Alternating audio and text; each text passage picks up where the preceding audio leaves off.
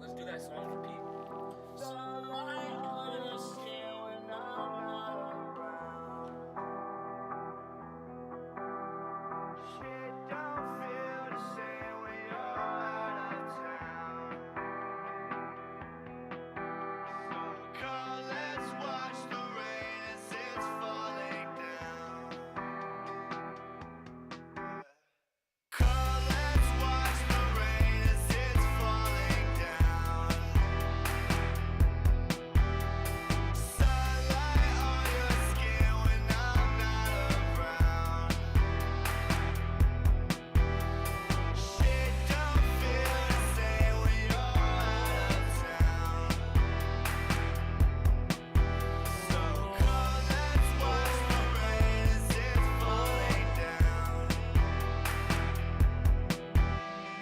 Rain keeps falling, just keep falling. Rain keeps falling, just keep falling. Darling, your love's like walking on bitterness, and I just can't keep on fighting. Come, let's watch the rain as it's falling down. Sunlight on your skin when I'm not around. Shit don't feel the same when you're out of town. So come, let's watch the rain as it's falling down. His name will live, bro. Bro, I feel hella shitty because it's like, yo, like if I would have known he was so cool, and it's like, yo, if I would have watched interviews sooner, bro, we were so alike. It's unfortunate because it's like, yo, when people die, that's when you like, you know, because your remorse kind of makes you check them out.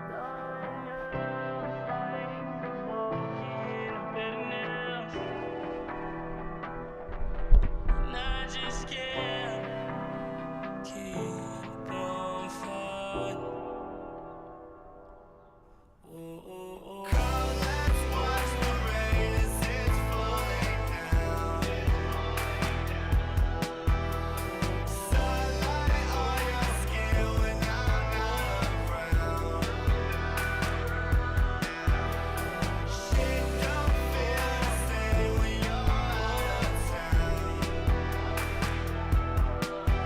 So come, let's watch the rain as it's falling down.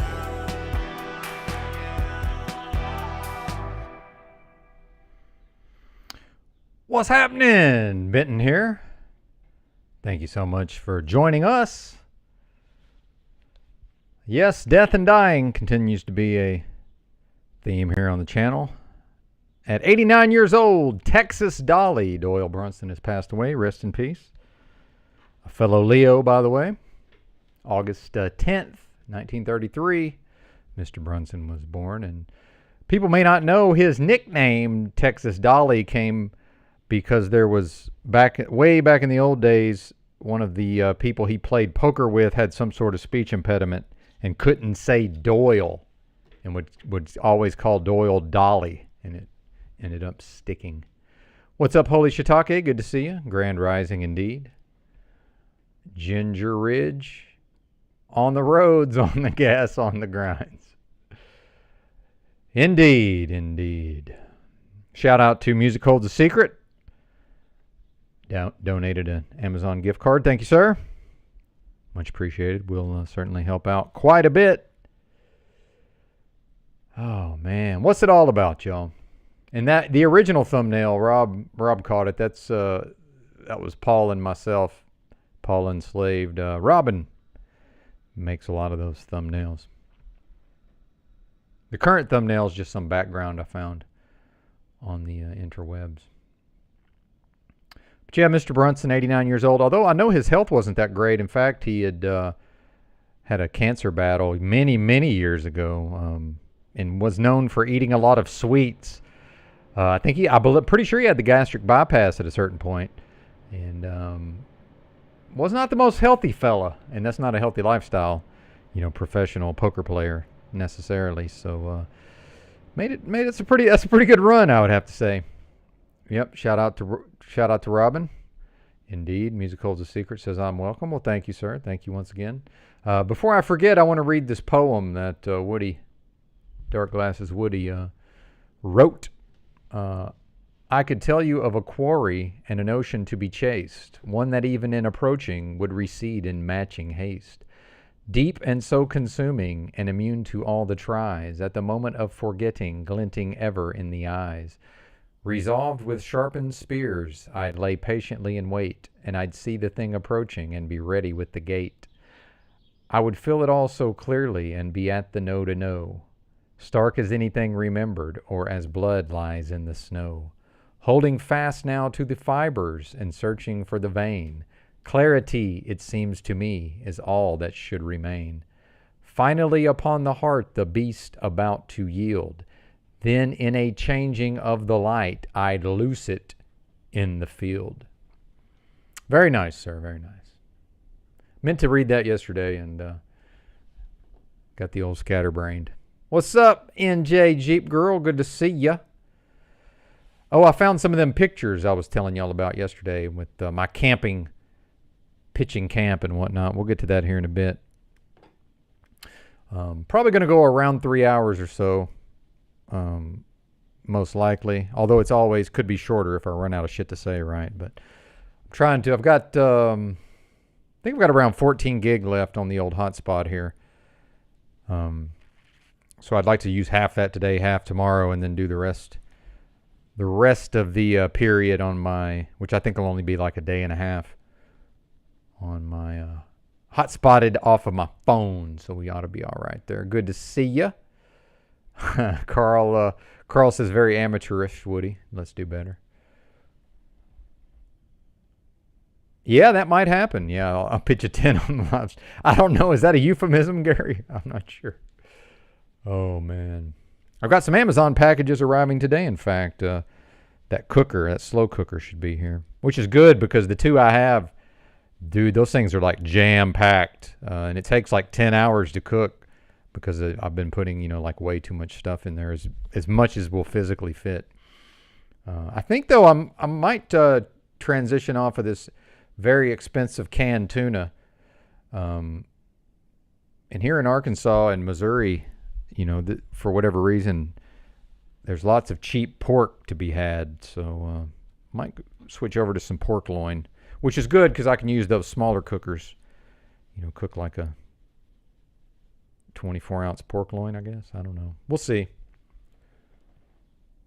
We'll see how it goes. Yeah, Doyle Brunson, poker player. In fact, the first man to win the World Series of Poker main event twice, although I know early on it was actually, there wasn't even really a tournament. It was voted on amongst the other players, but technically won it twice. It had some famous history with Stu Unger, who was probably the greatest early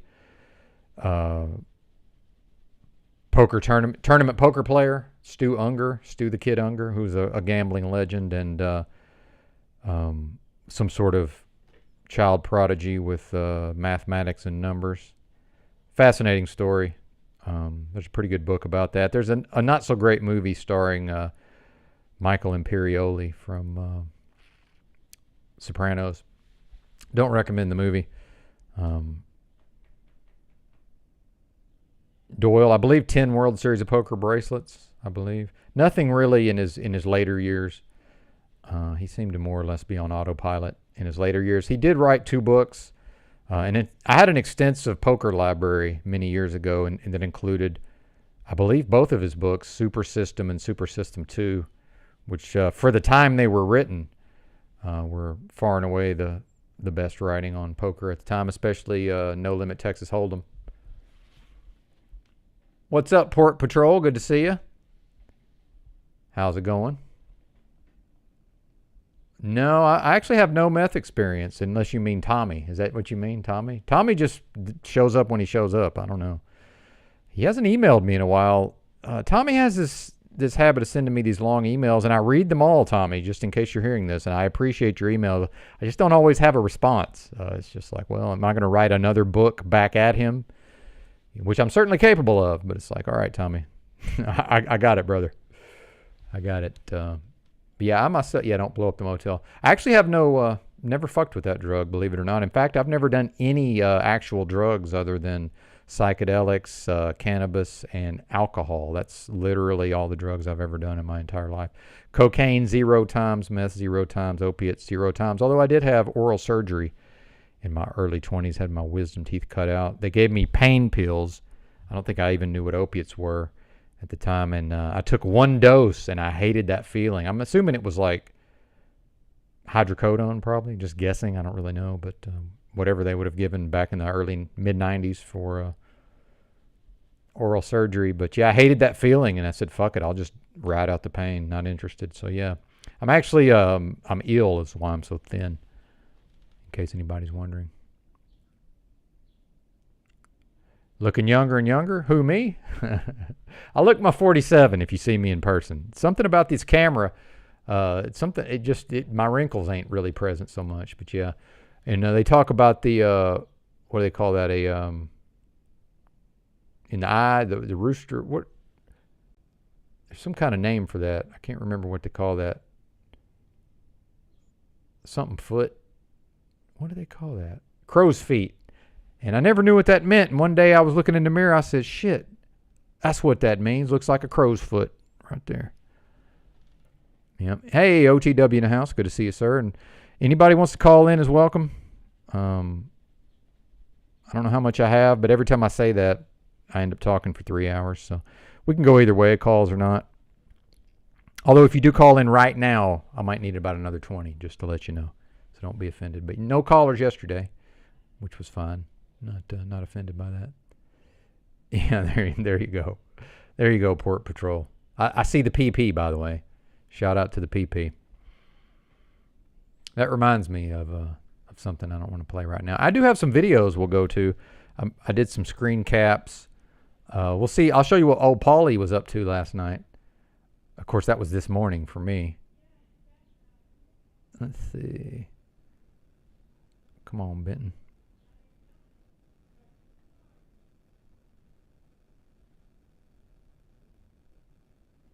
Here we go. Fake accounts is what's kept this show going for the past 8 months. I couldn't have done it without you, sir. And the witty lines like easy, trashy yours, the stage name. I couldn't have done it without you. You're a co-producer. Salute. Bong hits, by the way. I prefer. Yeah, crow's feet. Good to see you, Crumley. I prefer to just continue to see Verily in various stages of gluteus maximus development and various types of shorts and apparel, fitness apparel. And yeah, y'all were having fun, weren't you? Weren't you, Rob? Yeah. I mean, like, again, it just doesn't ever really get old for me.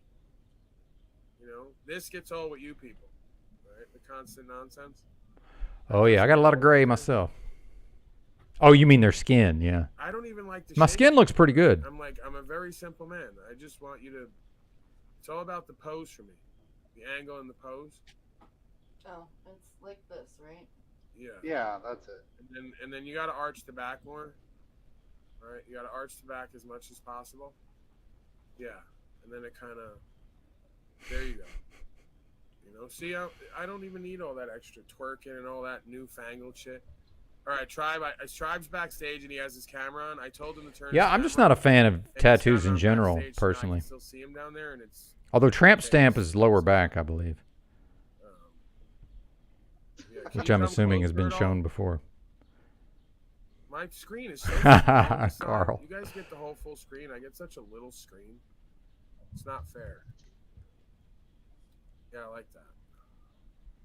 Yeah, that's nice. I like that. All right, let's. Hell, at this point, the way things have gotten, I'm just happy if it's not butt implants, honestly. I'd like the Siren Creature to come up here and do the same thing, and maybe a couple others. I don't see why not. But then, you know, we can't do that because See, what you all did is you created a world where Yeah, I'm not so much on the smells. pay for certain things, So, pretend certain things. I don't know. But then when Especially we see since certain things real and I got open hit and with the enjoy each other, bioweapon. you go to start calling My people sense of stuff smell's not and very make them feel sharp. like they shouldn't do that. So you like to Yeah. like take all the power and energy and resonance and co-creation and just basically everything kind of interesting and spontaneous and fun and exciting Yes. about life. You like to destroy that and ruin that. They do, actually. Like, cast aspersions onto it and negate it, make it some fucking negative thing. Yeah, I could see that. Cult member Yeah. 143 says she said she was in a dark place when she got the tats. Yeah, it'd be one thing Number if I 2 was, had like, a room of tats. I'm just not a slavery where I'm fan. out and about looking for drunk Not a fan in 17-year-olds to general. plow out so I can feel like a man. It's kind of another thing to have talked to this woman, even said to her, hey, we should talk more about certain things in your background. And she goes, yeah, I don't even really want to and don't care. Maybe I should or not. And I go, okay.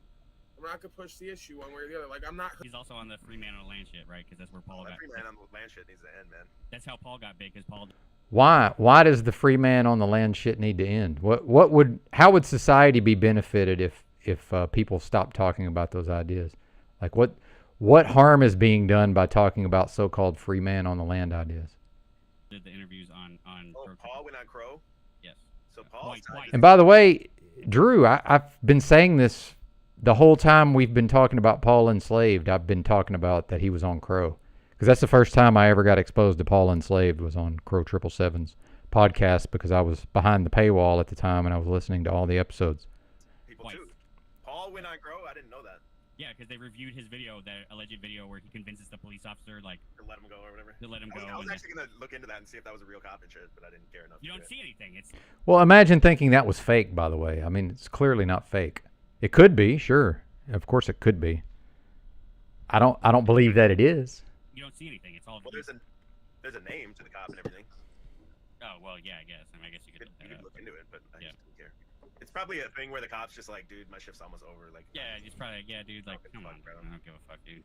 I just pulled over this DoorDash guy, and like, I'm not really trying to deal with this shit right now. If you go to crow777radio.com, it's CRROW777radio.com.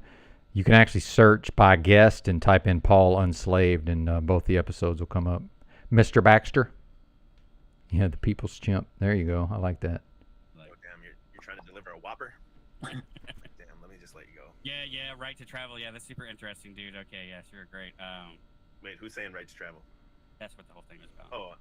Oh, you're saying the cop. I thought you were reading in the chat. No. Yeah.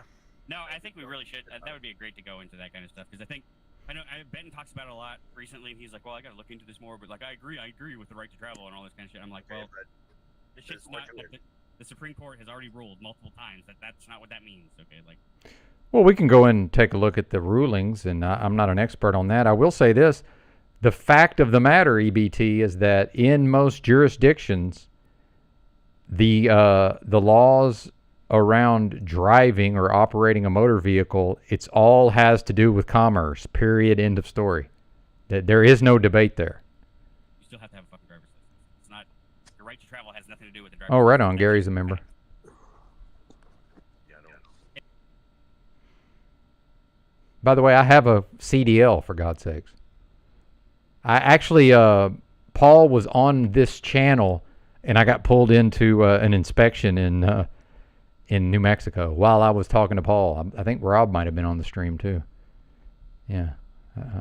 Dude, clearly I don't have a problem having a driver's license, at least not at this time. Bunch of fucking bozos. Well, yeah, and again, like, hypothetically, like, what is gained if people stop talking about so-called free man on the land or SovSit? You know, we had a good conversation, I thought, with Highly Suspect, and he dropped that website on us. And I've been looking at that website a little bit because, you know, I do like to gather knowledge, whether or not I actually ever act on the knowledge or use the knowledge. You know, they say knowledge is power, right? So what is anybody gonna gain by just the free man on the land needs to end? Okay, so just love our servitude, right? We'll just love our servitude. Great plan. Yeah, I guess we all came here to be corporate slaves, apparently. Is that why my spirit decided to incarnate here, to be a corporate slave? I guess so.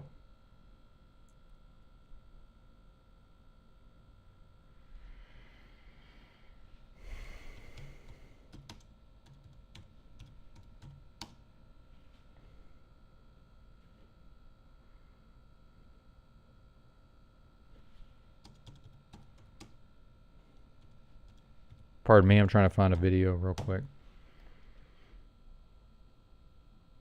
I know I've got this clip somewhere, but revolution. I've got the audio clipped out somewhere, but we'll play this. This is Aldous Huxley's brother Julian, I believe. Actually, this says it's Aldous. There's one that Julian gave, I'm pretty sure. Either way, whoever this is, I think this is probably as close as I can find right now. Yeah, Rob was there. He remembers. There you go. Gary Baxter says, when Drew returns to investigatory blogs, I will return to CBO. There you go, sir. There you go. Share the screen, sir. Share the screen. It's like I forgot how to operate StreamYard.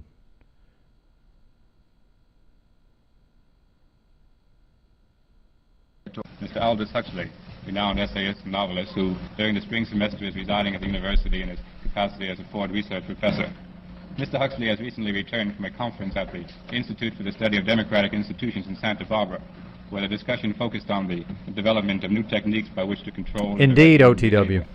Traditionally, it has been possible to suppress individual freedom through the application of physical coercion, through the appeal of ideologies, through the manipulation of man's physical and social environment, and more recently through the techniques, the cruder techniques of psychological conditioning. The ultimate revolution about which Mr. Huxley will speak today concerns itself with the Indeed, development sir, of new indeed. behavioral controls, which operate to half an hour. First of all, I'd like to say that the conference at Santa Barbara was not directly concerned with the control of the mind. That was a conference that had been Hilarious, now, Gary, the University hilarious. of California Medical Center in San Francisco. One this year, which I didn't attend, and one 2 years ago, where there was a considerable discussion on this subject. At Santa Barbara, we were talking about technology in general and the There's one with effects with it's his likely brother. to have on society and the problems related too hard to find shit on YouTube. technological transplanting of technology into underdeveloped countries.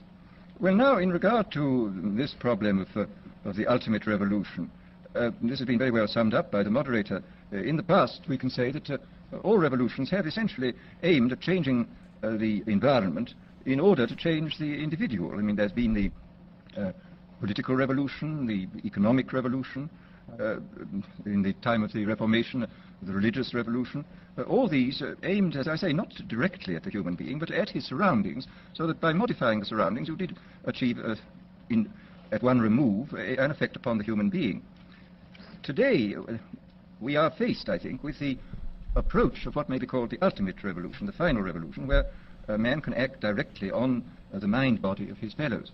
Well, needless to say, some kind of direct action on human mind-bodies has been going on since the beginning of time. But this has generally been of a violent nature. The techniques of terrorism have been known from time immemorial, and people have employed them with more or less ingenuity, sometimes with the utmost crudity, sometimes with a good deal of skill acquired by a process of trial and error, finding out what the best ways of using torture, imprisonment, constraints of various kinds. But as I think it was Metternich said many years ago, you can do everything with bayonets except sit on them. That if you are going to control any population for any length of time, you must have some measure of consent. It's exceedingly difficult to see how pure terrorism can function indefinitely. It can function for a fairly long time, but I think sooner or later you have to bring in an element of persuasion, an element of getting people to consent to what is happening to them. Well, it seems to me that the nature of the ultimate revolution with which we are now faced is precisely this, that we are in process of developing a whole series of techniques which will enable the controlling oligarchy, who have always existed and presumably always will exist, to get people actually to love their servitude. This is, seems to me, the ultimate in malevolent revolution, shall we say.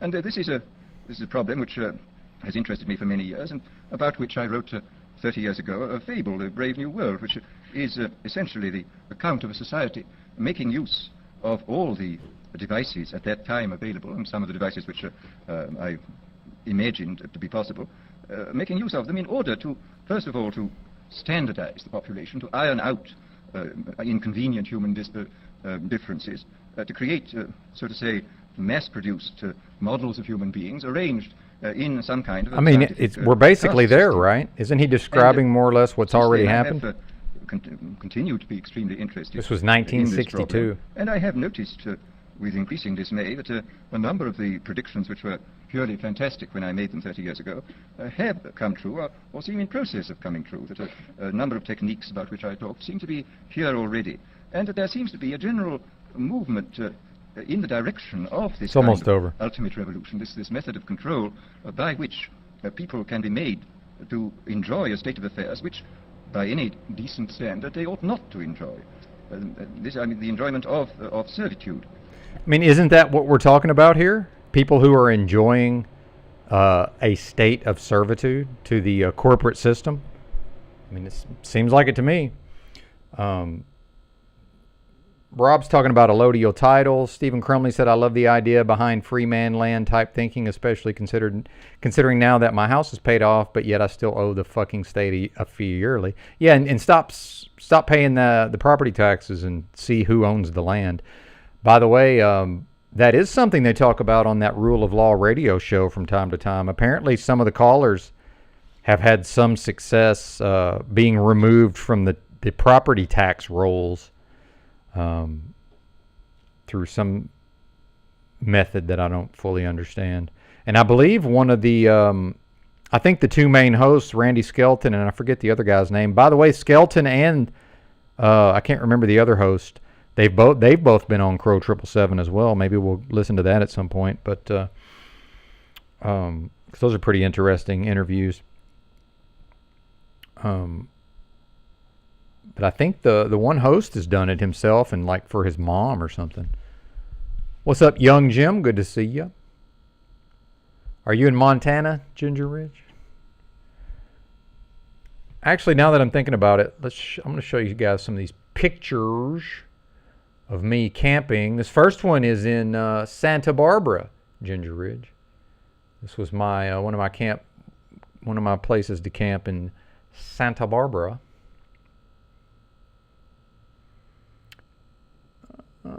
Share screen. Actually, not technically in Santa Barbara, but closer to Goleta, actually. Window. There we go. Bam.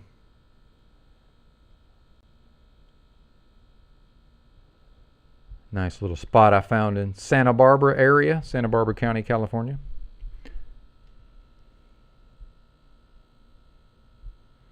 People accept the reality of the world with which we are presented. Indeed, quote from the Truman Show. That's definitely true generally, right? There's exceptions, of course, but yes, generally speaking. Yes, Huxley was a Fabian and was involved with Tavistock and the, however you say that, Institute. Interesting. Interesting.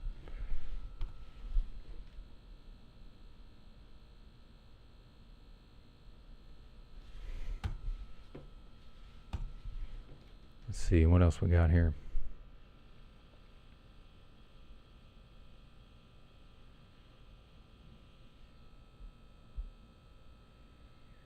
This is what I was talking about yesterday, the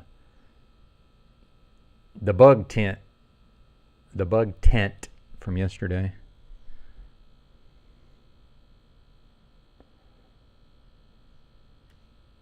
See, no poles. No poles. Holy Shiitake says a lot of talk about it all, but no real info is conveyed. No references to sources are given in the books like the UC. I agree, Holy Shiitake. I hear a lot of talk, but I haven't yet run across anything I feel like I could act upon. That website that Highly Suspect gave about the American National and, that service that prepares the paperwork for you or for me or for whoever, presumably I could go through their explanations of what they're preparing, and I could research it as well, and I could probably just do it all myself, presumably. I don't know that I would want to, send these people my private information, right?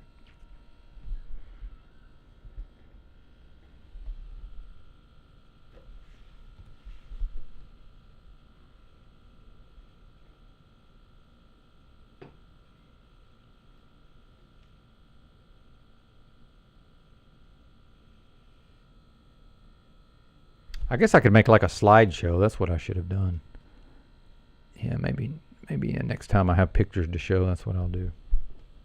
See, no poles, just strung up between some trees. That's right. This is our safe space. Please respect it.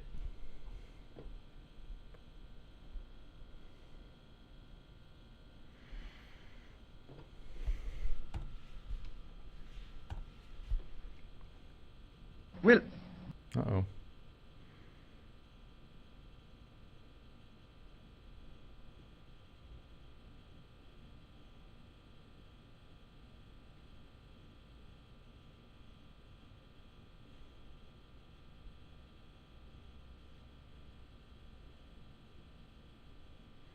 Apologies for the dead air there.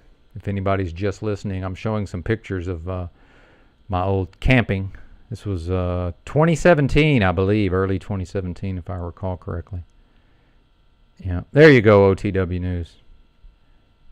Yeah, he's getting to be pretty good with OBS, so thank you for the tip. He says just add them to your overlays in StreamYard. Now Gary Baxter wants a wrench. All right, why not? Is this the real Gary Baxter? Are we making a? Is this all been the long con to take over the channel? Where are we at here? Oh, here we go. Shout out to 43 watching, by the way. He says it's me. Oh, okay. Well, thanks for clearing that up, Gary. Appreciate it.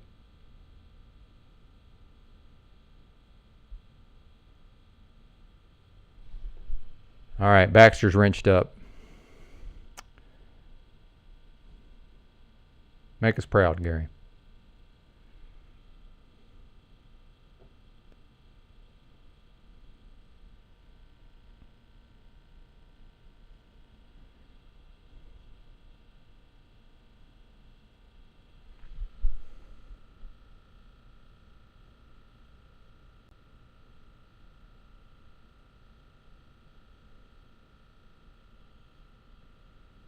I think that's about it on the pictures.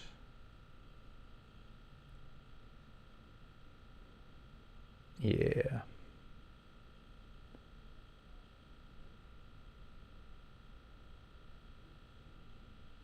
But anyway, that's what we were talking about yesterday. I never could find a decent picture of it yesterday, so hashtag Podna, it will be a mutiny. That's right, mutiny. Mutiny on the bounty.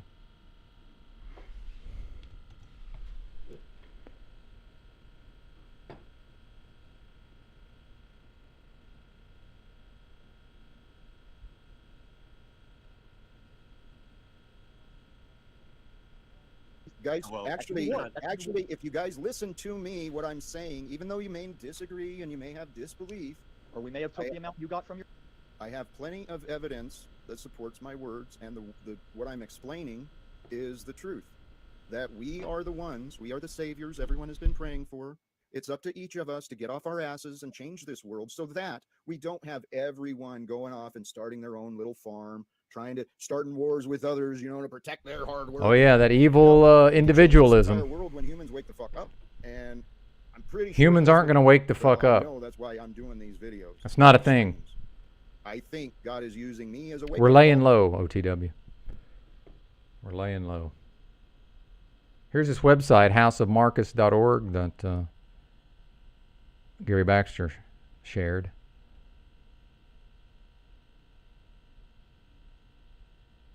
Bam. Zoom in on this bad boy. What does this say? Educating and providing structure for self-governance and private organization.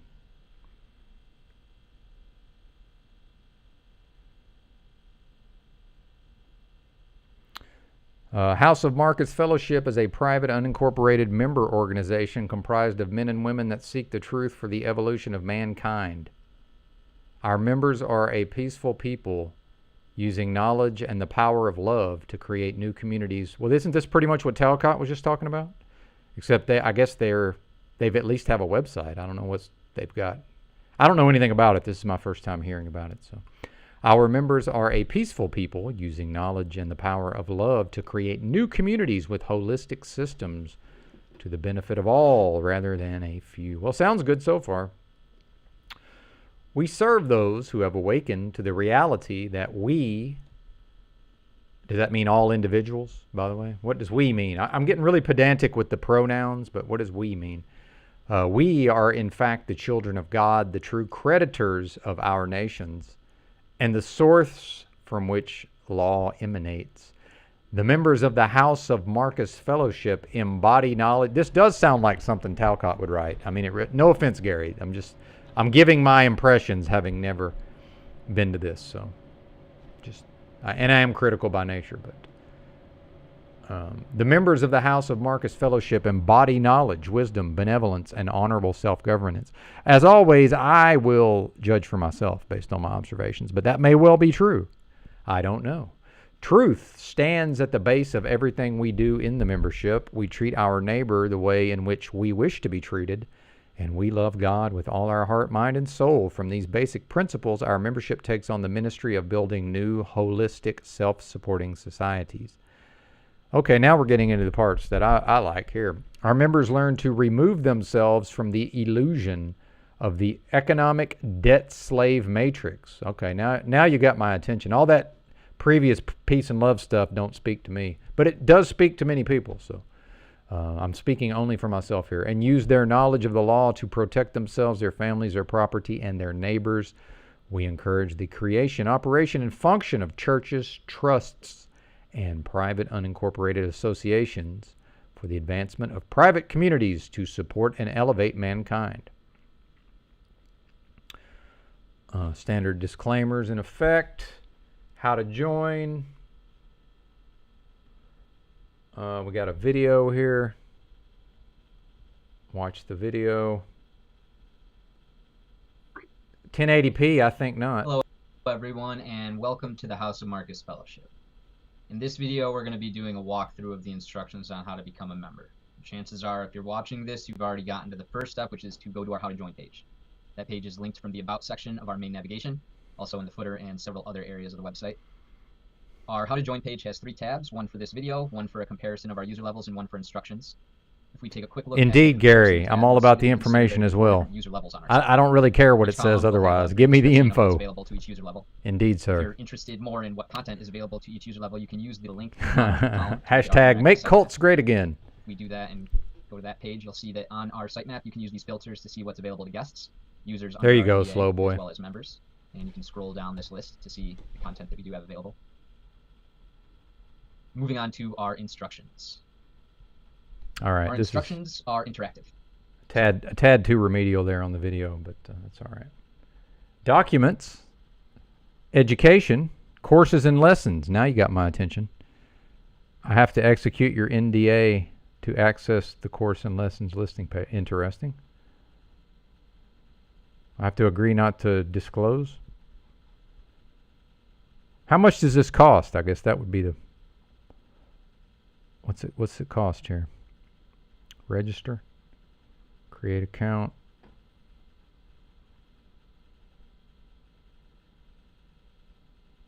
It's funny, I think the video just told me how to join, and now I don't even know how to...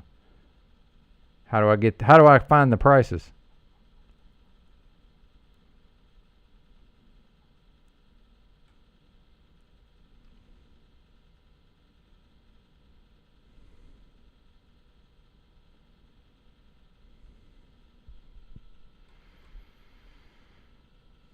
Maybe I should have watched the video.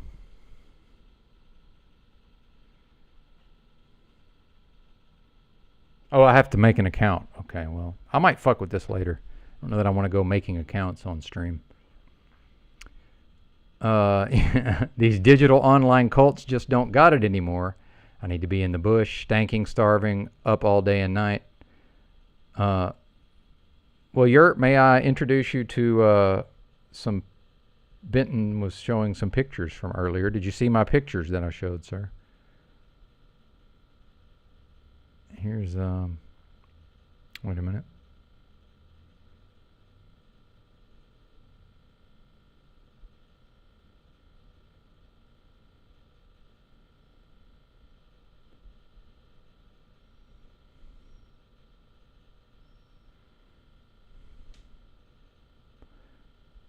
Speaking of in the bush, where did we go?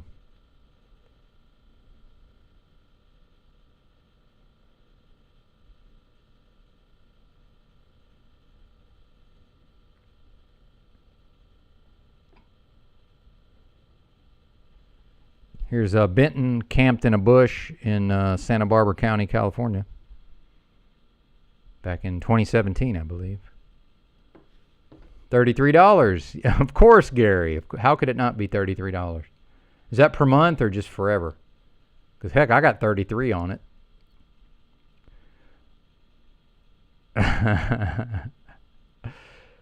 Yeah, where's our charismatic and frightening aviator wearing Elvis-looking leader to follow unquestioningly? Indeed, where is he? Yeah, this doesn't seem like a grift at all, does it? I don't know, Holy Shiitake. I have no idea. He wants to know if a felon can do the process. Shout out to Dark Yurt. Indeed, indeed.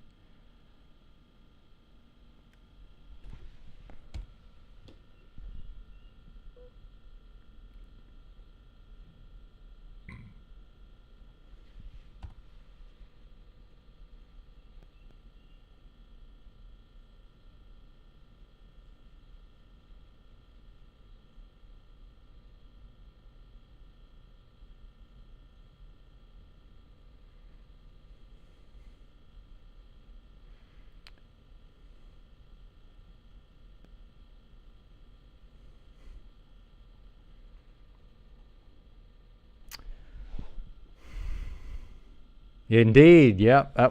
Yes, that's a clean-looking cult pod for sure. Indeed, sir. Indeed.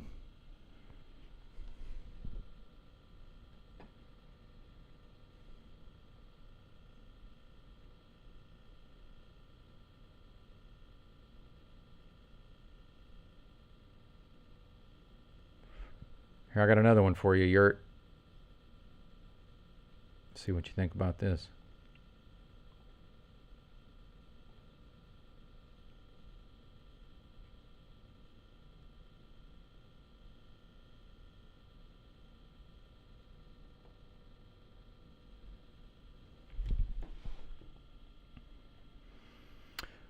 Oh, really?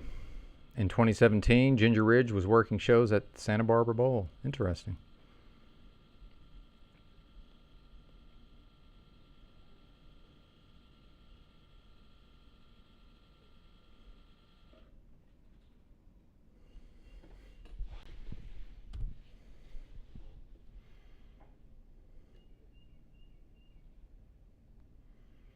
Yeah, I don't think I've ever been there.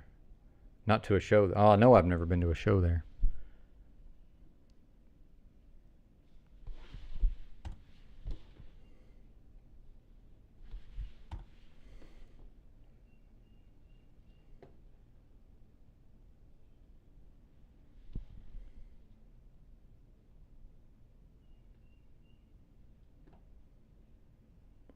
Here's me hanging out with the homies in Isla Vista back in the day.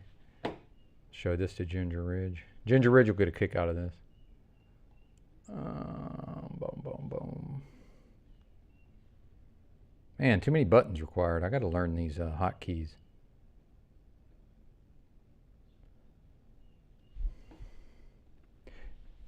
Well, Santa Barbara, much like many places, has probably gone to shit, I'm assuming, but yeah. So it's all relative. If everywhere goes to shit, then it's like, well, it's still awesome by comparison, right? That's my homie Henry Hopper on the right, who's sometimes mentioned here on the channel.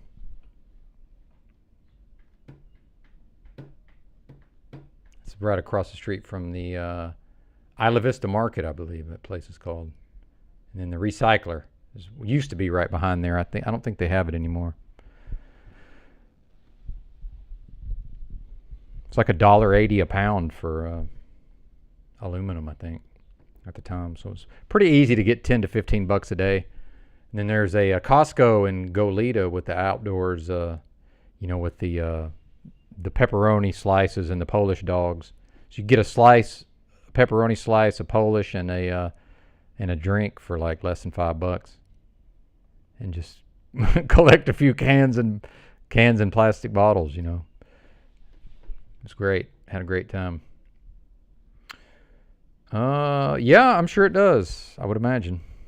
Yeah, there was something went down there. I'm trying to remember. Well, and even there in Isla Vista, in I think 1970, the students burned down the Bank of America branch, like right there in IV, which, good for them, right? I'm in favor of those sort of, I would never, I would never participate or, suggest that anyone else engage in those activities, but I'm generally speaking, if a building's going to be burned down, God forbid, the local Bank of America branch, I think, would be a decent choice. Well, while you're talking about occult ties, and then we can talk about the MK Ultra, and you had mentioned Carlos Castaneda recently, and in fact, on my old podcast, I had Thinks He's a Penguin, LOL, who's been around the channel recently. I had him on as a guest to my audio-only podcast, and we talked about Carlos Castaneda, and, he had started that cult with all those young ladies, and some of which, like, wandered off into the desert and died or whatever. And even Castaneda, didn't he disappear under mysterious circumstances or something? I don't even remember. But when he was at UCLA, he was at UCLA in the 60s or early 70s at the same time that Angela Davis was at UCLA, which I found interesting. And, that was right about the time of a lot of weird shit coming out of LA, even the Manson stuff and, the weird scenes inside Laurel Canyon type of things happening. And then you get into something I wanted to talk about on the channel, and I haven't mentioned so far, the Angela Davis, George Jackson, Soledad Brothers tie-in. Anybody know anything about that? What you know about that, Yurt? Yeah, SB Deep Occult. Yeah, well, yeah, indeed, the car rampage killer in IV, yeah. Elliot Rodger, and now everybody's going to say that that's a Mandela, because they're going to be like, oh, it used to be Rogers. No, it's Elliot Rodger. It always has been. Oh, but not in my timeline. Okay, that's fine. Whatever. And I love this Mandela stuff, because I'm like, okay, if it's your timeline, why would I give a flying fuck about your timeline? If I've got my own and you've got your own, help me understand, why would I care about yours? Like, I would clearly only be interested in mine, right? And wouldn't that be how it works? Yeah, Castaneda was a professor, I'm pretty sure, at UCLA. I believe he started that cult stuff at UCLA, and like I say, Angela Davis was there about the same time. So yeah. Well, yeah, and if I have some time later, Yurt, I might actually dig that up. He was very nervous. Thinks he's a people. He was going by thinks he's a people back then. Now he thinks he's a penguin. LOL. And so sometimes it's my skill in facilitating a one-on-one conversation sort of comes into play, and I had to kind of take over the interview at certain times, and by the way, I don't do interviews, actually. This would have been a conversation, clearly. But yeah. Yeah, the Castaneda cult tie-ins, and then he actually started his own cult, right? Which was kind of an early front runner of this Nexium business in some ways, right? And then, of course, the Manson stuff, and then, the possible ties to MK Ultra. And the Angela Davis stuff I find fascinating also. Thank you, OTW News, although we have been right around 500 for I think at least 2 weeks now. It looks like YouTube's holding me at 500, which is, I don't really care, that's fine, but I've already had a few different people say that they keep having to resubscribe, and I've noticed, when I look through the list of people who are subscribed, there's a few people who subscribe that I'm pretty sure never would have unsubscribed, although you never know, right? But even if it's just a misclick, but yeah. But thank you, sir. Much appreciated. 500 to me is pretty cool. Yeah. And I think we have somewhere around 500 returning, people or whatever, according to the analytics. Thank you. Appreciate that. Yeah, that indeed. Yeah, why would I care about your timeline? And vice versa, by the way. Yeah. Yeah. Oh, dude. Yeah, absolutely. He had a full-on sex cult with these broads, man. And oh, it was wild, dude. Yeah. Oh yeah, man. And at some point, I think he died. Like he had some kind of cancer or whatever, and I think he got involved in this. You know, the Andy Kaufman style, like traveling around trying to get faith healed or whatever. This, I'm just going from memory, so some of this might not be accurate. But and then after he passed, these broads, I know at least one of them went out, just like wandered off, like parked her car in some, you know, Death Valley type of deal, and just like wandered off into the desert. Yeah, exactly. Yeah, 503. But yeah, let's do the, real quick, let's do the Carlos Castaneda sex cult stuff. I'm sure it's on his Wikipedia page, just like somebody's like, oh, that's right, Allen Ginsberg was a pedo. And I'm like, what? And so I'm like, well, if he is, it's going to be on his Wikipedia page. And people are like, no, it won't. It won't be on his Wikipedia page. Well, not everybody, but a couple people said that. No, it's right there on his Wikipedia page. It's like, yeah, it's right there. I mean, Wikipedia is not just, I'm not saying it's the trusted source of all time, but oh shit, hang on, forgot. Apologies, forgot I was in the wrong window there. Well, you know way more about it. Good Lord, can I not operate a computer anymore? Good, you know way more about it than I do, OTW, so I'm just kind of, speaking from extemporaneously, as I often do. Well, yeah, they pretty much, and that's what Thinks He's a People was talking about, that it's pretty much proven that, the Carlos Castaneda, the Don Juan stuff's largely fictional, right? Yeah. But that doesn't mean it's not based on real fucking shit that happened and, real, the Yaquina Indians or whatever, Yaqui or whatever it was. I don't remember, But yeah, apparently it was largely fictional. But yeah, maybe I'll upload that podcast somewhere and I'll mail you the link possibly, or maybe I'll just play it on here. I don't know. What's up, RT? Good to see you, sir. Hang on, let's go to Carlos Castaneda's Wikipedia page. Carlos Castaneda.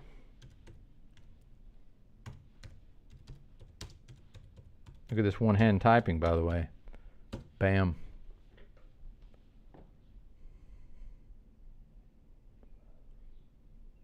Yeah, it's called Tensegrity. That was the sex cult was called Tensegrity. Let's see. And it's, of course, like I said, if a guy has a sex cult, if a famous dude has a sex cult, it will be on their Wikipedia page. Yeah, it says in the 1990s, Castaneda once again began appearing in public to promote tensegrity, described in promotional materials as the modernized version of some movements called magical passes developed by indigenous shamans who lived in Mexico in times prior to the Spanish conquest.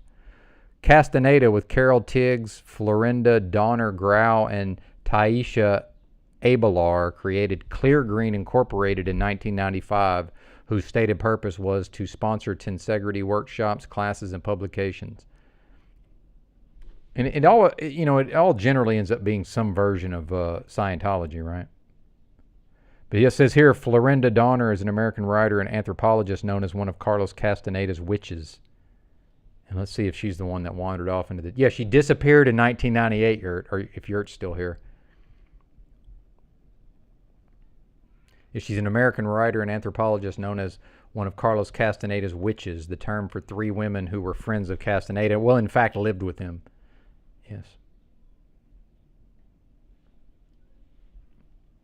And it says in 1982, she published a book, Shabono, A Visit to a Remote and Magical World in the South American Rainforest, a narrative of living among the Yanomami Indians in the Venezuelan Amazon rainforest. The title is the Yanomami word for shelter, Shabono. Though the book was initially praised as a compelling account of Yanomami culture, in 1983 controversy broke out when an article in American Anthropologist accused the book of not being based on original ethnographic work, but instead being a patchwork made of previously published ethnographic accounts. So apparently she faked it. Disappearance. After the death of her mentor, Carlos Castaneda, in 1998, Florinda and 4 other women who followed Castaneda disappeared from Los Angeles, California. One of the women's bodies, Patricia Lee Parton, was discovered in Death Valley in 2003, but the location of the rest remains a mystery. The last time Florinda was seen was the day after Castaneda's death. What you think about that, homeboy? And the books, I think, are, I haven't read all of them. I've skimmed, I had a friend who was a big Castaneda guy many years ago when I was still fairly normie, and I pretty much skimmed all of the books, but I don't think I ever read any of them in their entirety, but yeah. Yeah, four broads lived with him and then disappeared after his death in 1998.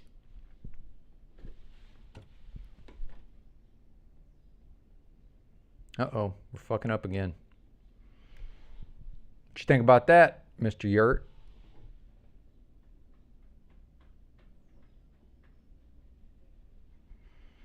Yeah, I remember, Cassidy, yeah, Neil Cassidy.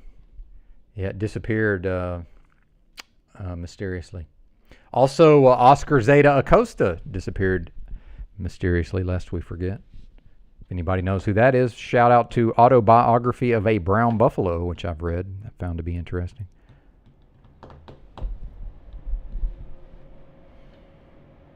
Yeah, exactly. There were people who went looking for Don Juan. That's right. Let me see if I can find this podcast. I don't know. Sadly, I never had the intelligence to create an episode guide, so I'm not entirely sure which episode it would be. Some of them have the, like the MP3 tag. What do they call that? The ID3 tag or whatever. So let's see. Music, Nightmare Dystopia.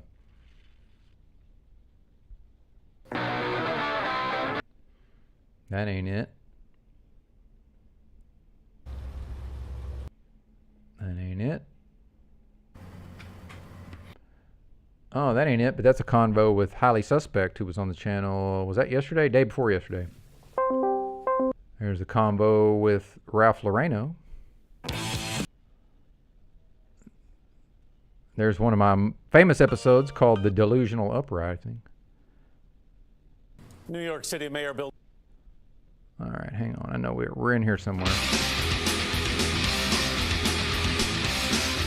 Apologies. Let me turn the audio down real quick so you guys don't have to hear all this.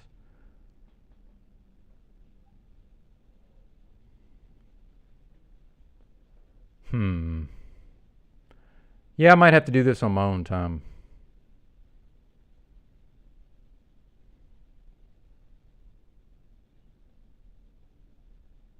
I get on these where I know it's possible to find something, and it's hard for me to just abort the mission, so bear with me.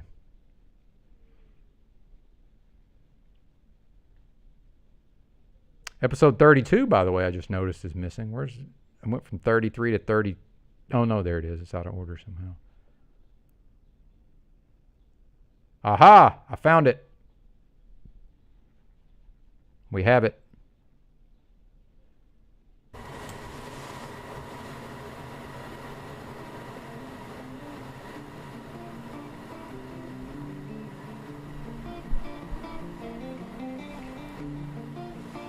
Speed this up. Radio for the zombie apocalypse. Episode 30. This is our second conversation with Thinks He's a People, LOL. And we will be talking about Carlos Castaneda. And we had some technical difficulties part of this recording. So real quick, by way of introduction, I'm going to read very briefly from Carlos Castaneda's Wikipedia page. Carlos Castaneda was an American author. Starting with the teachings of Don Juan in 1968, Castaneda wrote a series of books that describe his training in shamanism, particularly with a group whose lineage descended from the Toltecs. The books, narrated in the first person, relate his experiences under the tutelage of a man that Castaneda claimed was a Yaqui man of knowledge named Don Juan Matus. His 12 books have sold more than 28 million copies in 17 languages. They have been found to be fiction, but supporters claim the books are either true or at least valuable works works of philosophy. Castaneda withdrew from public view in 1973, living in a large house in Westwood, California, from 1973 until his death in 1998, with 3 colleagues whom he called fellow travelers of awareness. He founded Clear Green, an organization that promotes tensegrity, which Castaneda described as the modern version of the magical passes of the shamans of ancient Mexico. And he did have a doctorate. Well, actually, the book The Teachings of Don Juan, that was part of his doctoral thesis, and he did receive, according to the official fiction anyway, a doctorate from UCLA in anthropology. And in fact, he lived in the large house in Westwood, California, and that would be near the UCLA campus, presumably. And then we'll go ahead and jump right in to my conversation with Thinks He's a People, LOL. By the way, he also composed the introduction music that you just heard. And real quick, shout out to Will from Australia. All right, please enjoy. I don't even believe they had an equivalent word, exactly, sorcerer, because these things are more traditional in their lives. So they look at them as just normal. You know, they don't try to you know, and that's one way that people that were cutting apart his whole claim, they used to realize that he may be fabricating, because he acted as though that was already taboo in their life. Magic, the use of magic, things like that. But with them, it was, you know, an everyday thing. Didn't have a taboo. Yeah, it's interwoven into their culture, right? Right, exactly. And now I wanted to make one point. I don't know. That's another point that they brought up. I don't know that the Yaqui themselves use hallucinogens. Okay. Now there is an indigenous culture out there that I can't remember the name of, but they had a lot of hippies come out there to Mexico, the regions, looking for peyote, looking for, you know, whatever they could find out there. And it supposedly created quite a disturbance. Okay. Yeah, so this thing has so many facets, man. I mean, if you want to like pick a thread and pull at it, you can do that. Well, and I know you had mentioned you'd sent me a message, and you seemed to be intimating that there could be some CIA involvement with Carlos Castaneda, which I then interpreted to maybe be even like MK Ultra mind control, but I didn't really have enough time to try to research the MK Ultra. But I definitely would want to see what you thought about the CIA angle.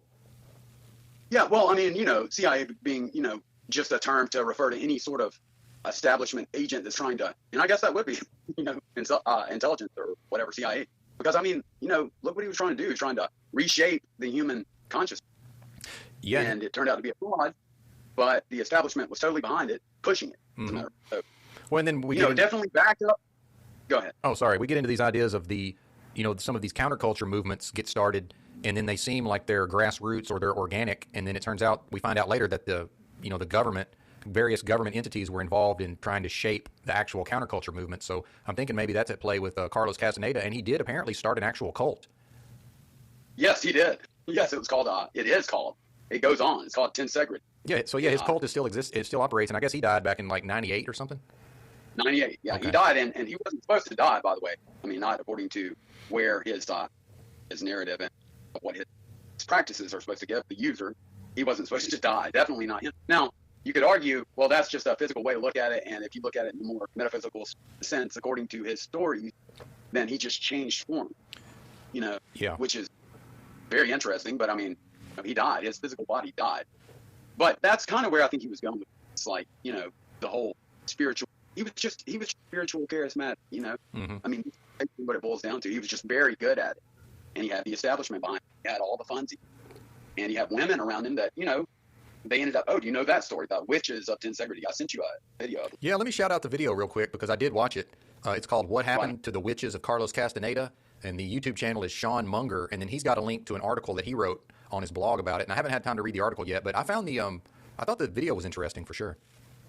Yeah, I was busy trying to find out, just re-familiarize myself with this, and find out as much new information as I could, because, I mean, honestly, him being declared a fraud, I knew there were some books out there, and I read them and I considered them, and I think that that's what we're missing also. I wanted to make this point, is being able to weigh that evidence in such in such ways where where people will go out and read a book about them. I mean, how often I don't ever know, besides my dad, who's always read all his life, I don't know.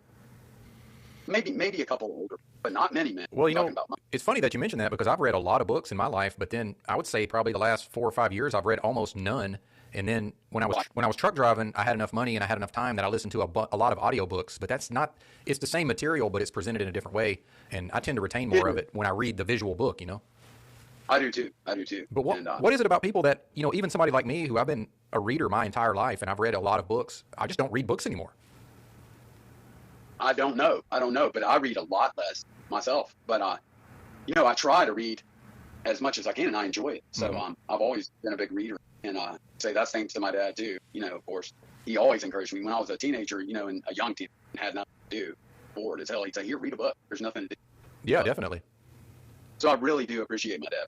Awesome, man. It opens up, man. People should try to, even if you have to read it on a screen, is better than not taking in the knowledge. Oh yeah, for sure. But anyway, back to this guy. Sorry to get off on. No, brother, you're good. That's what's great about the podcast. We can just talk about whatever we want to. Yeah, it is, man. I enjoy it, and I appreciate you too for having me on. Oh man, thanks for coming on. It helps me because I think the more of these discussion type of podcasts I can do, the better. I can talk myself, but I think it's better with two people. Just my opinion. Right.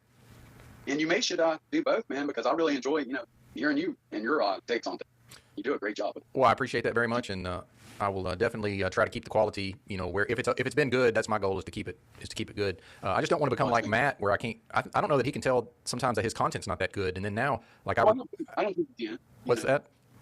I don't think he can. I think he does feel like an obligation to the audience to put out material, especially now, probably when everybody's locked up, and that maybe not everyone's locked up, but I imagine a lot of people really are. That's got to be. Yeah, and I imagine you feel obligated. Yeah, and I'm not trying to just shit on the guy, but I tried to record a podcast this morning, and I'm not even sure if I'm going to put it out because it might not be good enough. So I'm thinking I might start just doing some like B-level material and just email it out to people that I already know that I know might want to hear it, but then not put it on the main website. Yeah, that might be good. But also, it's a good setup. Oh, thanks. Yeah, I appreciate it. I'm definitely looking at getting like a regular stable of guests, and eventually, if I have enough, if I'm able to keep my living situation stable enough, I'd like to do 5 days a week with 5 different guests, if possible. But it'll probably take me a little while to find 5 people who would come on once a week. Yeah, probably. But you might be one of them 5 if I can get that going. Oh, I would love to, man. Yeah, right on. I would love to. Right now, I can say, yeah, I could do that. Yeah, I would love it. Dope. But I wanted to let me look at my notes again, see what I've got. Because I had some pretty interesting stuff. I don't want to leave off just right there. I know the audience could do their research very well, and I would urge them to do it because Yeah, and a lot of these folks have probably read at least the main book, The Teachings of Don Juan. I bet a decent amount of the audience has probably read that book. Now I had a friend that had pretty much all of them, and I looked through some of his other ones, but that was the main one I read, was The Teachings of Don Juan. Technical difficulties. Are you there? Yes. Okay. Can you hear me? Yes, sir. Okay, good. I disconnected the network, put it on. Hope not that problem. Yeah, no worries. Sorry about that. No, man, we'll make it happen. Oh, definitely. So yeah, I was talking there for a little while. I was wondering where you went. So yeah, bummer. Unfortunately, I missed all of it. Unfortunately. Okay. So yeah. So I was asking you, what do you remember from the book, and how did it strike you as like the philosophy and everything, or just what did you think about the story? I imagine you just thought it was like a report, didn't you, of what he did? Yeah, and I'm a bit of a skimmer, I'll be honest, and I might have borrowed the book from my friend. I really don't remember, but I might have just read it at his house. This was years ago. This would have been, I don't know, like 15 years ago.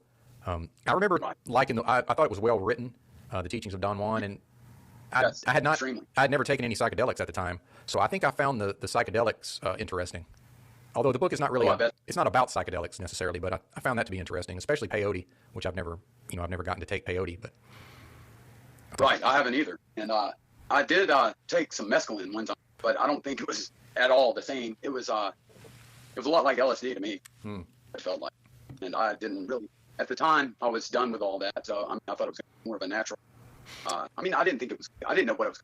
That's what I would have preferred, I guess. Yeah, the mescaline, from what I understand, is the synthetic form of whatever the active, hallucinogen is in peyote.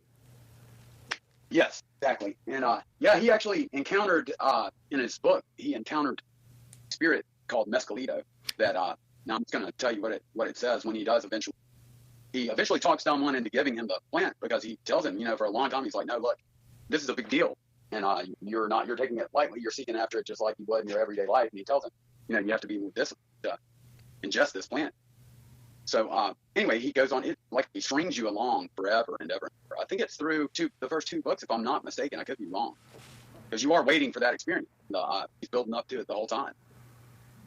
So he eventually encounters a spirit, and all he's doing physically, he's rolling around on Don Juan's floor in the middle of the floor, wrestling with the dog, which is kind of interesting. Like that's what I'm doing right now. My dog still. But anyway, he goes on to say he encountered what he tells Don Juan the experience, and he talks about the dog. It had like shifted into something else, and I can't remember what Aldous Castaneda himself was supposed to be experiencing, and but it was that, whatever form this dog took was called Mescalito, spiritual entity that inhabited the peyote plant itself. So I found that very interesting. But so also Don Juan takes this as an omen, since he's met the spirit, that he has been picked to be the next line, or next in the line of sorcerer in Don Juan's line. So he has to teach him in a special way. So this is like, this is like the master and the disciple relationship then, right? Definitely. So he is reporting on his apprenticeship in sorcery. So it's very interesting. I mean, just that itself, that could be a tagline, and you sell books, Yeah, and he sold a lot of books. That he did. He sold who knows how much, but he sold enough to live on Pandora Avenue.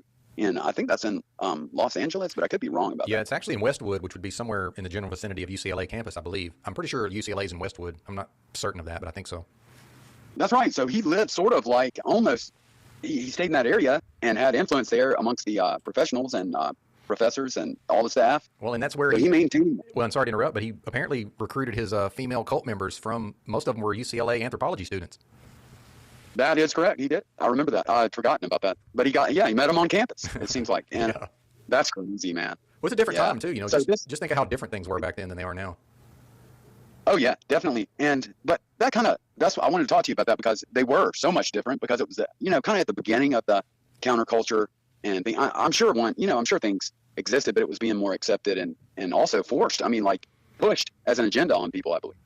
Yes, and that's the tie-in with what we were talking about earlier, where it seems like, we see these, like the 60s counterculture movement and, peace and love, and we just assume that it's, I shouldn't say we, the normies, and I used to be a normie, I think it's the normies just accept whatever the narrative is that, this just happened organically as like a grassroots movement, but then, through all the research and with the benefit of, hindsight, we see that, actually the government was involved like every step of the way.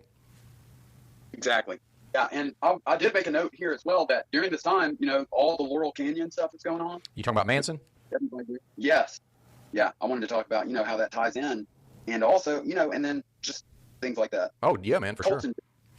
But yeah, so that it is interesting that was going on, all that theater that you can definitely read about somewhere, I hope, on the internet in Laurel Canyon.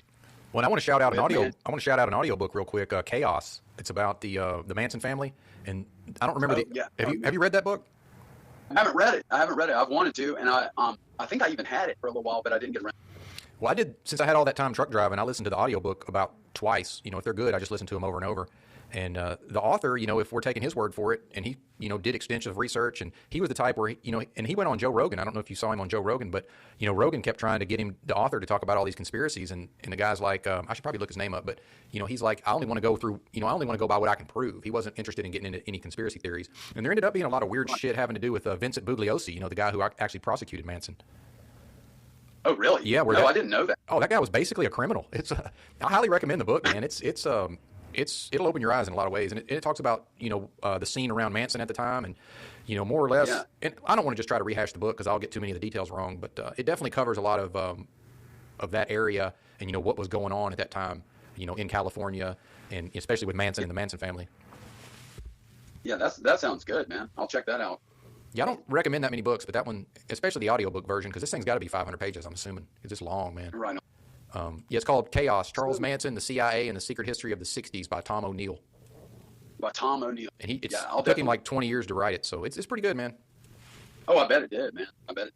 And that's another thing is, how often do you see someone, not many anymore, but people taking the time to, write notes out for 20 years before they publish something.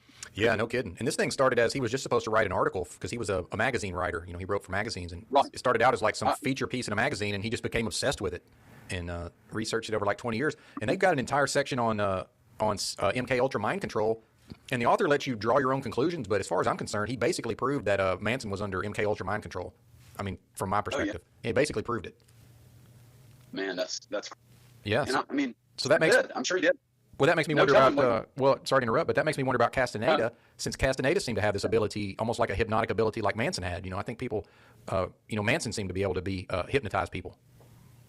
Yes, he did. Yeah, and I've wondered about that. That's very interesting that you brought that up because, yeah, man, as far as this goes, it wasn't just women and these women. It was mostly, especially at the end and with the high strung went along with that. But yeah, he could attract. He attracted all kinds of followers that lived there in the compound. Things like, and I did read some threads from some people that were started to. It wasn't what I was looking for, but his followers wrote some threads and Reddit or claimed. Now they claim I'm not. He's actually, or they're actually, because it's on the internet. But yeah. Yeah, for sure. So yeah, they claim to be followers, and they talk about the courses, the studies they did, because he kind of set up his whole, a new thing after he had been discredited in the scholarly realm. He went to the private, and I guess he had been making contacts the whole time. So like, this guy's a really highly skilled job. Sounds like it. And he was doing seminars for this tensegrity, right? Yes. And now he put these women out front, I believe. Now he was doing them at one time, but he didn't allow himself to photograph. Okay. Or videoed or anything like that. So he was reclusive. He was very reclusive, yes. So maybe he was coming up with the material, or well, actually, I guess if they're all anthropology students, maybe he had the ladies writing all the stuff. Then who knows? That's an interesting point too, because turns out that one of his biggest allies was another fraud, or named I don't want to get it wrong. Florinda Donner Grau, the name she went by in the cult. And she had written a book, right? And then it turned out to be determined to be fraudulent, kind of like what Castaneda's. A lot of his material was determined to be fraudulent. Yes, and it was virtually the exact deal. Yeah, as far as I know, I didn't do. Well, I didn't do as much. Well, sorry to interrupt, but it sounds like she just kind of borrowed the Castaneda playbook and then did her own version of what he did. Yes, yeah, it does. And so that makes you wonder: was that a well-funded scheme? Just in going through that school, it could have been easily. It wouldn't have been hard. So. But you don't know. You just don't know what it was. Was it just really good con people? I mean, really good to be able to, latch into whatever they got into, and just the network of people there. And but that goes to the leftist kind of mentality too. I have to say out there where they allowed the immigrant to come in, and maybe they were giving him certain benefits that they wouldn't have given American. Yeah, I think there's definitely something to that. And I don't know how much you know about Angela Davis. That's this Colin Kaepernick, the football player that started the kneeling protest in the NFL. Well, he has tweeted out that that's one of his big heroes is this Angela Davis, and she was she was a member of the Communist Party USA starting in 1969, and she was at UCLA in 1969. Wow, I didn't know that. I didn't put that together. That's another. Yeah, I think she was. Yeah, she was an acting assistant professor of philosophy at UCLA in 1969, and then she ended up. They put her on trial because, and I don't know how much of this history you've read, and I've been wanting to get into this on the podcast, but and when I posted a lot of this on the Discord, the Chalk Body Outline Discord, some people pointed out that it's probably not a true story, but supposedly, if you've heard of this George Jackson, if you're familiar with him at all, I'm not sure. Well, yeah, I'll probably have to cover that on another podcast, but just real quick.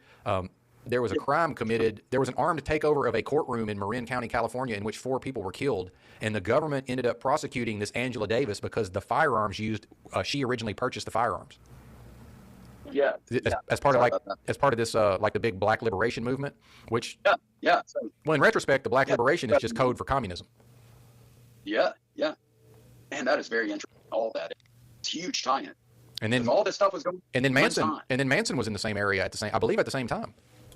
Yeah, exactly. So just trying to digest that, what I know to be provable is huge. And then what was actually happening, you just have no idea. I mean, there. It would be good to talk to somebody that lived in that area at the time. Yeah, because because I'm just going by what I refer to as the official fiction. I'm more or less just looking at Wikipedia pages. But if you just go to George Jackson's Wikipedia page and just read his Wikipedia page, I mean, it's it stretches credulity that could have actually happened the way it's written. But I think people were much less sophisticated back then. I think it would be difficult to get people to. I mean, it's so outlandish of a tale. And then George Jackson supposedly was killed, and then like 2 weeks in prison, he was a prisoner in California. So then he's killed, and then like 2 weeks later, they had the big prison riot in Attica, New York, at the Attica prison. And then they say a big inspiration for that prison riot was the George Jackson being killed, in prison in California. So Right. then Yeah. we get back to I remember that. well, then, so is the government, was the government attempting to push these narratives, at the time with this whole counterculture thing? That's what I find fascinating. Yeah, because that makes total sense too, because that's a good way to, first of all, soften up the minds of the people that you're going after to stand by or become allies of these movements, right? Mm-hmm. Yeah, and that's kind of my point. There is that's what I see in this. A lot of interference that's not not normal by any means. You would just be able to pass through a PhD without showing your field notes or anything like that. So the establishment was definitely pushing narratives, and that's what I was going to say is that George Jackson story you were telling me about. So it basically was like the other things that were going on at the time, like Manson, whose story is so out there that you just have a hard time. On the one hand, you know that it can exist, right? Yep. But are they using your mind to make it real, like we've talked about before? But that's almost kind of what I don't get into. So once you get into that, man.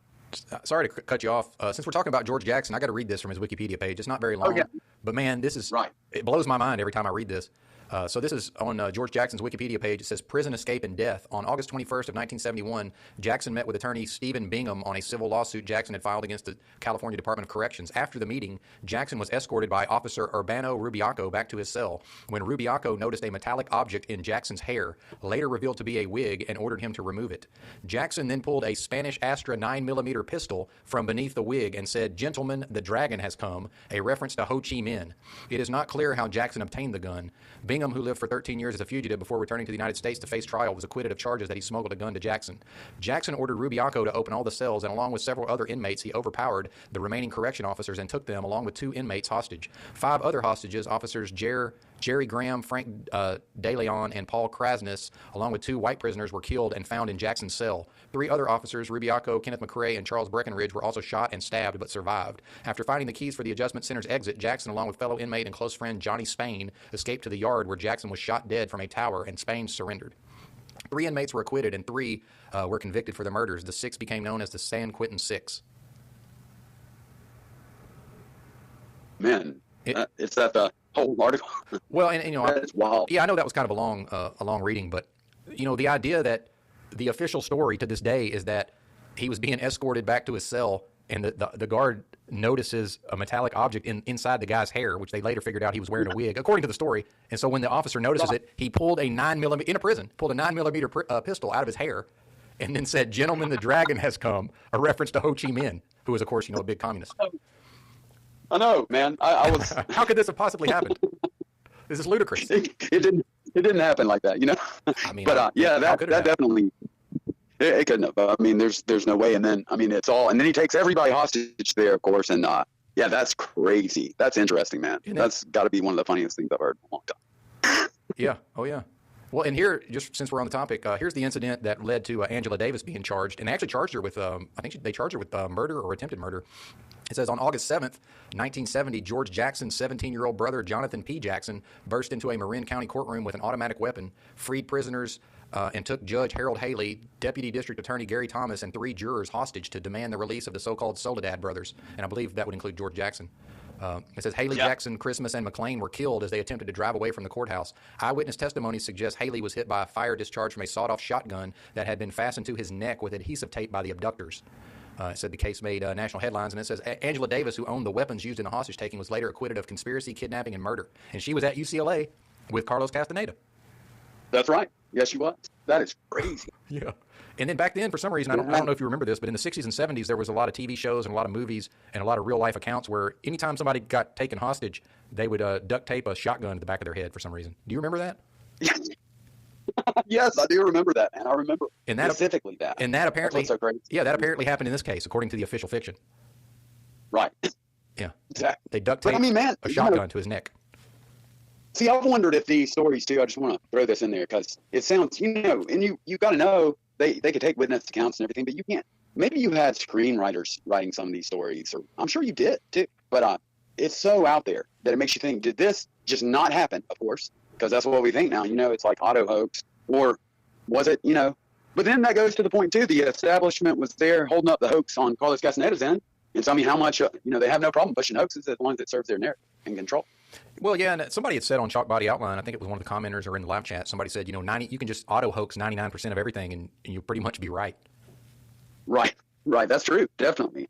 Yeah. And see, that's really what makes me wonder about this whole thing about, you know, they were pushing the theory that, you know, what Carlos Castaneda's whole narrative went around was that reality was not there, that reality didn't exist. And you had to, and that was kind of the point. And of course it made sense entirely. That's why it's so interesting. It's because he can, you know, really spin a narrative. And he talked about how it has to be consensus. And that's true. You know, for anything to work, any society to work, you see that. But there are definitely, you know, real things, like solid things. And I think that's where people's mind, they thought that their social constructs and things like that were more solid than they really were. And they wanted to soften those and weaken those at the foundations. So you had to start with the people's mind, because that's where that. So it totally makes sense. That's why I told you, as odd as it sounds, I mean, the guy's fraud, but his work is extremely valuable if you're interested in metaphysical things.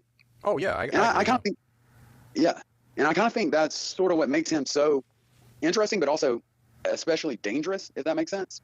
Or people like that and projects like that. I mean, we can look at QAnon. I mean, they probably, if this was, so say something as verifiable that it's a government project, it's QAnon, right? They were doing all this work and experimenting on people for years and years and years. So you could say, okay, they probably took all this stuff, especially with, you know, all the tie-ins with Manson, Angela Davis, you know, that pretty much verifies that this is all a project. So they were learning from all these things. Yes. Up to that. And then, you know, in the modern age, I think we get into the idea of like supercomputer algorithms have kind of taken it over, which seems like a possibility. And so maybe that has a lot to do with like the acceleration that we've seen. Yes, exactly. Yeah. And then you've got JL's take on it, that it's just, you know, I think he thinks of it more as though, because he says the computers, they have to be programmed. And, you know, I know he's thinking about computers in a more traditional sense, but I mean, I know he knows about the technologies, some of the technologies they have, but he still thinks that it comes from somewhere and it's reflective of someone's mind or a group of people's mind. And I think that's interesting. Yeah. Shout out to Jurassic Liars 26. Definitely.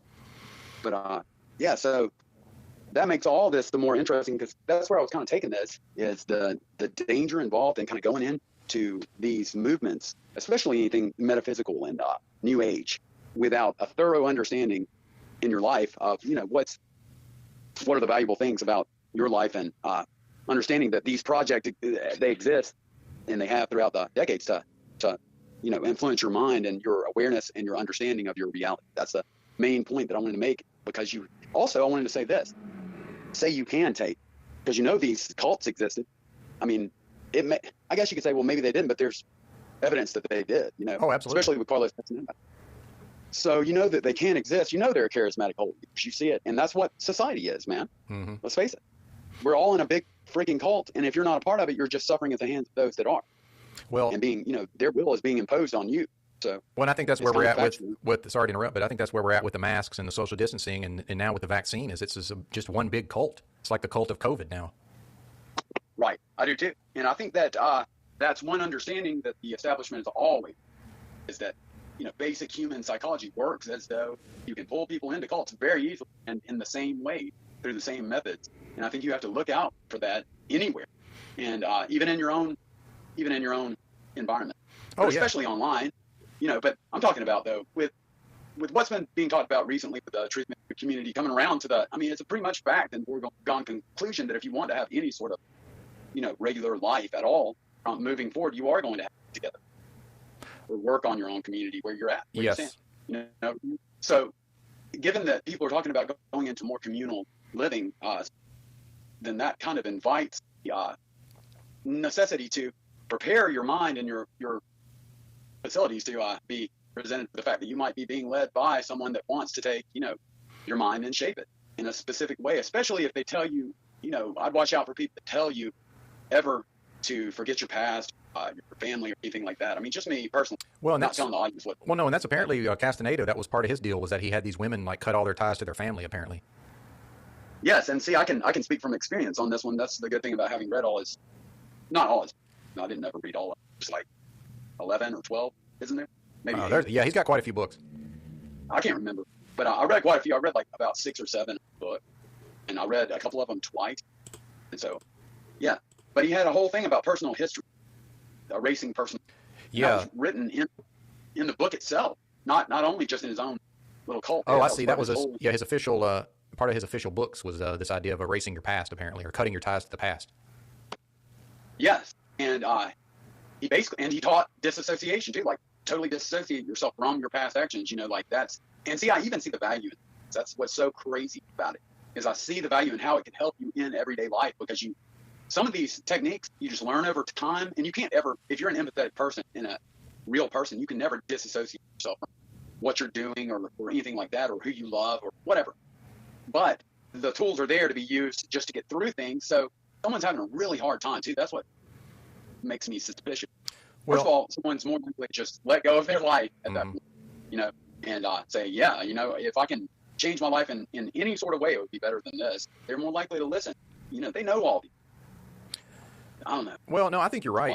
And, if I look at Castaneda as someone who, maybe just naturally understood how to do various mind control techniques, but let's be honest, most likely somebody programmed this guy. To me, that's what makes the most sense. And then, that's what happened with Manson is if you read Chaos and you choose to believe that he was programmed, by the government under the MK Ultra, then they programmed him to be able to do those same things to other people. So when I look at what you've been talking about with Castaneda, which I had not really looked into until today, but, I see all the signs that he had those abilities. So now, is he just some charismatic person, or was he a charismatic person who also, was programmed and taught specific techniques to be able to prey upon people? And then if he's writing books, teaching, trying to teach people, to forget their past, and then, he meets some anthropology student at UCLA, and he's written 12 books or whatever. Let's see, I think he had 3 or 4 books out by the mid-70s. So if she's read all his books, he's kind of already started programming her. Wow.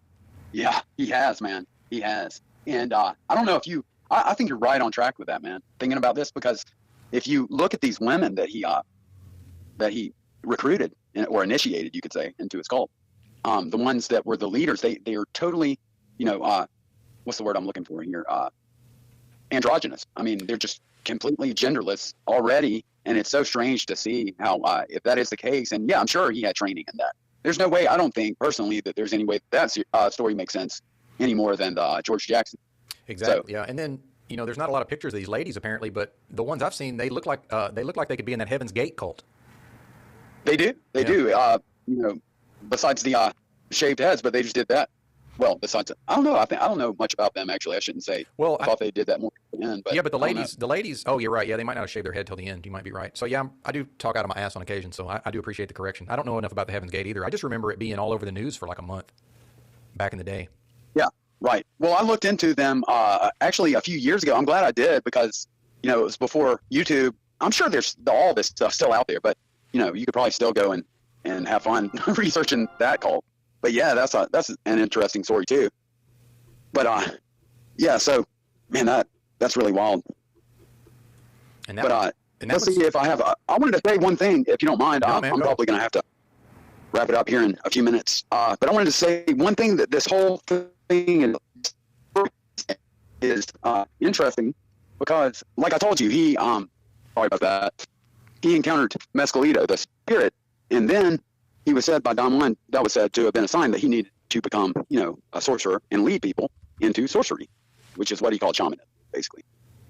So he went on to do that, but he was born on December 25th, right? Mm-hmm.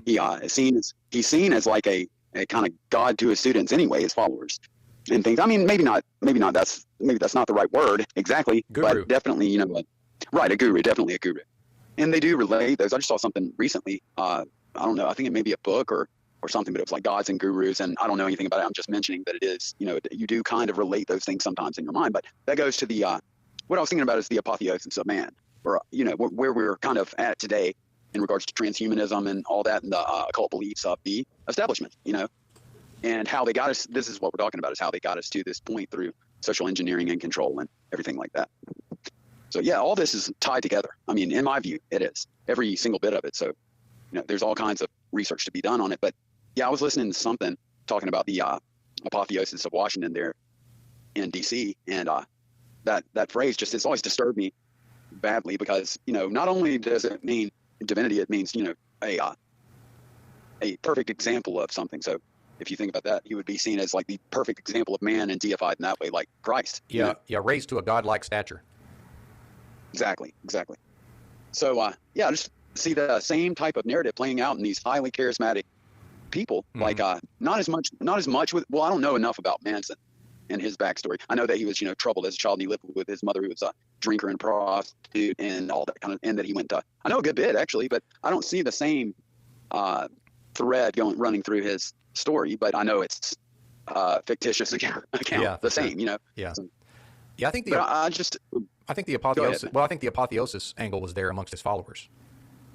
Oh, it was definitely there. And it is for any cult leader. I mean, let's face it. Oh yeah, for sure. Like, so, but real quick, and from my go ahead. view, Sorry. I can say, go.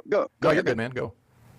I was just going to say, like, from my view, at least, I was listening to the OOB, I think, or no, OOE, sorry, with you and EBT when it was about QFC. And see, a lot of this stuff, makes me think, yeah, man, I mean, QFC is, he said he's got this thread, this reality is, it's fluid, and, and I know I experienced the same things that point to all these things. But what I was going to say is, he's definitely, if that is going on, and I believe there's a huge possibility, as we see, that it could be running, that could be part of an agenda being run on us, even if he doesn't know. And that's kind of, to his credit, that's what he talks about, right? Mm-hmm. So basically, like, Matt may have become, the way he would put it is like he became Agent Smith without him even realizing it. And I'm not saying he's as malevolent. I'm just saying that he could possibly be, by letting his material go down, like becoming what he talks about how they fade too over time, like you guys pointed out. He's becoming sort of an agent, and that way, whether he realizes it or not, Well, and I just want to jump in real quick that, in his little community, and we've talked about that he's got, all these sycophantic commenters on his page. Well, if he's listening, if he's taking in their feedback, but he's not listening to any actual criticism, then, clearly he's the dominant figure. But then that puts his, his sycophants are in a subordinate role. But then over time, what you can see with a dominant submissive relationship is that the submissive partner, or in this case, that would be a collection of commenters, over time, they can actually start to control the person who believes they're dominant. So is he, at this point, has he fallen victim to like his own echo chamber, to where maybe he's just feeding these people what he thinks they're asking for, what he doesn't even think they're asking for. He's feeding them these things, but then they're actually, unbeknownst to him, they're controlling where his ideas go. And I'm convinced that if he has true intentions, he's just lost the ability to determine. He can't tell his good shit from his bad shit. And I'm kind of getting that way on the podcast, because sometimes I'll record an hour and I can't really tell if it's good or not sometimes. And sometimes I think it's bad and it's actually good. And then sometimes I think it's good and it's actually bad. And that's just me with, like 6 people emailing me. So imagine this guy, he puts a video out and within an hour, there's 100 comments? Yeah. I see what you're saying. Totally, man. That's crazy to think about it that way too. It makes total sense. And I don't think he realizes, because I don't even realize, but I'm not doing this and engaged in it like that. But you think over time he might try to become more critical, because he knows things degrade over time. So you think he would guard against that. But yeah, I see what you're saying with the audience encouraging stuff that's just B type stuff, or C type stuff, even maybe. Yes. Lately, no matter what he does. And not everything. I don't want to say, no, man, I'm not offering a critique of this, but I'm just saying, I like it. I like Matt, I really do. But I don't even know, I'm with EBT and Drew. I don't even know if this cat's real, Well, so how can you like something? Well, you can like a construct. You can like a fictional story. Well, and then I kind of want to end on this, is that what I've noticed in a lot of so-called truthers is they have a tendency to get really involved in people and personalities. And I'm just not that way myself. I don't, sometimes I'll become enamored with somebody, but for the most part, I'm more into the ideas. And I agree with you. Matt does have a lot of good content, but he's also been putting out a lot of shitty content, which is okay, except when you've got however many thousand commenters, just no matter what he does, they tell him how great he is. And I think that's where the problem is. So, maybe they've hypnotized him into, he actually believes that, what I would consider just poppycock. He seems to think it's good. Right. Yeah, I think that's entirely a possibility. But I would say that, if you look at like his audio book, which I've listened to the whole thing, and, I would say his best videos, I can't touch that level of content, but then I would like to think that, his lower level stuff, hopefully I'll never, fall in love with myself to the point that I'm putting that type of stuff out. Right. Yeah, exactly. Yeah, man. I'll tell you what, I hope this one turned out good, and, I enjoyed it. Yeah, so, me too, brother. Anytime you want to, it was good to hear from you, and you take care of yourself, man.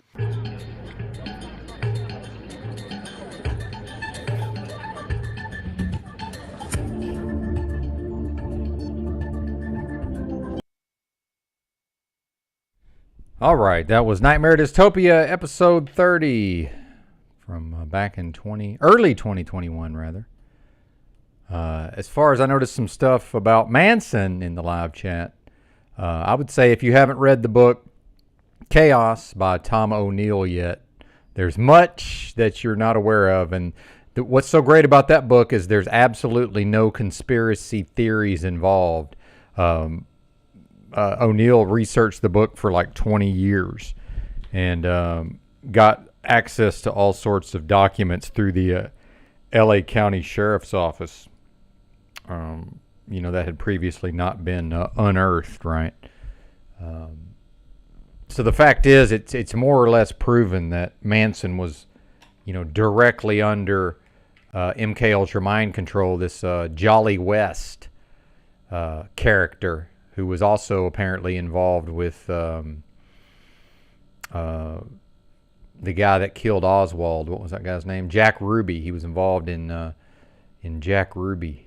Thank you, sir. OTW News, much appreciated. Yeah, that was an old episode. That was some of the old material from my podcast back during the fake pandemic. Yep. Thank you all for listening. Yeah, appreciate it. Yeah, it's interesting stuff. The tie-in, like I say, with Angela Davis, she was at UCLA, at the same time as Castaneda. So, and with all the crazy, the crazy psyops involving Angela Davis and George Jackson and all of that, which, by the way, was tied into what they used to call black liberation, which is, code for communism. And Angela Davis herself was a member of Communist Party USA and, in fact, supposedly traveled to Soviet Russia and East Germany and was given like the Lenin Peace Prize at a certain point, which I find interesting. And she's still in the UC system, by the way, University of California. I believe she's still a professor at UC Santa Cruz, I'm pretty sure. And that Kaepernick, when he was, when he was in the news cycle, he shouted her out and said that she was one of his heroes.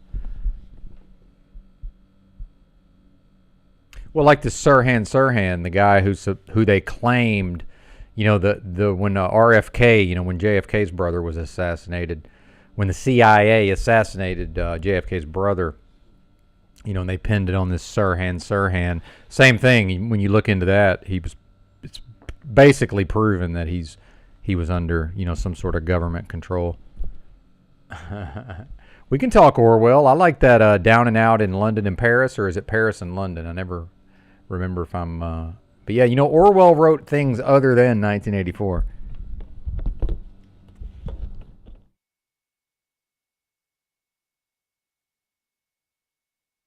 Yeah, Down and Out in Paris and London. I've read this. I like this book quite a bit. See if I can download a PDF.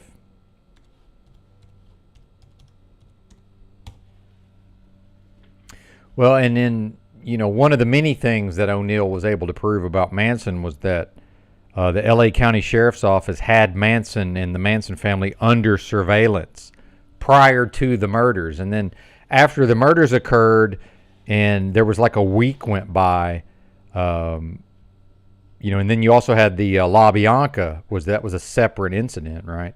So you had a period of time in which the LA Sheriff's Office had the Manson family under surveillance the entire time, but then, we're putting out in the media more or less that, whatever they were saying about not knowing who did it, or, when in reality they knew, during that time they would have known that Manson was involved, right?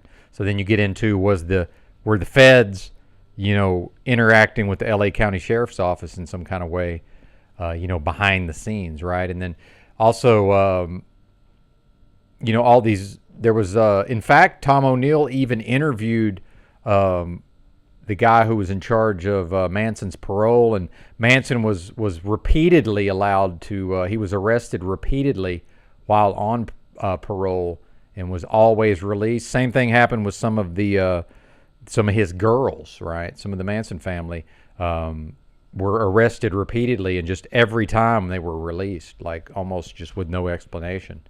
as to what was going on. If you read that book, it's just filled with that kind of information. And then it even ties into Manson was not supposed to be able to leave Los Angeles area, but he just like went to San Francisco at a certain point, and was he would regularly, him and the girls would regularly go to this. They opened a free clinic in the Haight-Ashbury, and this Jolly West, I believe. And again, I'm coming from my memory, so some of these details may not be correct, but that in fact Manson was meeting with this more or less this mind control expert, right? This top psychiatrist, CIA psychiatrist, at the clinic, which that could have been when he was, getting programmed or whatever. Yeah, it's crazy, man. The whole thing's just nuts.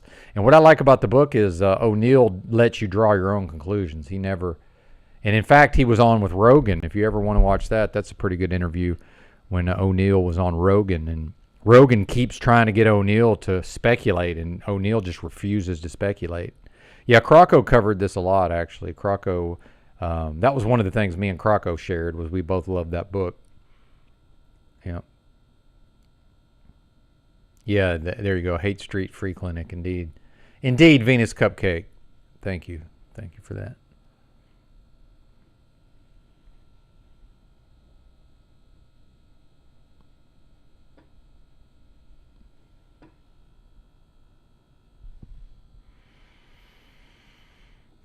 All right, it's panel time, or it might be wrap it up time. That's not a threat, but yeah, the Manson stuff's fascinating. I highly recommend. I did the audiobook version because I was truck driving at the time. Yeah, I don't like him anymore, but that's definitely an interview worth checking out. You can get a pretty good condensed version of the book, by listening to that interview. Oh, here we go.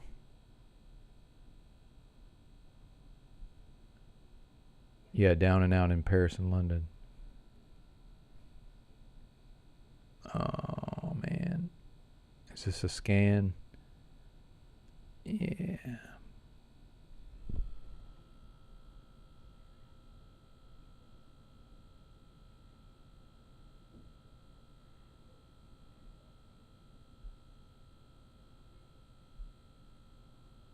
Anyway, worry about that another time.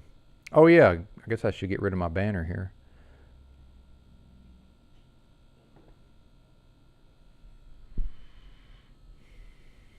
I might go read some more Gulag Archipelago. We haven't read any of that in a while.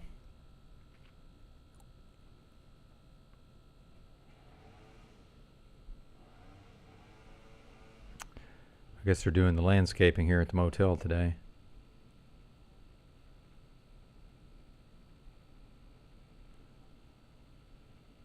The fuck? I thought I had this saved. I guess I never downloaded it. How strange.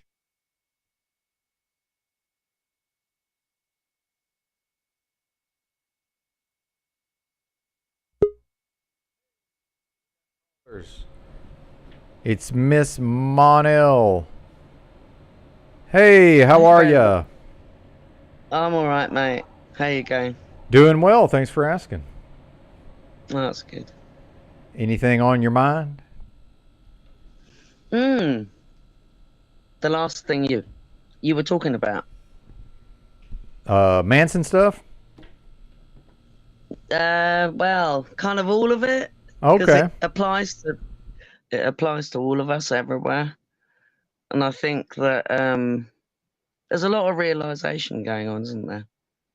When you look at, when you look around. I would think so, yeah. Seems like it. What do you think? What about those conspiracy theories that speculate George W. Bush played the role of, or can you put that back up? Played the role of Manson at some point during his imprisonment. Yeah, Davy Crocco covered that. The fact that the swastika between the eyes changed. It appeared different at least like 4 different times. So, it's possible that doesn't mean Manson himself wasn't a real person and wasn't in prison, but when you see him on video, that you may not be seeing who you think you're seeing. It's fascinating, isn't it? Absolutely, yeah. When you look, there seem to be a lot of the only term you can really give it is a psyop or psyops, multiple. So like on a grand scale. Oh yeah, absolutely. Yeah, many psyops. Oh yeah, but I mean, I already told you this, that I did housekeeping for very wealthy people, and with all their letters and numbers and whatever they have behind their name, they support the hype. And I observed my client's daughter's friend, very young, beautiful girls, by the way, and she just died suddenly. Disturbing, that. How old was the person that passed away? Ooh, 21. Okay. Yeah, that would be sudden then. You know, university. Yeah, well, I mean, I used to come along. So here's a little picture. I'll try and paint you a picture. So I would come along in the morning. They knew that I weren't into the rings or any of that stuff, you know, and I didn't buy the story as it's been going. And he would hang out of his office window in the morning, and I'd come along and go, I'm really sick. We've all got COVID. Do you really want to come in? I'm like, yeah, I'm fine. They had a huge house, by the way, with its own lake, and fascinating, beautiful, absolutely stunning. Beautiful linen, handmade curtains, you know, nice furniture, dogs that chewed everything up and they didn't care because they'd just buy another one. But, you know, these are the things that they do. David Bowie. Well, doesn't that look like David Bowie on the screen? Yeah, it does actually quite a lot. I know we've been through this conspiracy, and I've looked at this. Yeah, for sure. Yeah, he really does. Either that's really, I question a lot. either that's him after his death, or for some reason the TV decided to put someone on who looks just like him, who was supposedly, you know, involved in the record industry. Jack Stevens. And then we've got the Beatles, haven't we? Sure, yeah. Yeah, he definitely does look like him, doesn't he? He's got them eyes. Very interesting. I'm rubbish with names. I always remember a voice, and I remember eyes. It's very interesting. So his eyes, are they different colours? I don't know. And I can't tell. Was that just a contact? Can't tell. So was it just a contact lens that Bowie wore? I don't know. In his career? Well, I mean, these are things we should address. I mean, we don't really know, do we? Nope. Fascinating. He was really queer, though.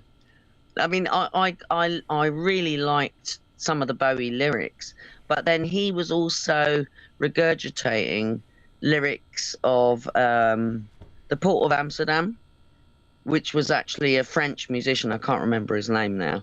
So he did a lot of regurgitation, if you know where his music came from. Just like many others. I mean, look, with the plagiarizing in art, whether it's musical fabric or, you know, sculpture or whatever, even when we go to engineering, you know, the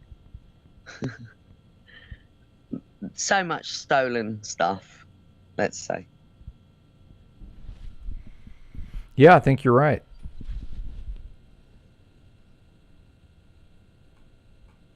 It's fascinating. Yeah, I was looking at the Michael Jackson Dave, if you ever are familiar with that one also. No, I've not found that one yet. There apparently was it's kind of weird, but it might be totally nonsense, but there's this guy that's been dancing in your subways, in your trains, that supposedly he's like a Michael Jackson lookalike. Oh, okay. So he was doing all this dancing stuff, and yeah, he was such a great guy and all this stuff. And then it turns out that he's actually been attacking folk. Oh no. What? Yeah, I know. I don't do trains. I've experienced really weird stuff on the British train system, underground and overground. Horrible. So, you know, I don't do that anymore. And I know not everyone can deviate from that, you know, to get to places, but just look after yourself when you get on one of these things. You know, whether it's in a tunnel or whether it's overground. Once you're locked into that cabin, you ain't getting out. Very true. Nowhere to run to. Nowhere to hide. Well, no, I mean, you can't even get out. That's the worst part. Years ago, my mum came down. I wasn't very well. It's actually quite a few years ago. And I took her back to the station, and I took her luggage onto the train, and it was one of the modern trains. So you couldn't open windows anymore on them. Connecting major dots, yeah, for sure. So, and I went to her seat with her and all that stuff, and I freaking got locked in the train, couldn't get out, and so I had to go to the next station. I didn't have a ticket. My mum was going to Scotland. I was in Northamptonshire. So, you know, you can't get out of these things nowadays. They're like those, when the first Japanese trains, the big white ones. Okay. Okay. Well, and the Chinese as well, by the way. So they did that over there first, and then they brought it all over here. And I don't care where folk come from. It's not the folk, it's the system. Indeed.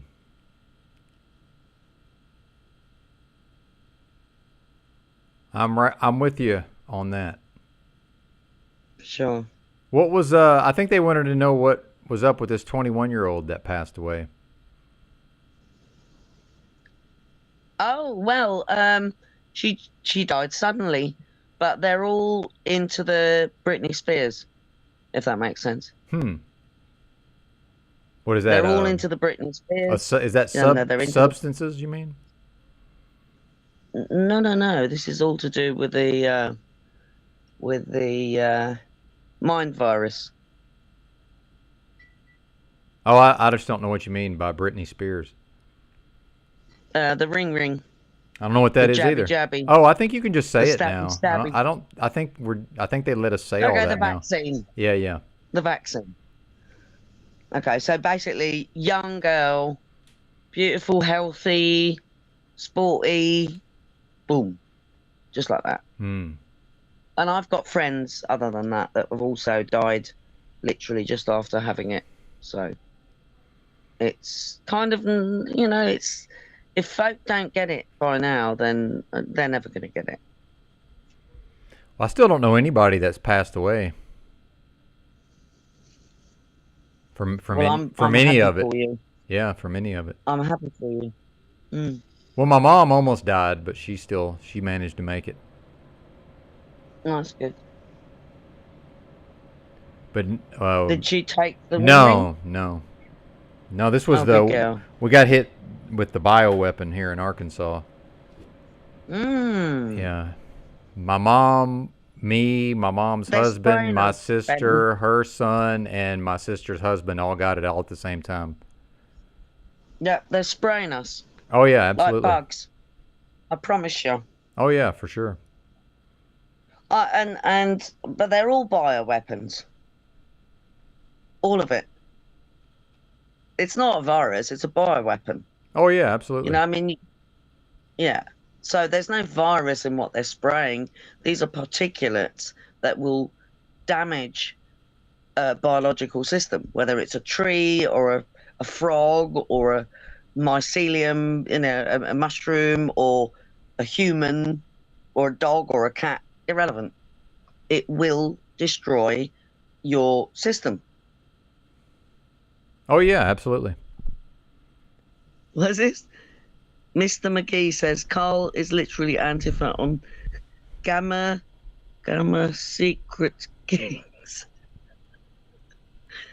I don't know what he's talking about. I stopped listening, to be honest, of what Carl was talking about. Yeah, I don't know. I'm sure it must mean something. I don't know. Yeah. Anyway, what you been up to? This. Yeah, I don't do much of anything. Oh, bless you. Yep. So can we talk about something a bit more serious? Sure. Depression. Ah, go for it. How do you cope with it from your perspective? Well, I don't, in the past, I just refused to accept it, I think. But then I almost drank myself to death, so part of me choosing to go ahead and keep living, I think, was like I'm not really able to be in that state anymore. And I did almost die. People make fun of me, and I don't think many people understand that I was very close to death about a year ago, and I comprehend it. yeah, so ever since what then. Was your doorway? Well, what I'm saying though is that, well, the point I'm making is that when I didn't die and then I chose to live, it's like a lot of those problems I just don't have anymore. It's almost like it unlocked parts of my mind in a way. If that makes sense. Yeah, so it's hard to explain, but yeah. But versus in the past, I think I just refused. I just was able to power through everything in my life. So if I was, well, what I'm saying is, if I experienced depression before that, I was never aware of it. Right. Yeah, but May go I ahead. ask your age, please? 47. Oh, okay. Yeah. I'm 56. Yes, ma'am. I remember. Bless you. Yeah. But I like to add the numbers together, and then I'm only 11. There you go. Yeah, indeed. It's my joke.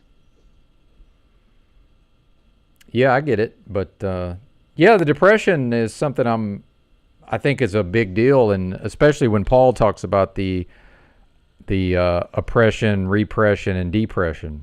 You know, that there's definitely something to that, right? Absolutely, yeah. I think that what I've experienced, that depression, if you actually look at the world, yay, depression. Yeah. That's right. Sorry, girl. Yeah, but depression means to bounce back up. So it's to depress. Mm-hmm. Yes. So I think that we actually have to go through that cycle, you know, those emotions and everything.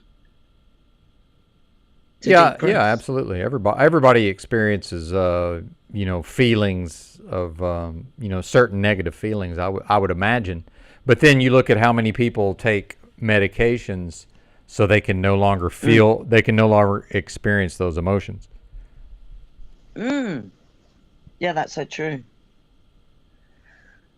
Yeah, we might be at the vortex of another conversation. There you go.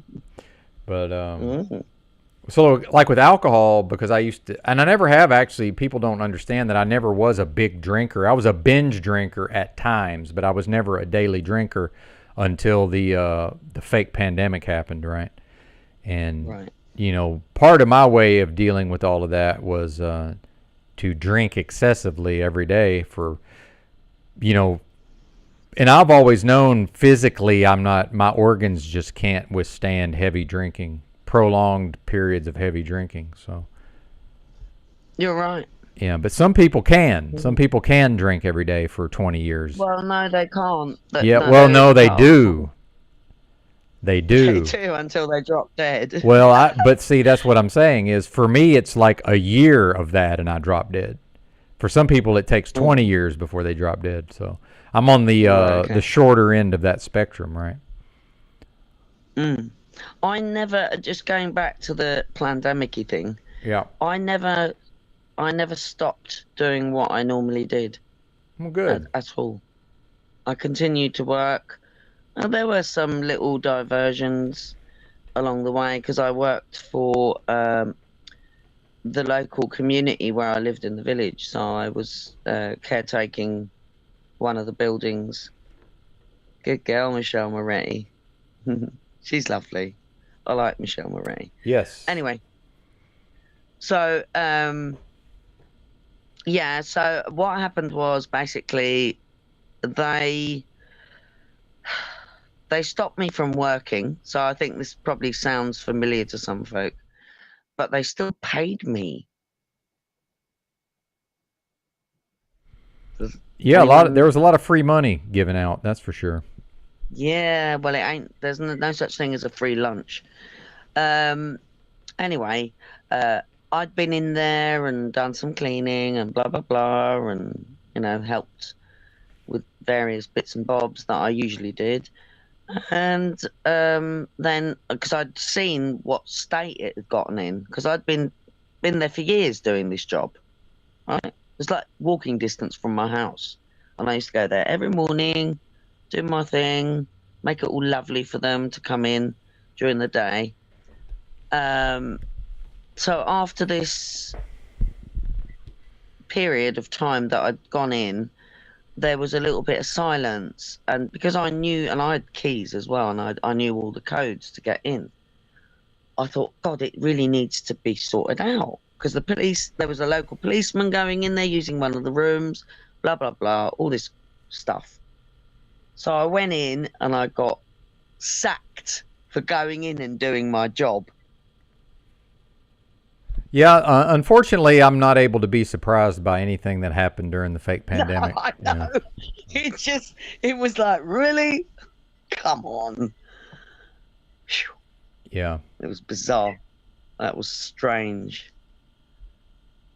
Yeah, that is very strange. I agree. Yeah, unfortunately, I don't live there anymore. Well, I'm just not able to I just don't process any of that anymore, because it's, so many things happen that made no sense logically, that at a certain point, Absolutely. I was no longer able to process the nonsense. Absolutely the same.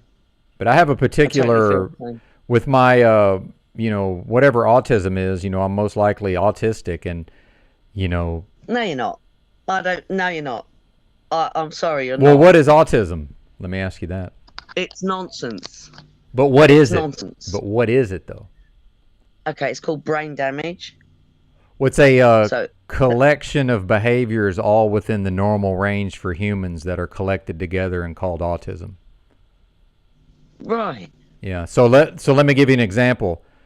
I can run a cash register for 6 straight months, and it will come out to the penny every single shift, and it will never deviate. 99.9% of the population cannot do that. So why am I able to do that? Because you're connected. Well, I have special abilities. You're observant. Special abilities. That's one of my special abilities. You're not autistic at all. You're not autistic. You're connected. But what I'm saying is that if we said, hey, for $1 million, we need you to run this cash register at a busy convenience store for 6 straight months, and as long as every shift comes out to the penny, you get $1 million. 99.9% of people cannot do it. Even if they focused their full attention on it every single shift, they still wouldn't be able to do it. Why can I do that is what I'm saying. Right. Yeah. Why am I able to do right. that? Yeah. You're right. Yeah. So I think what you just said a little while ago, a few seconds ago, we all have a certain amount of autism because we've all gone through I don't know how to put this. We have all experienced various invasions of our system, and so our consciousness has had to find another way to express itself. Does that make sense? Well, but again, you can say we're all autistic, but when the ambulance goes by, I'm the only one who puts his fingers in his ears. No, I do too. That's really good. I like that one. Yeah. I do. I don't like those kind of noises. They're not natural. Yeah, exactly. Good. Put your fingers in your ears. No, I do. I can't stand Good. something like that. It's because it Nenor. causes No one me needs a Nenor. causes me pain. Absolutely. So my one of my old friends used to live next door, and he took on a rescue dog. He was it a whippet? No, he wasn't a whippet. It's a whippet cross. It's one of the bigger dogs, and poor sod, he'd been left in like a room when he was a pup, and in not a good place in Scotland where there was a lot of the Nenors, a lot of vehicles that made that noise, and he absolutely petrified this dog, you know, and he didn't like fireworks. And so I think that Benton, where you're coming from, is absolutely on point, man, because those kind of noises are not natural. Nature doesn't make those kind of noises. Yeah, absolutely. So the point I'm making is, you know, we can call it whatever we want to call it, but whatever, you know, however my brain works, the changes, the rapid changes in society, I could tell they affected me to a much greater degree on a daily basis than they did other people. So at a certain point, same. I had to just tap out of noticing every little inconsistency that was happening, because one of the first things I realized is if there's a deadly disease, and if covering one's face, not touching surfaces, and staying 6 feet apart from people, if that really kept us from dying, I would be alive and everybody else would be dead, because I can absolutely adhere to the protocols 100% of the time for years on end. But I immediately recognized, oh, these people can't go 5 minutes without touching their face. Yeah, they can stay 6 feet apart, but then when they go out for their smoke break, they're in a little semicircle like normal. Like people do not have the focus and concentration and awareness. You know it's a nonsense. But that's not. But it doesn't matter that it's a nonsense. The point is, no, it's psychological. But even if it wasn't nonsense, people couldn't adhere to it anyway. Quite, I agree with that. Yeah. So either way, so things like now Walmart doesn't open until 7 or 8 a.m. Now I know now it's 6 a.m. But so we're all lined up outside the Walmart, and we're 6 feet apart waiting to go in. But then whenever it's time to check out, we're all in a huge group, because people can't wait in line and leave a space because of the fear of someone cutting in line. So then I'm just standing there. So I'm the one standing there going, what's the point of being 6 feet apart outside, but now we're all nuts to butts at the checkout? Exactly. But see, no, totally on point. But it's neither here nor there for most people. They just shrug and say whatever. Yeah, not I. So at a certain point, I just had to just give up. Like now I just don't even think about it. Yeah, absolutely. Or this thing coming over the. So when it all kicked off. Yeah, go ahead. I was working. Sorry. No, go. So when it all kicked off in 2020, I'd been working for a company, real hard graft, by the way. So I was cleaning in basically a delivery center. So it's like a company that like dealt with Amazon and, you know, all the big conglomerates and that. So I would do their offices, just all the small areas, because it was basically a huge warehouse, and then you'd have these offices. It was disgusting. It wasn't easy cleaning, let's put it that way. It was hard work, and it was like twice a week, and you start at like 5 in the morning. Not fun.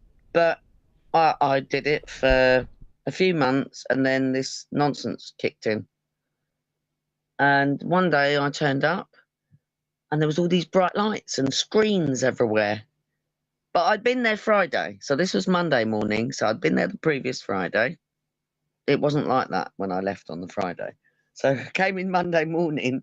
There's all these bright lights and cameras on me. And I could see my face on this screen. I'm like, what the? And I had my cap on like I usually had. Because when I'm working, I like my hair out my face, you know. Sure, yeah. And this guy goes, can you take your cap off? And I said, no. I didn't take my cap off on Friday. Why am I going to take it off today? What's the difference? And why am I on that screen? That's what I said to him. So I had this verbal weird thing happen. And then I said, right, just something said to me, get out of here. Get out of here. The job isn't that important. And I said, open the door and let me out. So they left me in the hallway for like 20 minutes. And I was even pointing at the camera going, open the door. Open the door. I want to go. And I could see my vehicle through the door. But there was like a metal, you know, these click gates, but like the big ones that you get in factories. Okay, you know yeah, what I mean? Sure. And then there was another door and then another door. So I'm standing, and eventually this guy came out and said, so what's it he said to me? Why don't you want to be tested? And I said, I'm sorry? That's not my point here. I was verbally abused by a guy that's definitely had a thing about, and he was a black guy, by the way, really black. And he was always crap with me whenever I went in there to work. He was one of the security guys. I said, let me out now. I'm going to report you. Let me out of the building. They did let me out. But his point was, why don't you want to have your temperature tested? Why don't you want to get tested? And I said, let me out. I'm not entering a conversation like that. Sure, yeah.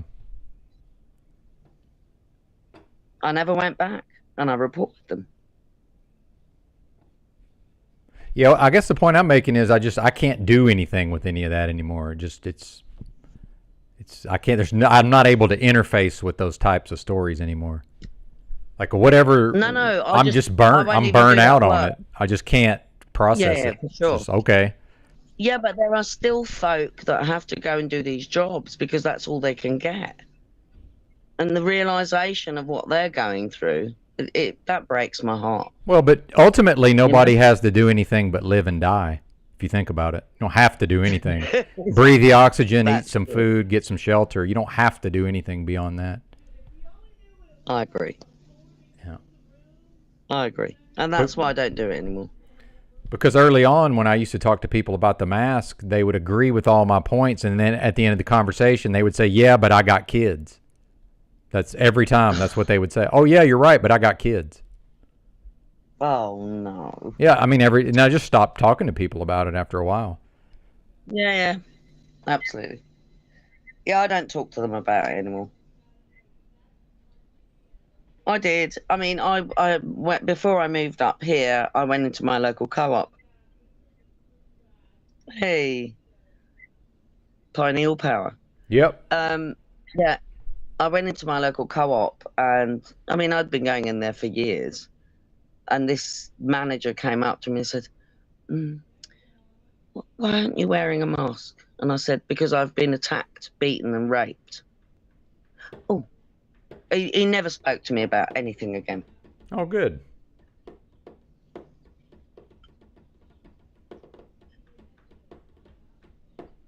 Yeah, like I said, I can't. I'm no longer able to process any of these things, like the individual things that happened. Because this is why I almost drank myself to death. So now that I've chosen to live, I can't interface with that stuff anymore. It's right. There's whatever feelings and whatever traumas I experienced around that. It's like it's not there, and I can't go there, and there's nowhere to go. Like I Oh, see. you don't need to go there. Well, but my point You is, I'm don't not need to go I'm not able to, but I see these people for what they are. So I've fully Right. accepted just exactly what these people are. And the fact is, this is going to happen again at some point. Probably it'll be 15 years, just like the economic cycles. So if I'm still here when the next one happens, I hope I'm not. But if I am, I just already know how these people are going to react. So there's no version of, trying to educate people or, well, maybe they'll wake up or maybe this. It's like, no, they're No, going to they go won't. right They're back not. into it, except it's going to be worse next time. I don't think it's going to be 15 years though, Benton. Well, we don't know. I'm just saying I suspect it will be just like the economic. No, I think Well, but wait a worst- minute. We had an economic crisis 15 years ago, and now 15 years Oh, later, here's the okay. next one. The cycle. And so that's how long it right. takes to educate one generation. So you've got a generation of people were educated. You got literal kids, children that grew up, and this is normal. So 15 years in the future, you're going to have new people who don't know anything about it. Let's go ahead and indoctrinate them through another fake pandemic. Unless the family. Hey, Roy. What's up, How you Roy? doing, mate? What's Unless the happening, Benson? family, Good to unless see the you. family comes together and actually stops this nonsense. No, that cannot happen, I think- unfortunately. It's impossible. Yes, it can. No, cannot happen. I have faith in. Nope. I have faith in the family. No, you have a hope station. Because as a human being, you have a mechanism within you called a hope station. And it causes you to believe things that aren't based in reality. What's up, Roy? I don't believe. Good. Benton, I was just interested. I don't think I've heard you talk about it before, but what was the situation that led to you drinking yourself to death? I think it was the pandemic itself, just the changes in society that I was just really not able to cope with. If that's how life is going to be, I don't want to be here anymore, honestly. But then through that process, it's like now that I've chosen to be here, it's almost like I'm above it, just unaffected, right? So now I just understand that this is just how these people are. And there's no hope. Nobody's going to get better. The next time the fake pandemic happens, it'll be worse than this one was, because people are somewhat trained up on just do what you're told and all of this, right? And I need things to make sense. Like, I'm not very good at behaving in a physical environment, but nothing, we're doing things that don't make sense. That's not what I'm good at. And before you started drinking yourself to death, Yeah. were you kind of awakened to the stuff that you are now, or were you just living a kind of so was that at the end of yours kind of homeless or whatever it is time? No, I was actually driving a truck when it started. Right. And then so I'm one of the people who, the day that they declared it a global pandemic, I'm one of the people who remembered that the previous global pandemic was 2009 H1N1 swine flu. And I also remembered that supposedly there was a vaccine for that. And in fact, Obama claimed to have taken it, the president. So I knew day one, okay, at some point in the future, there's going to be a vaccine and I will be expected to take it. And I also knew I'm never going to take it. So I knew all of that day one. Yeah, Good. well, I was Never take their jabbies. Yeah, I was working in a big intensive care in Brighton when SARS. Do you remember SARS? I do, yes. Yeah, when that sort of hit, and working there was like we bought 2 inflatable like tent things for outside in the car park that were fully equipped with probably 50, 100 grand each. Do you know what I mean, for the SARS patients that might come.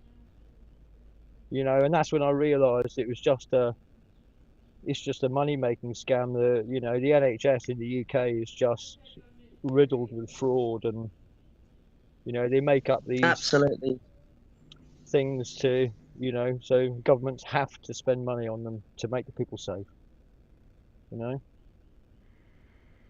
Yeah, definitely. And I think the major difference between these previous pandemics is social media is really what allowed the COVID to really take off, in my view.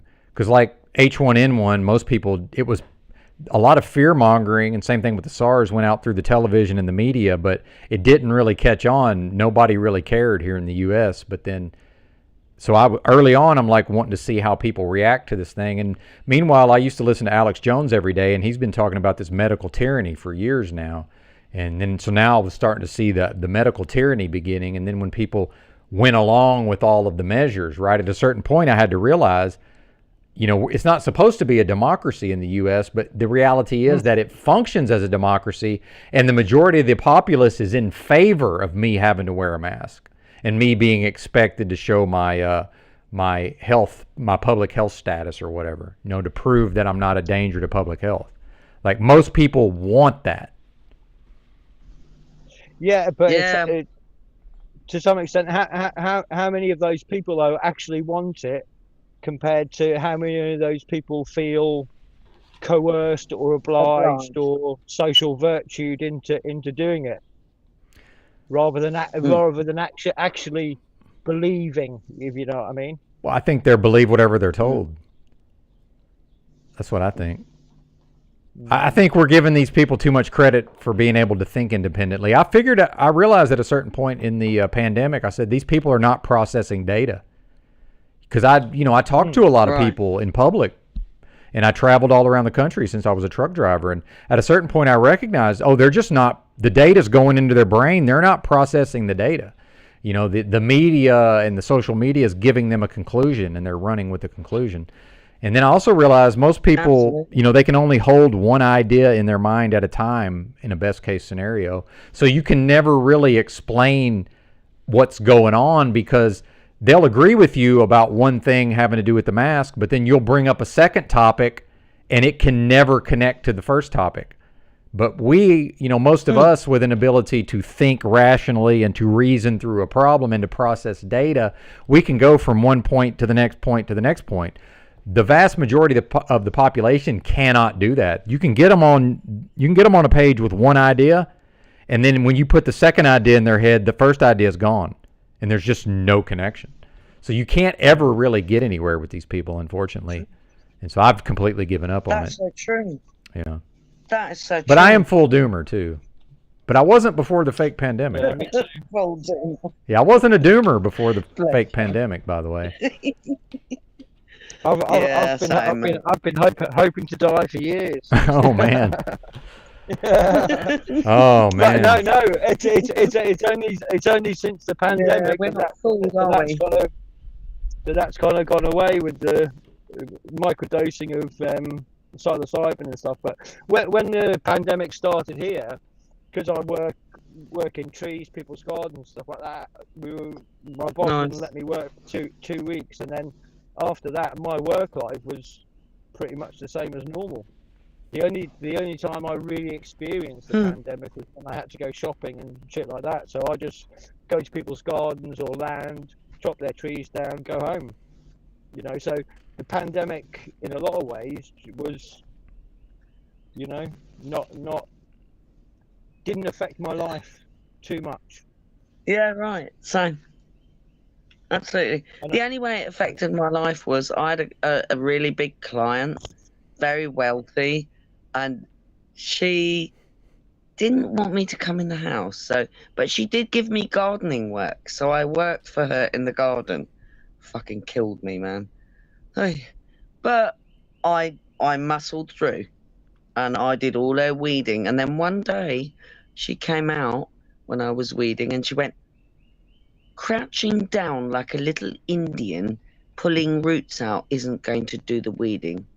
And she crouched down, and she's been taking lots of these horrible medicines, right, allopathic stuff. She couldn't freaking get up. So she insulted me, but she hurt herself. And I observed this. It didn't last much longer, but I was always honest with her, straightforward. You know, and it amazes me, because she was spraying her garden with all kinds of horrible chemicals. But she's equestrian. She had all these horses, and God knows what she was injecting those poor horses with. Fascinating. Indeed. Northamptonshire, by the way. Well, and I want to point out, though, Holy Shiitake says the CDC website never lied about it having a 0.03% death rate. And by the way, I still don't know anybody that's died from that or the injection. To put that in perspective, the CDC website says flu has an 11% death rate. It was the common cold at best. Yeah, that's true. However, I happen to be in an area of the country in the United States that I believe was targeted because of the population, in the Ozarks, essentially, was it was the media recognized this as the most vaccine resistant area of the country, and I believe they hit us with something that it's not the same as what COVID was purported to be, because I was very ill, and I still feel the effects to this day to some extent. My mom almost died. Her brain was so deprived of oxygen that she'll never be the same again. My sister had a tough time with it. Her husband was very ill also, So the fact is, some people did become very ill, but still none of us died, right? So yeah, the overall death rate of whatever it was, yes, certainly wasn't that serious, I would say. Absolutely. But then you tie it in with how unhealthy the population is also. But go ahead, Roy. No, I was just about to say, because in the UK and over here we've had quite unexplained excess deaths, unexplained, quite a significant amount. And although they can't trace it, I mean, the Isle of Man here, they've just announced in the media that there's a vaccine injury service now. I know two people in my town of 5,000 people who died 2 days after the vaccine. Okay, yeah. So it's I'm sorry that happened, but I like to know firsthand accounts as much as possible, right? Because the fact that I don't know anybody doesn't really mean anything if I talk to a lot of people who do have firsthand accounts of people they know personally who passed, right? Yeah, well, there was one guy he's been on YouTube. He was thalidomide in a wheelchair, and he had a thing on YouTube because he documented painting his own flat using his teeth, basically. So he painted the whole of his fucking flat using his teeth, which is quite amazing. Wow, yeah. But yeah, his mum's been all over social media because he was reasonably fit and healthy. You used to see him going up and down the street every day with his dog and stuff. And then 2 days after he had I think it was the second booster or something like that, he's, May I just interject? Sure, please. Briefly. Roy. Absolutely. So, my father was taking I want to say Snafu, Suddenly Dead, good documentary. I haven't watched that one, but there's a few of them out there, so I think it's good to observe. Yeah. So my father was taking the flu vaccine since, for many years. He was taking, and he wasn't young then. And in 2016, he ended up looking like a little Oompa Loompa with all tubes going in and out of his body.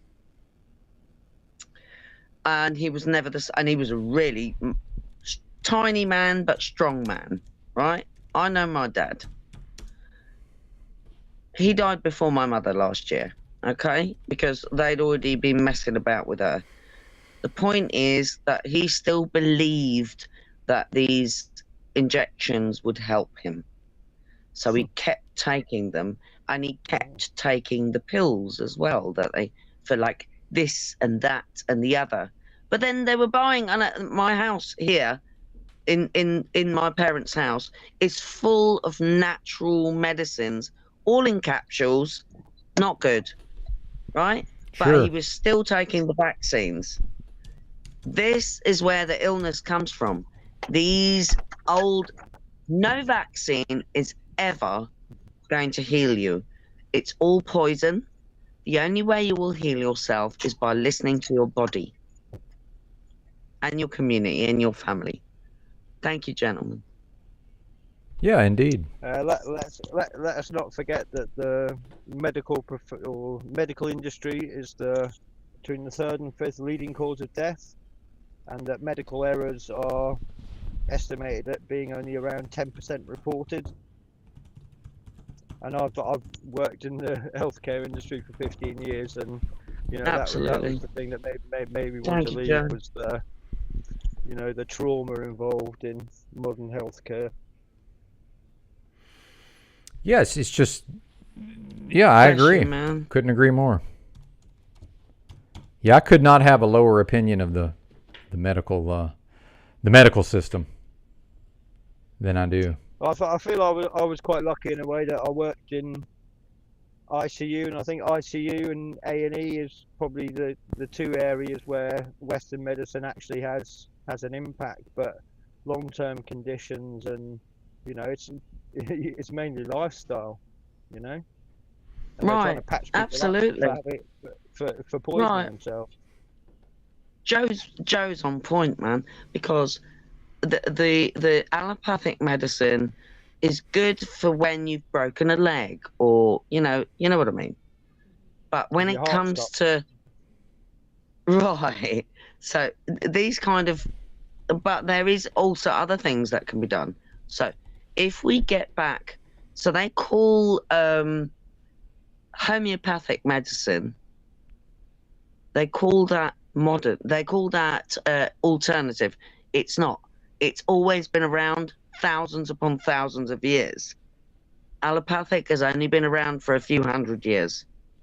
Yeah, but that's Anyone just that your opinion. knows. It's not what the mainstream people No, think, it's not is it? my opinion. It's proven. I'm not. It's not what I'm not trying it's to. not what the majority of the population think, though, is it? I know, but that is called the mind virus. That is where the control comes in.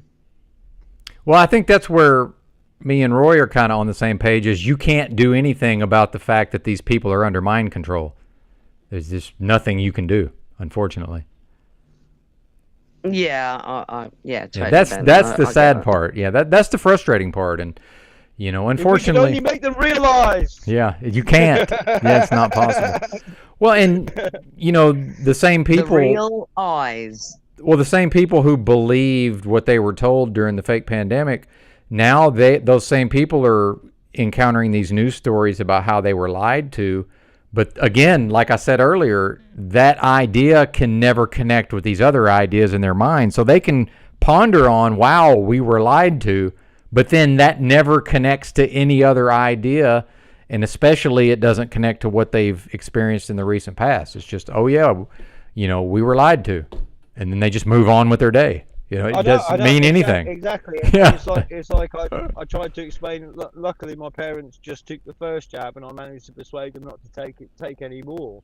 But it's like you try and explain, and you can see the resistance in their mind before, almost immediately as you start talking to them. Yeah. Do you know what I mean? Because absolutely. Because it's alternative to how they've set themselves up and what their place in this world is, if you know what I mean. They're good people who follow the laws, who follow policies, who do blah blah blah. That's how they've constructed their identity. Well, that's how it's been constructed for them. But yes, I agree. Yeah. Yeah. Through the mind it has control. been constructed for them. You're right, Benton. So it's too disorienting. And I agree with you, Roy, as well. But they've got to have some responsibility. Surely. What's that, Roy? They've got to have some. They've got to have some responsibility. They've got to have some responsibility for that, surely. Oh, I agree. Yeah, yeah, absolutely. I don't.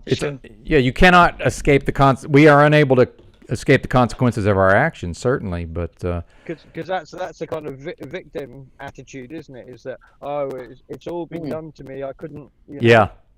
Well, that's what could I do? Yeah. The Nuremberg defense. It's literally the Nuremberg defense. Yeah. So. I think it's a consciousness defense. But look at these people. Look at what these people did to these kids, man. Through all of this, see, I think they're going to answer for that on some level, and it's sick, man, and sick. Only for the most time. They also took our elders. Exactly. By the way, yeah, I just couldn't imagine doing that to a child. Forcing all of that craziness onto children. It's insane. And think about how many kids lived three of those years, 3 of their formative years, and almost never saw their mom's face. I mean, think about that. Because some of these crazy people wore a mask the whole fucking time. Like those people that you see in their car by themselves with a mask on, they wore it the entire time. Some of them still wear it. I still see people, the odd person in a car alone wearing a mask. Yeah. So you know they wear it 24 hours a day. So if they're got their little baby in their arms, they got a fucking mask on. Oh. Yeah. But not just sorry, that. my camera's shite. Those people, you could explain the logic of the science of how those masks aren't effective in any way, and it just wouldn't sink in though. Oh, I know. Yeah, this doesn't. It's a nothing. It just doesn't mean anything. Yeah, yeah. And they might agree with you about the mask, but then 5 minutes later they're like, "Yeah, but you got to wear a mask." Yeah. Oh, okay. Yeah. Absolutely. So. Bless you. Yeah, no, that was Benton. That was the thing when I went into my local shop, when that manager said to me, "Oh, so why aren't you wearing a mask?" And I'm like, because I told you, but it's like I had to defend myself in a way that they couldn't come back at me, because I don't stand on the spot. You know the spots that they put in your shops? You know what I'm saying? Oh yeah, yeah. I never stand on the spot. I ignore the lines, you know, all this nonsense. It's just it's a worm to go in your mind. It's terrible. I feel so sorry. But the reality is, there were places in the United States you could not go into they didn't let you in without a mask, period. That you were not allowed in the store. Didn't matter what you said, did not matter. Wow. You ain't coming in here. Oh my God. Yeah. But that's fine. I tend to have this direction that says, it's all right, I'll find somewhere else. No, there's nowhere else. It's everywhere in the town. You can't go in a building in that town. Yes, I went to those places. Absolutely, 100%. No way. Yeah, 100%. Oh no, I was driving a truck going to various parts of the United States, and I'm telling you, there were parts of the country. I get it. That's terrible, man. Yeah, it was horrible. Gee. So if I needed groceries, I had to put on a mask to go get groceries. I didn't have my choice was don't get groceries or put on a mask, because they ain't letting you in there without a mask. Yeah, crazy. What a load of nonsense. Yeah, crazy. Yeah. Wow. Darn, man. How'd you get through it? Well, I tried to drink myself to death. That's how I got through it. Oh no. Yeah, I drank here, heavily. Yeah, I here. drank heavily. You're strong. You're here. You're Oh, all I good. know.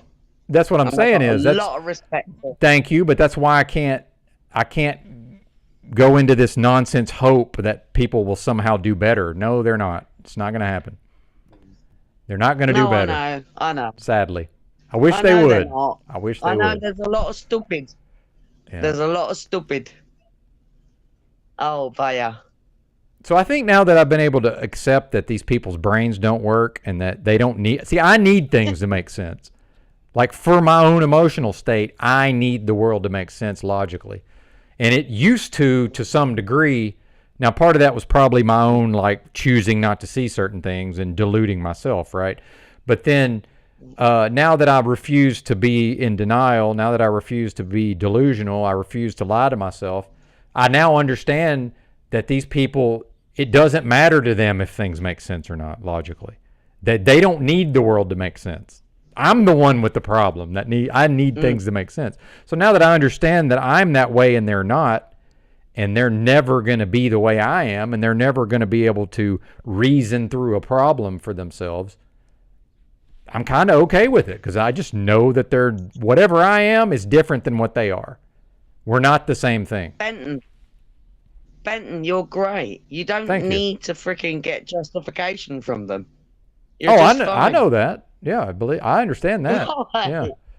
I'm talking about... I think we've all realized this. I'm saying that I'm not a violent person. I have no history of violence. But when random people feel like they get to boss me around, I start to think about violence. And I know that's a very bad place to be. I shouldn't be. People Really? should Is not that be. what you've gotten? People should not be telling Have me you what been- to do, ever. Benton, has someone tried to be violent? No, towards you? no, That's weird. my point is that I start to thinking about hurting them, and I don't ever hurt people. I don't think about hurting people. ouch. I've never committed violence upon another person. I'm actually a pacifist, believe it or not. But I know when I start thinking about becoming violent, because I got random people who feel like they can boss me around now because of what I'm doing with my face. I just... So in the future, when it happens next time, I'm just going to be like, I just will avoid it as much as possible. And unfortunately, in some situations, I'll choose to do it. But if I'm just walking the streets, nobody's ever inserted themselves into my life and asked me anything when I was just living my life. Because part of me, I think they realize that he's not going to react well if we start trying to, intercede. But then, in stores, it can be completely different, right? And then they're like, oh, there's a sign on the door. And I'm like, there's a sign on every door. It doesn't mean anything, because half the places you can go in there and nobody says anything, but there's still a sign on the door. See, that's what I'm talking about with I need the world to make sense.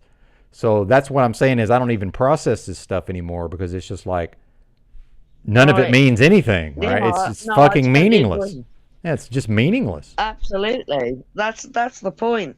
It's when you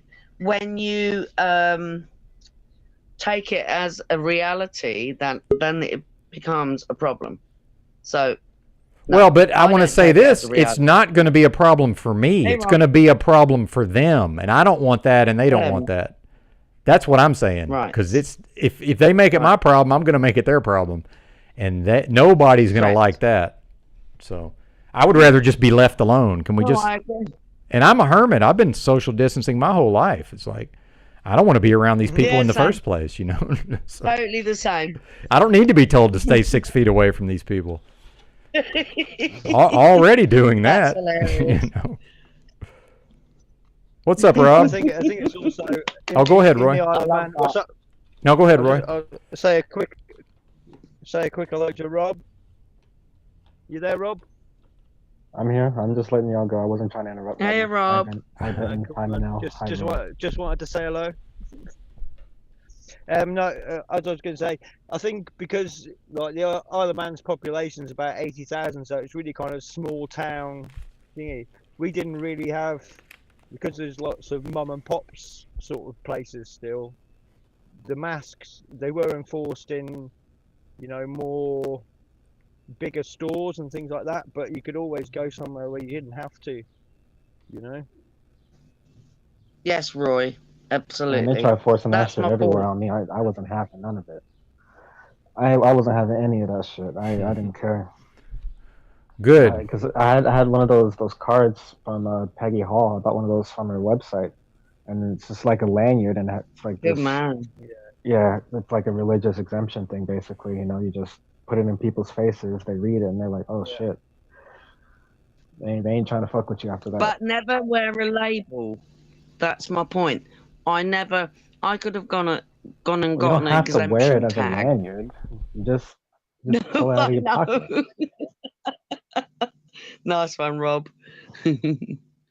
Bless you. Yeah, I mean, I walk into the store without it, but it's not on me.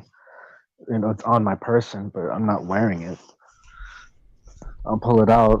Like if I was hopping on the transit, they typically they didn't even really give a shit, the transit drivers, about the whole mask thing. Enough about that. Yeah, indeed, sir. Indeed. Quite right. Good one though. Any updates on the court case, Roy? No, it's quite interesting because when I was listening to you talking about depression and that sort of thing, I've been it's something I've had on my doctor's records throughout my life. I've had several periods where I've tried to maybe not drink myself to death, but maybe drug myself to death. You know, I've had I had childhood sexual abuse and that sort of, I would say, give me kind of some kind of PTSD, and I've had long periods in my life where I've not wanted to be alive, which I think, you know, that's passive, what they call passive Respect, Roy, suicidal man. ideation. Yeah, but it's, you know, since the pandemic, that's what sort of brought it all out, and you know, and microdosing. Yeah, I know how you feel. Mushrooms for about 2 years was amazing. So I could, you know, one of the things that I related to, and what kept me watching, you, Benson, was that kind of, you know, kindred spirit aspect of that, of not wanting to be here. Yeah. Roy Duggan, your mic is brushing your beard. But not having the balls to, or not the balls, but having such a strong will to live that you know, you don't let that happen. Because why would you want to live in this place? Yeah, exactly. Yeah, for sure. Yeah, but we all came here, though. We all came here to have this conversation. Yeah, there's been a few times I've tried to delete myself from this realm. You know, OD a few times. I'm still here, obviously. So clearly I'm here for some reason. Well, bless you, Rob. Yeah, man. I know. So Survivors Club. You gotta find your purpose. Right. You just gotta find your purpose. Yeah, indeed. Yes, absolutely. Or realise that it's just, you know, life is but a joke. You know, as Music Holder Secret said the other day, you know, the Jimi Hendrix line. Yeah, there you go. Yeah, there's something to that. Well, all along the Watchtower. Mm-hmm. Indeed. Oh, I used to love that Rattle and Hum album. Oh, really? Benton. Yeah, you know, it's not... Yeah, man. It's a great album. Film as well. They did a film, didn't they? Yep. Yeah, it's a theatrical release. Yeah, absolutely. Yeah, we used to watch that film all the time, man. You know. Yeah, I loved that Rattle and Hum it's album. funny. It wasn't that well received overall, but I thought it was great personally. Oh, I loved it. Yeah, me too. Especially back then, we were somewhat starved for entertainment, especially where I'm from in Arkansas. So yeah, it was good stuff. Yeah. Oh wow, Arkansas. Yeah, I'm from. Oh my goodness. I'm from the Delta. I'm from the Mississippi Delta area. Bayou, boy. Yeah, born on the bayou. Wow. That's right. Wow, the cool. world's longest bayou runs through my hometown. Oh yeah, it's a whole nother thing down there, man. You know that Duck Dynasty show? Have you ever seen that, Monel? Duck Dynasty. It was a big cultural phenomenon. I'm sorry, I haven't. Well, I'm sure Well, you would please have tell me. ran across it at some point. But my hometown is similar to the Duck Dynasty TV show. It's very similar. It is. It's very similar culturally. What's that? Most of the sort of southern. So, was it around in the 70s? No, this show was 10 years ago, probably. It was a big deal 10 years ago. Most of the Okay, stuff sorry, I saw Roy. about I didn't mean to interrupt you, man. You just did it again. Okay.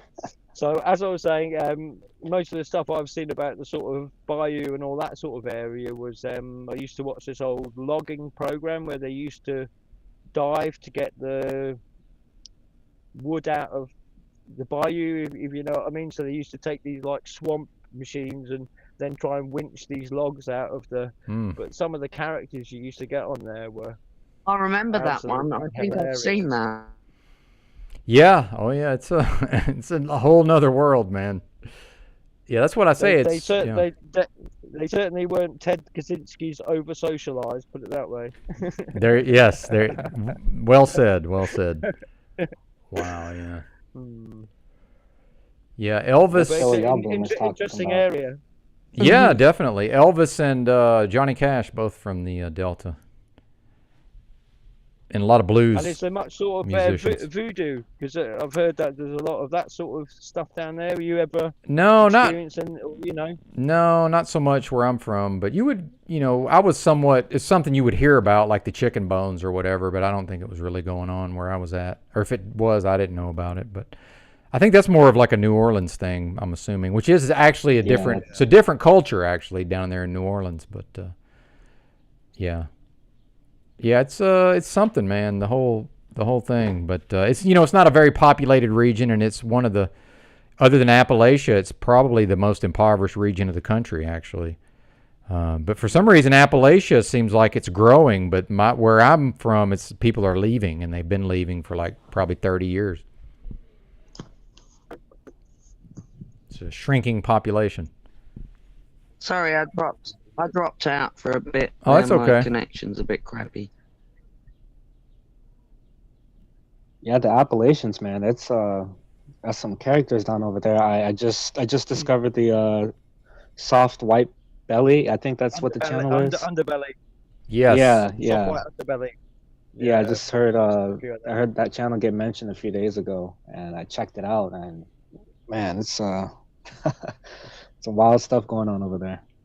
Wild Some folks. great stories, man. Did it blow your mind? Stories so well. What was it called? The underbelly. Sorry, Roy. Rob, was it called the underbelly? Roy would know better because he corrected me on it. Soft white underbelly. Sorry. Soft white underbelly. Okay. Nice one. All right, thank you. Yeah, it's a big channel. There's some good stuff on there.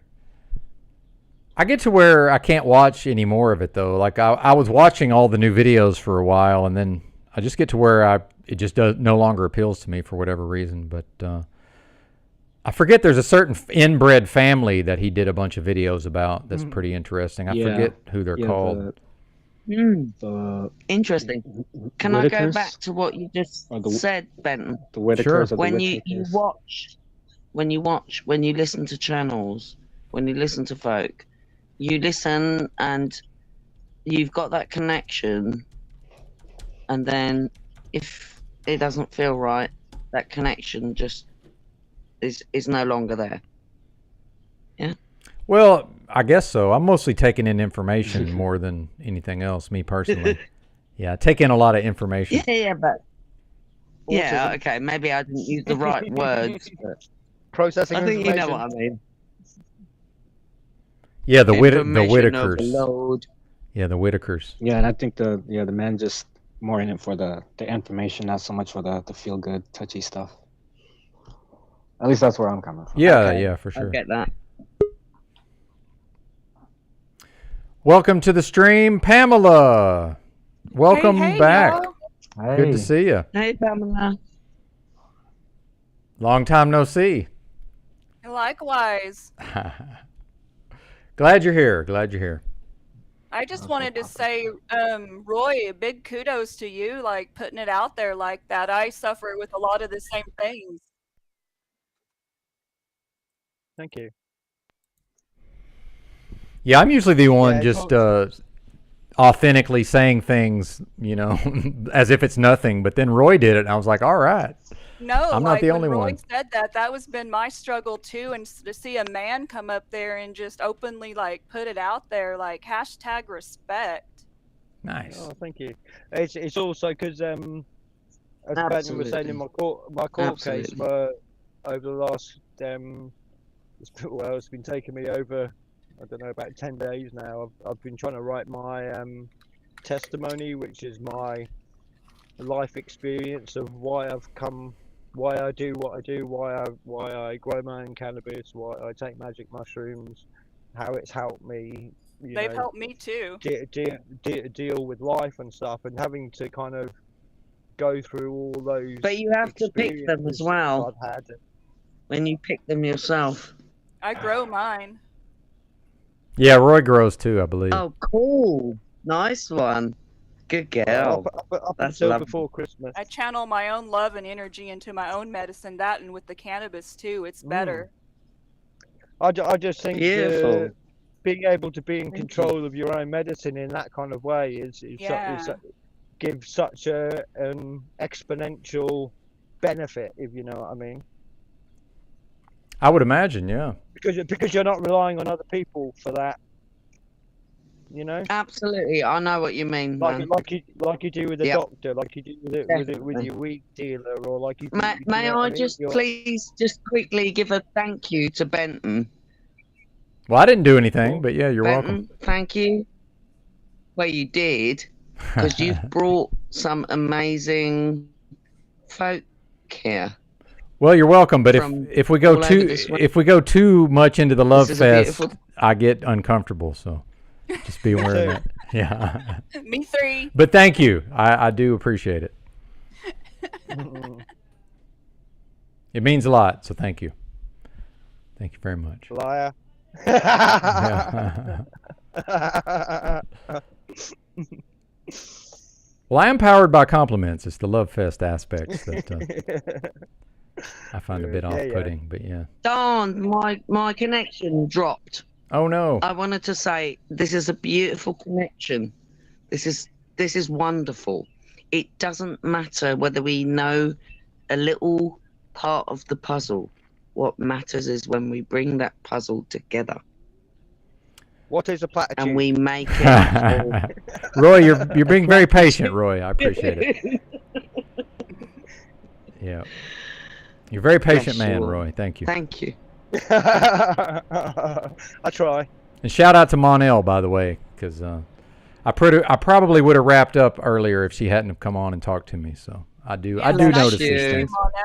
I know, but you put the link up, Benton. You put because you knew I was there, and you know that we love a good conversation. This is important. Indeed. We need to connect. That's true. Even if we we don't always like what one another says, but it doesn't mean that we can't connect and grow and learn.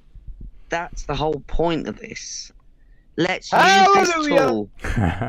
Hallelujah. I love you. You know I love you. Amen. No, you don't. You don't even know me. Uh-oh. Roy, keeping it real. I like it. Get her, Roy. Really real. Really real. Well, it is, you know. You say all these things, but they're not really based in reality, eh? Yeah, I think I know what you mean. It's I've got a lot of thoughts on the subject for sure. I'm sure. Yeah. Share them. Well, some of that I'll wait until I'm solo, and I'll vent when I'm solo, right? Yeah, okay. That's how that usually goes. Yeah. I got all these folks in the building. You know, I don't want to hog the conversation. Oh, it's but you're beautiful. the reason we're here, Benton. Beautiful. Right, this your show, nigga. Oh man, our house. It's our house, Rob. Come on. Oh yeah. Yeah, you're not getting off lightly today, sitting in the background eating your food. And Damn it. Yeah, that's right. Changing Whose batteries. house? Our house. Yeah, I'm just trying to hang out. I know, me too. Me too, my friend. Oh man. See, more laughter makes happiness. You're not wrong. You're not wrong. Shout out to the How chat. are you, Pamela? What's that? How are you? Oh, I'm good. I've been busy. Had this root canal that went to hell, and so I've been trying to get that back. I've been dealing with matrix doctors and everything. It's been fun, but finally getting there. Finally getting there. Good to hear. Good to hear.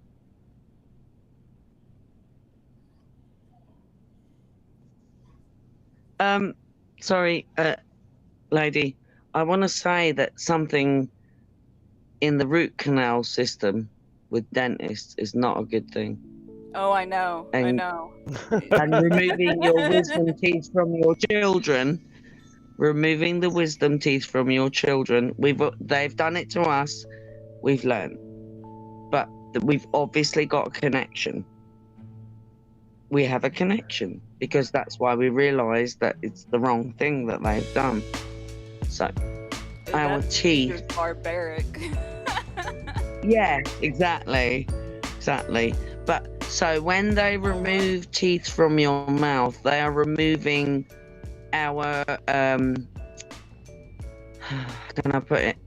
Part of our antenna. Does that make sense? Mm-hmm. That's why it's called the wisdom tooth.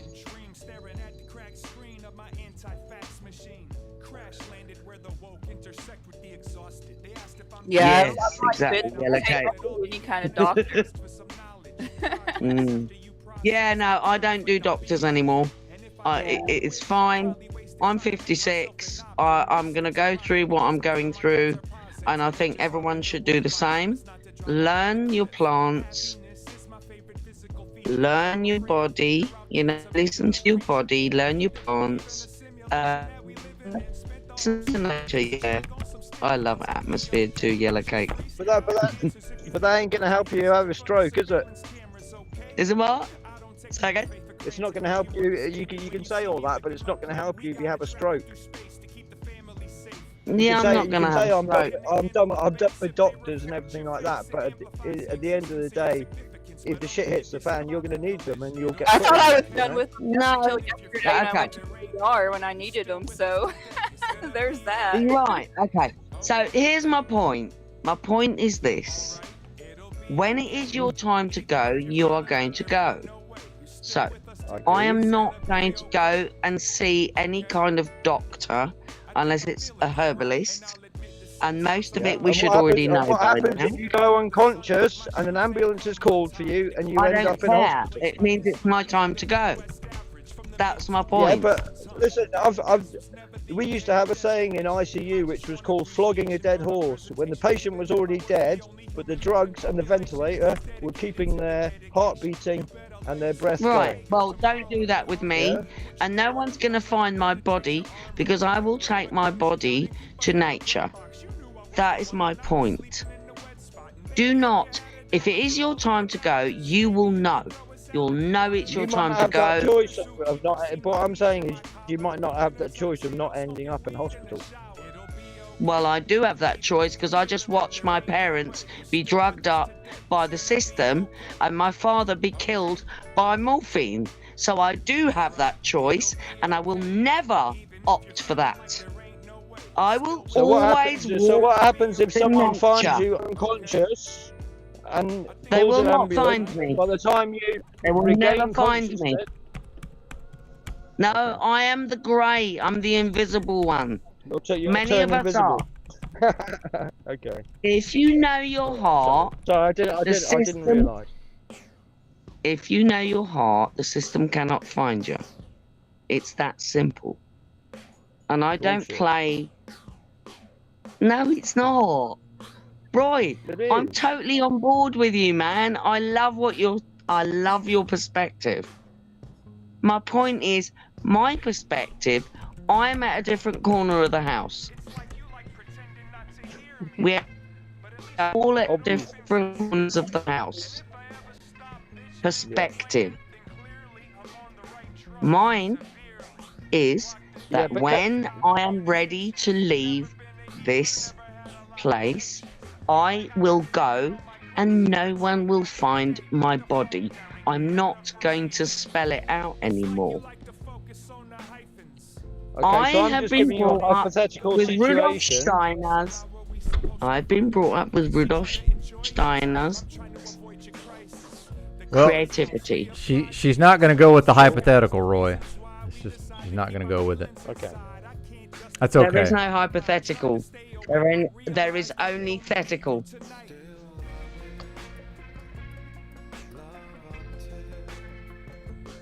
Right. I need to go and cut my parents' head, so I'll love you and leave you. Thanks for stopping by, Roy. Bless you. Come back anytime, sir. Always a Thank pleasure, you, Ben. Roy. Love your work. We'll be back at some point. Thanks, brother. All right. But we must always have that Later, Roy. that enjoyment of different perspective. That's beautiful. Thank you.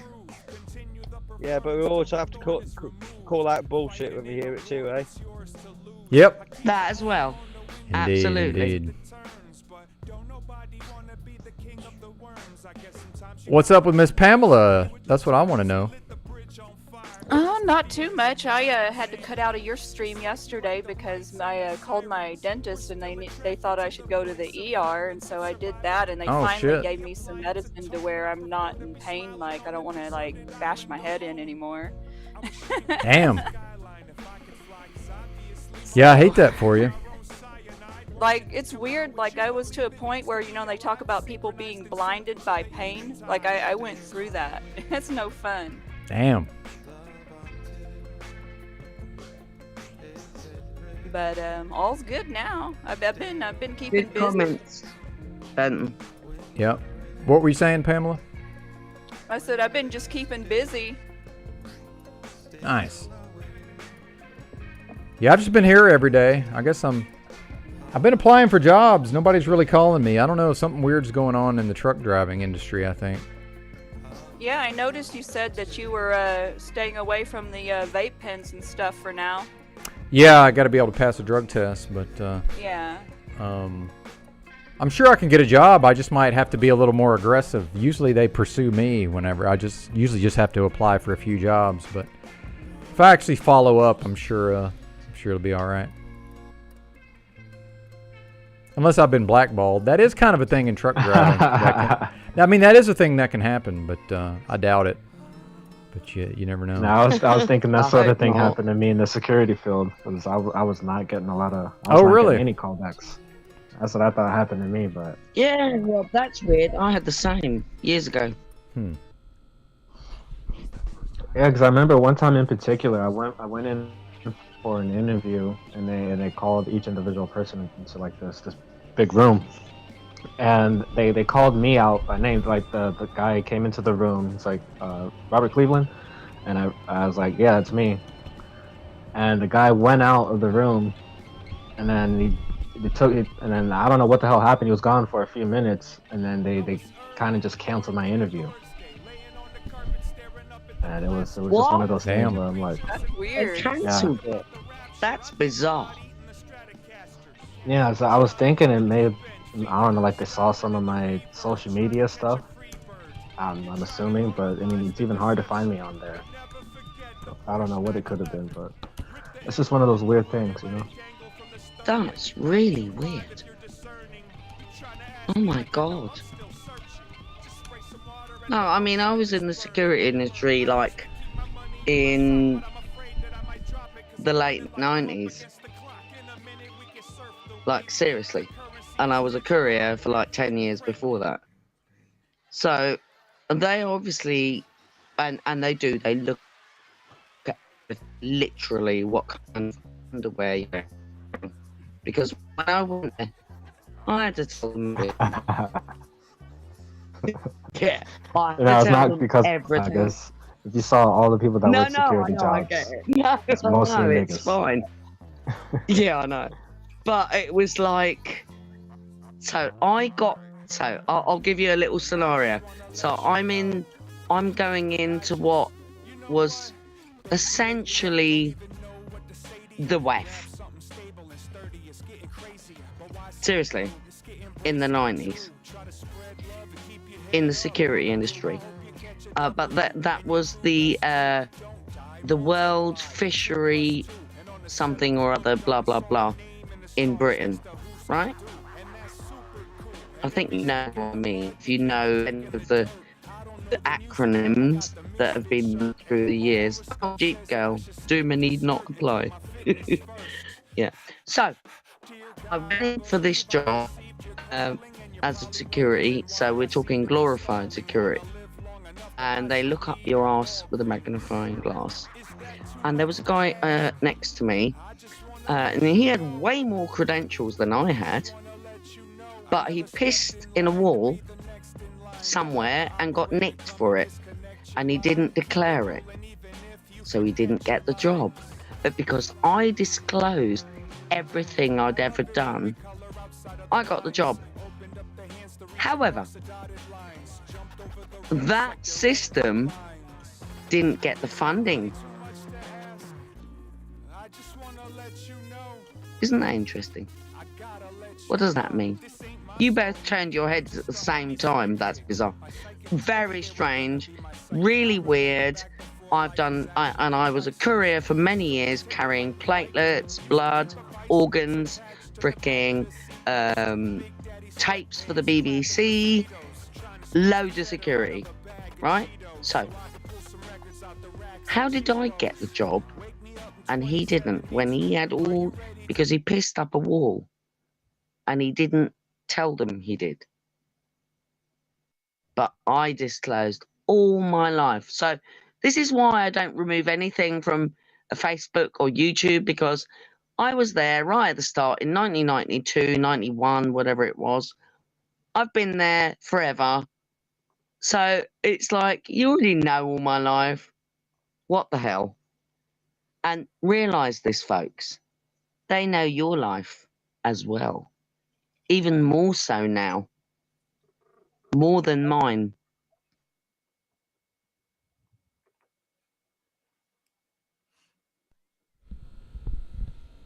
But yeah, something's definitely up with this job market, because usually I just apply for jobs and wait around and then they all court me, and I'm pretty sure I can get hired, but it looks like I'm going to have, well, that's how truck driving usually is, but I think this economic downturn is a real thing, at least as far as, you know, the amount of goods that people are buying and all of this. So, well, it seems they want you to do less work or do more work for less money. My boyfriend's a HVAC contractor, and we got companies like trying to get him to do stuff all the time, but it's always for nothing. And we're like, no, we're not doing that.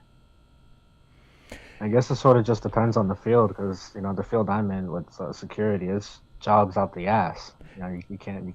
Yeah, that's a big growth industry for sure, from what I've seen. Yes, I wanted Pamela had it on. Pamela had it on point, and this is what they did. So they did this in 2020. Yeah, no, they don't want you to work. They don't want you to work. They want everything to be automized. Right? They don't want you to work.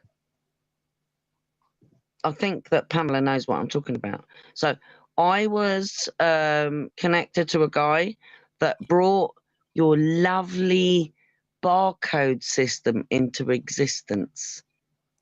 You know the barcode system?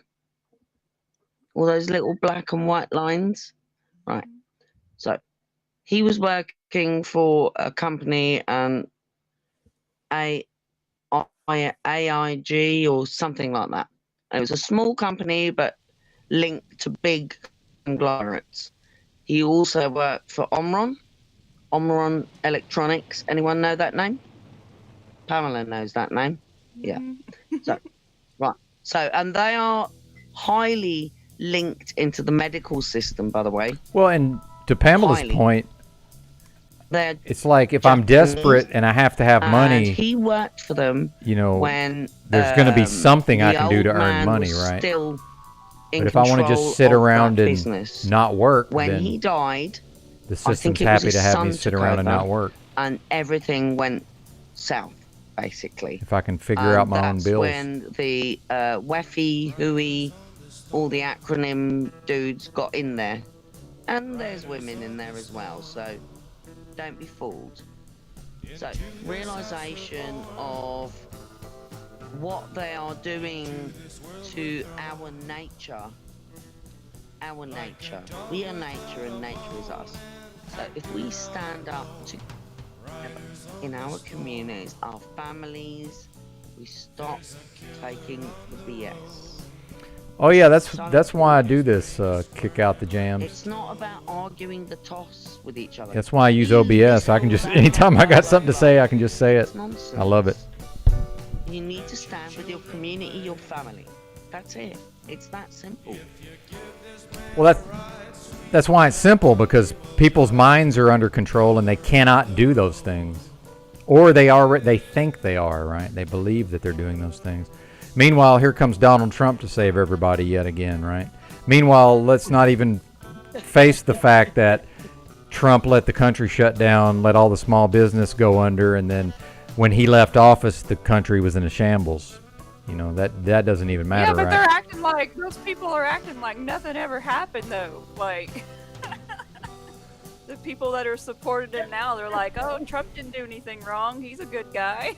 I don't want any of them. Mind again. They all forgot about Operation Warp Speed. Oh yeah, mind control.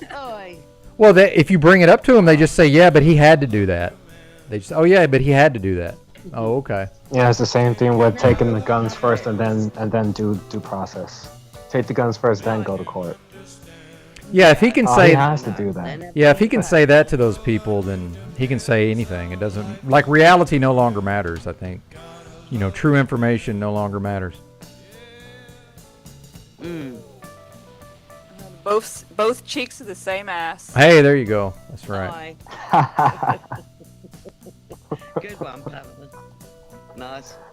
Well, what I've said is if the people, if the people got rid of, if the people got rid of all the politicians simultaneously, and then got rid of all of the ones who replaced the politicians, so get rid of all the current politicians, get rid of the second wave, then maybe there would be some chance in the short term of having some sort of government that would help the people. That won't work.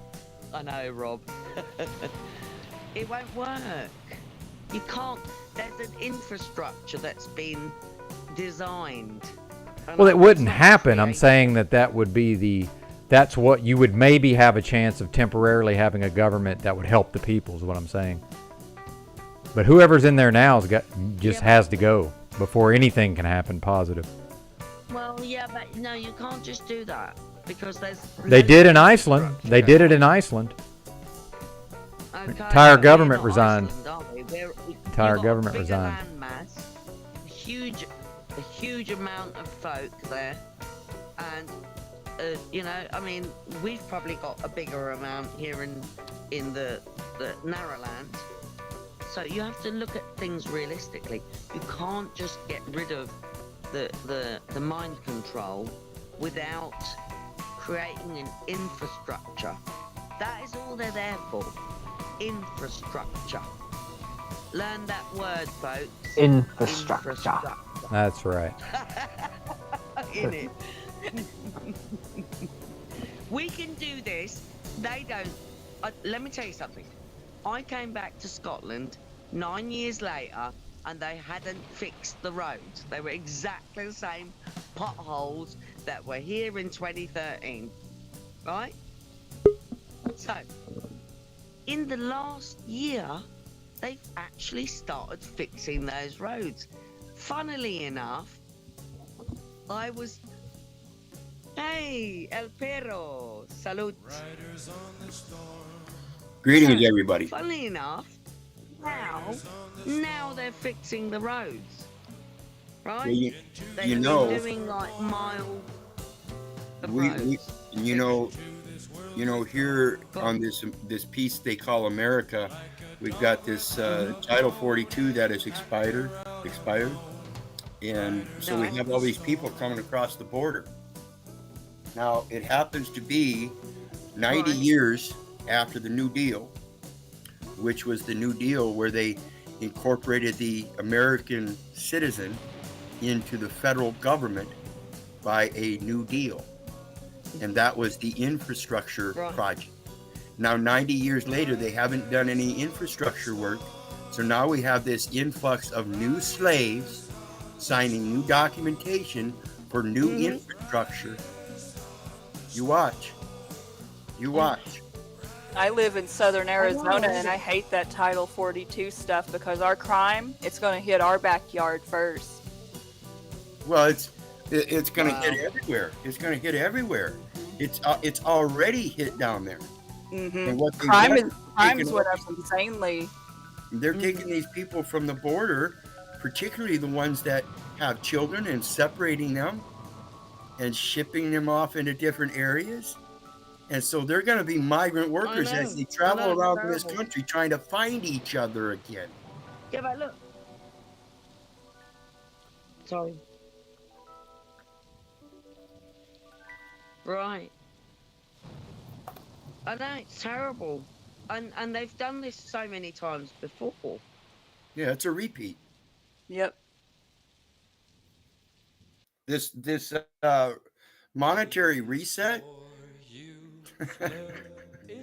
the monetary reset happened years back when they decided in a case law that the legal tender definition is now negotiable instruments. Now, where does the premise of war start? Start at the local community or at the international community? No war has ever started out at the local community. Ever. It's always been on the international level through shipping, merchandise. It was never about religion, ever. The Vatican is a center of commerce, not religion. It's a world's first center of commerce, other than the court of the Gentiles. You remember when Jesus went and kicked over the tables? Yeah, then the Vatican came about and established themselves as the commercial center, taking over the Gentile square again. Gathering up all the Gentiles, the unum state, saying, your souls are now mine. Sorry, if you can interpret the scriptures, you go to Isaiah 43:1, and fear not, for I am the Lord's. He has redeemed me. He has called me by name. Not you. You are not a redeemer. If you're professing that you claim my soul, sorry, that's an impossibility.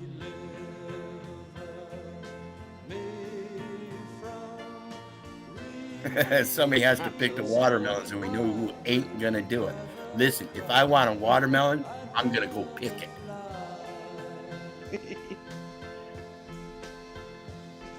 All kinds of things that we need to start doing to realize we're not the natural beings that we think we are. We're acting in a corporate. We all should grow our own watermelons. I used to do my own gardening. It's been 7 years, and I hate it because I'm stuck with having to deal with all this other shit at the grocery store that I'm not used to. I love my own veggies and stuff. I love making my own sauces and stuff. I love making my own wines and shines. Yeah, I learned to can to have all that stuff on hand. Like I make sauces and all kinds of stuff. I grew up with mom and dad teaching me how to garden and work on Nice. engines and all that shit that we Oh, didn't that's learn in beautiful. school. Mm. That's the only Well, thing I no, give praise. That's the only thing I really give praise to my adopted parents for in raising me, was they gave me the extras that I never got anywhere else. So I give them kudos to that. That's beautiful. Yeah, El Perro. I had the luck to be given a Steiner education, and it was very organic. So it was literally showing children, little ones, not children, boys and girls. So showing us how to make things from what nature gives us. You know what I mean? Yeah, and that was that is the teaching. that's kind of like the a gypsy lifestyle as well. They do the same kind of thing. They show people their lifestyle as they're moving across the land and living organically. And people just don't understand that. It scares them because they become indoctrinated into the commercial No, society. because they've And now been made weak. They've been made weak to and you sit hardly in a ever see gypsies building. Anymore. Right. Exactly. Gypsies used to travel across this land all the time. Back in the late 1800s, early 1900s, they were prolific. And some. Yeah, And yeah, some. and now you don't see them anymore. I see them pretty regularly here. Do you? Oh, really? Oh, that's cool. It's Yeah, like the like the grifting gypsies, but not like Yeah, well, that's basically what people get a sense of gypsies for, is because as they're traveling along, they pick up little trinkets here and there, and then they sell those trinkets because they don't have any need. They're traveling. They don't want to carry all their belongings. That's why I like gypsy lifestyle. They're not sitting there connected to all the belongings. They know it's other people that want those things, Right. and they get to get their lifestyle out of it by collecting them and selling them along the way. El Perro. Yes. J.J. Cole. Traveling lights. Yes. Exactly. That was the basic concept of money, is that so you didn't have to travel heavy. You didn't want to have to take fucking 15 wagons if you owned a castle and you're going to leave the castle behind, but bring all of the belongings. You don't do that. You travel with money by selling everything off and getting a piece of script saying how much they had holdings in gold for you at this place, so that when you reach your destination, you've got a valid slip for the other country. That's interesting. That's already in a peace agreement, that when you get there and you move, you find your place, and then you get to collect up all your things again, but you don't take them with you. You collect them new things at the new place. Probably going to wrap it up here in about 30 to 45 That was the minutes. whole premise of money. Just so y'all know, I got 34% left on the hotspot. It starts acting funny around 20%, and then I'm trying to save some of this hotspot data for tomorrow. Thank you. I'm down to about 8 gig left. So I want to save around 7 gig for tomorrow. At the start of your journey, you will progress to have through your journey. Right, but the Physically. exchanges go through conversions, and that's the problem Right. with the society today. People don't Right. understand the conversions from materialistic things to notations on papers.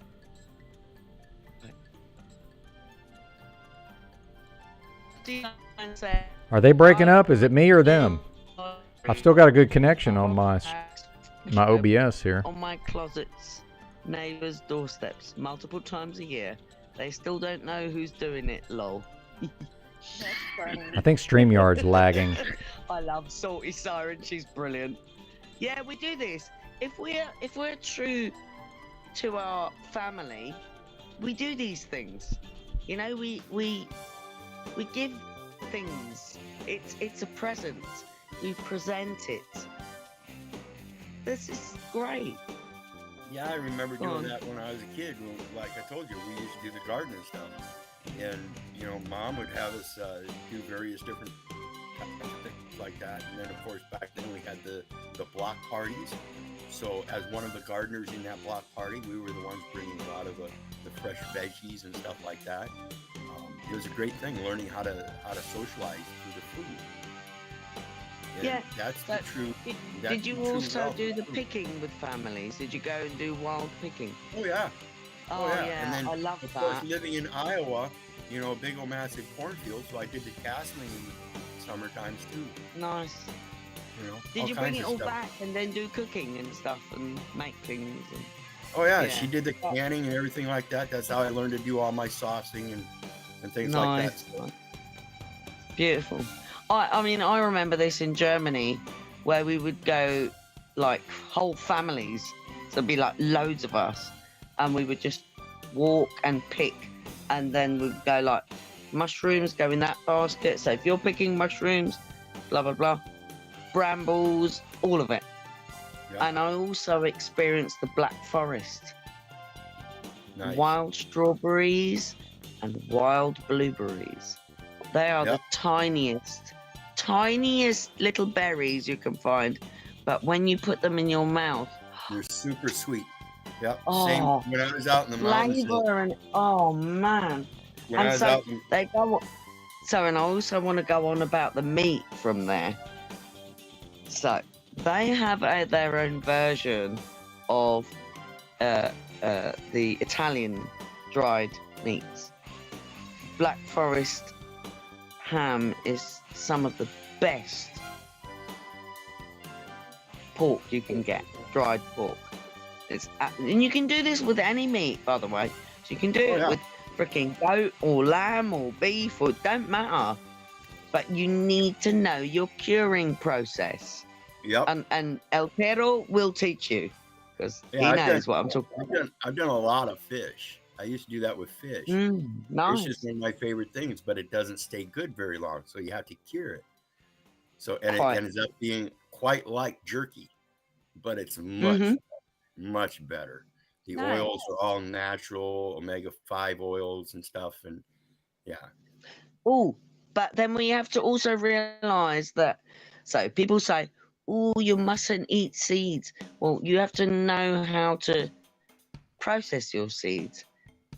So, if you sprout them and you know how to oil them, I think you know what I'm talking about here. To eat them? Yeah. So Maybe there I'm- are processes. There are processes because we can't digest the shell of a seed. Our gut is not designed to process that. So what we have to do, we have to process them properly, and that's not the chemical way like they do with the what they call it, canola seed, or the one I hate, which is the same seed, rape seed. Disgusting. Why would you call it that? So yeah, Those are chemically extracted, and your vegetable oils, all of these. And if you look into your like your hummus and any of your dips, they are going to have those oils in them, and they are taken out chemically. They're not pressed, naturally pressed, cold pressed. Right. And then So another if you're thing, gonna, you just mentioned you mentioned the rape seeds. Now there are some seeds that have what's called mystacicin in them. That is it's a chemical that is almost the same structure as the rape date rape drug. oh shit, that's wow. terrible. That's why what it's called rapeseed. Yeah. Oh Lord. Right, It's I've like experienced rape. apricot seeds. They But have I'm sorry. cyanide in No, for me, it doesn't feel right to call a seed rape. It's just it doesn't, but it's a warning, it's a caveat. It's telling you that if you eat too many of them, you're gonna get intoxicated. Okay? Absolutely. Same thing with apricot seeds. If you eat too many of them in a large amount, you can get poison. You can get cyanide poison. You can actually die. So it's the same thing. And you mentioned nutmeg yesterday too, right?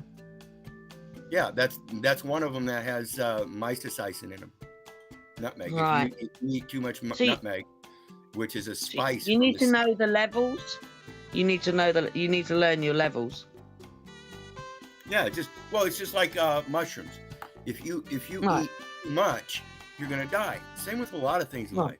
But if you eat them in the microdoses, they're gonna be healthy.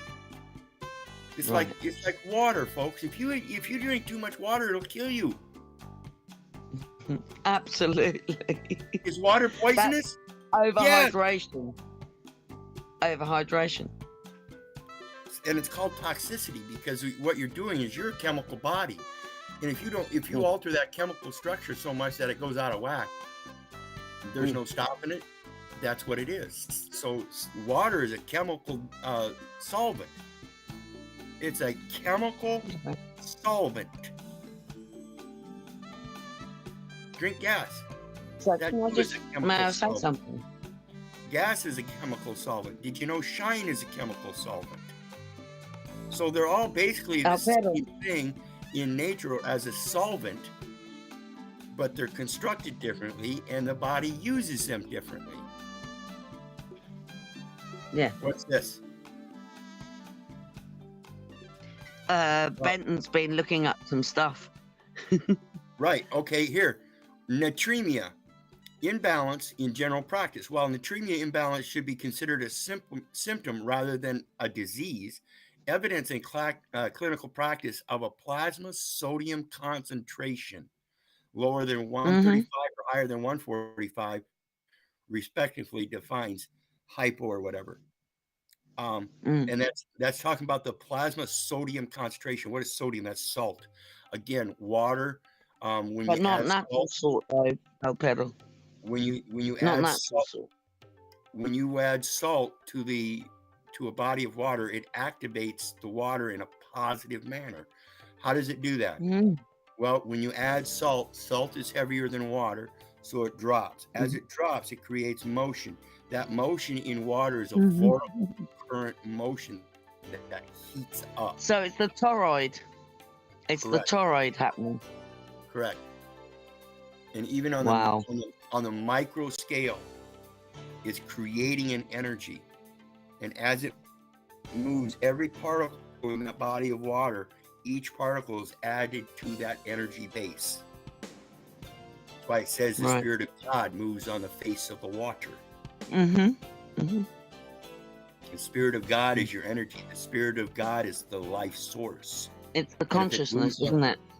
If it moves upon the face of the water, you watch water, you'll see it in its flowing state, creating all kinds of vorticles. That's the Spirit of God.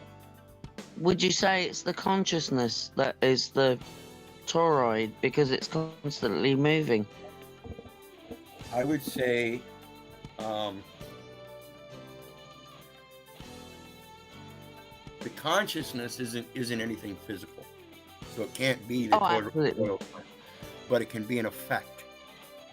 And what I mean there is that if you take 10 objects and you put them in a toroidal current, as they get lower and lower, they get closer and closer.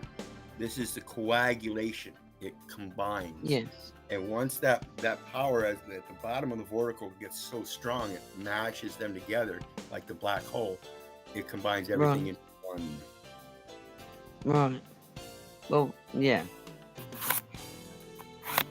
But that's the consciousness. But Right. when we come to a physical world, we join with another consciousness, the physical of that place.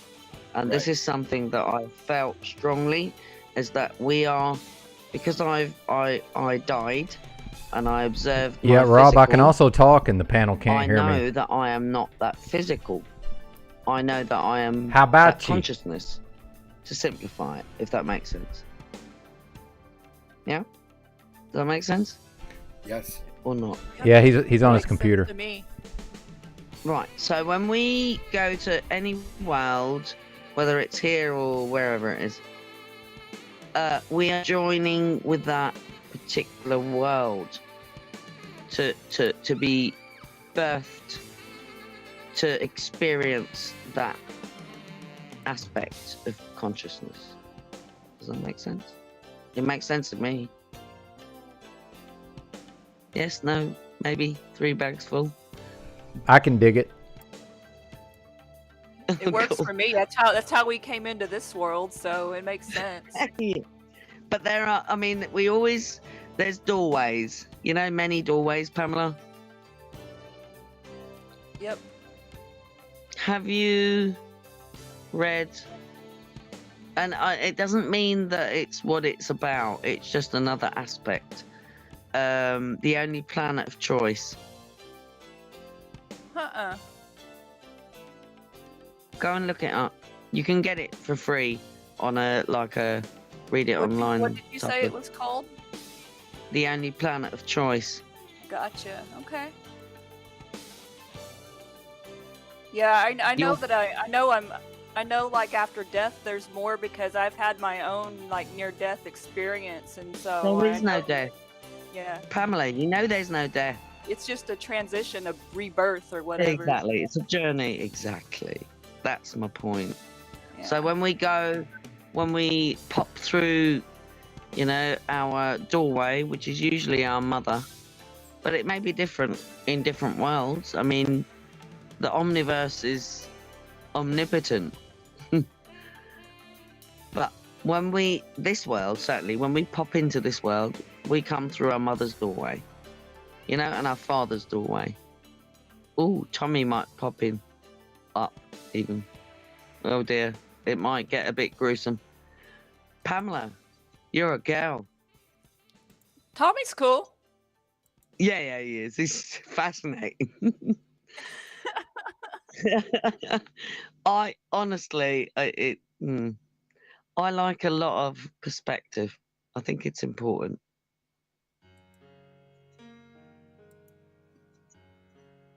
There's Tommy.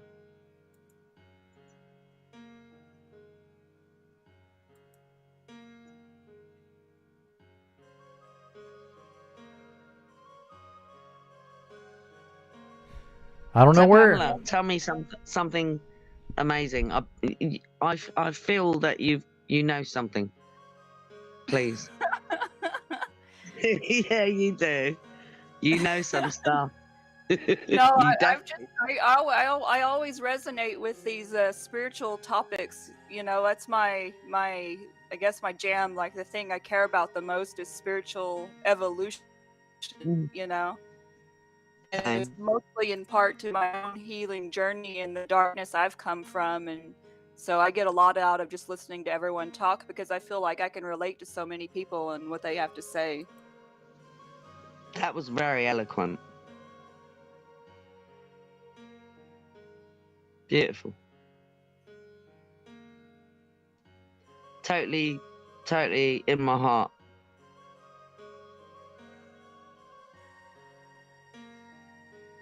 I appreciate you saying that.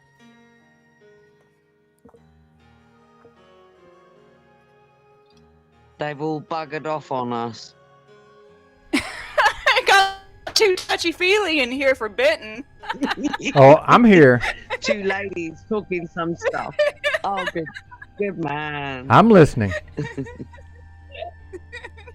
Good man. I appreciate the feminine energy. Always have. Oh, respect, man. Yeah, this is one of the safer places to be online for sure. Definitely. Well, less dangerous, perhaps. No, I've got a lot of respect for you, man. Not a safe space, though. I get it. Definitely not. Yeah. Definitely not. Oh. So what time is it there for you? Come on, let's get our... It's noon where I'm at. It's 10 Noon. here. 10 in the morning. 10 in the morning? So Yep. it's 10 past 6 in the evening here. Oh, okay. Yeah, you're way ahead. So we're all time traveling. Yeah, I hadn't thought about it that way, but I suppose you're right. Well, I mean, I don't know who invented the clock. Some dude with a name from way back somehow, when. But a clock is a perspective thing. It shows you when the sun comes up or where it goes. And it goes away and it comes back around, and then once in a while you get the moon come to say hello. So it's just fun. So I think we should just look at it as fun. The clock is a load of fun. It's not real because it's perspective. It's like being at one of the corners of the house, or however many corners it's got. The clock is nonsense. Time is an illusion. And I fly with that.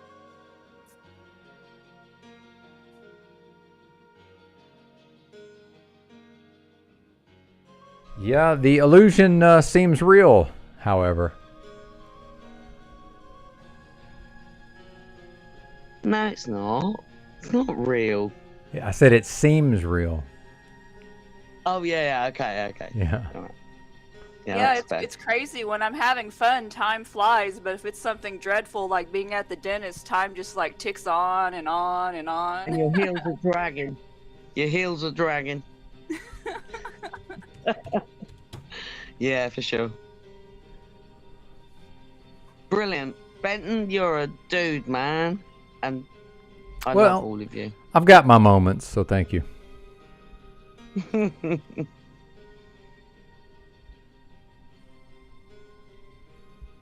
Travis Barker and Post Malone put on a Nirvana tribute during the pandemic.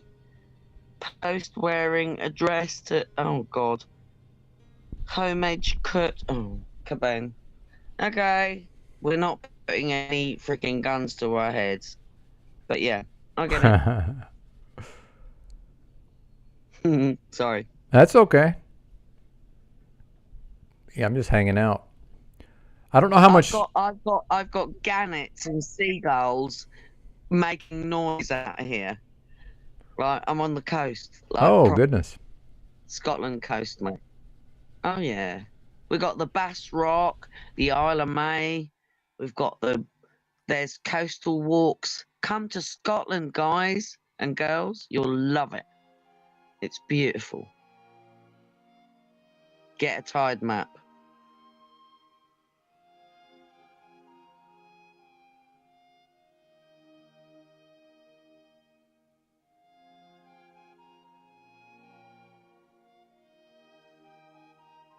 Hello?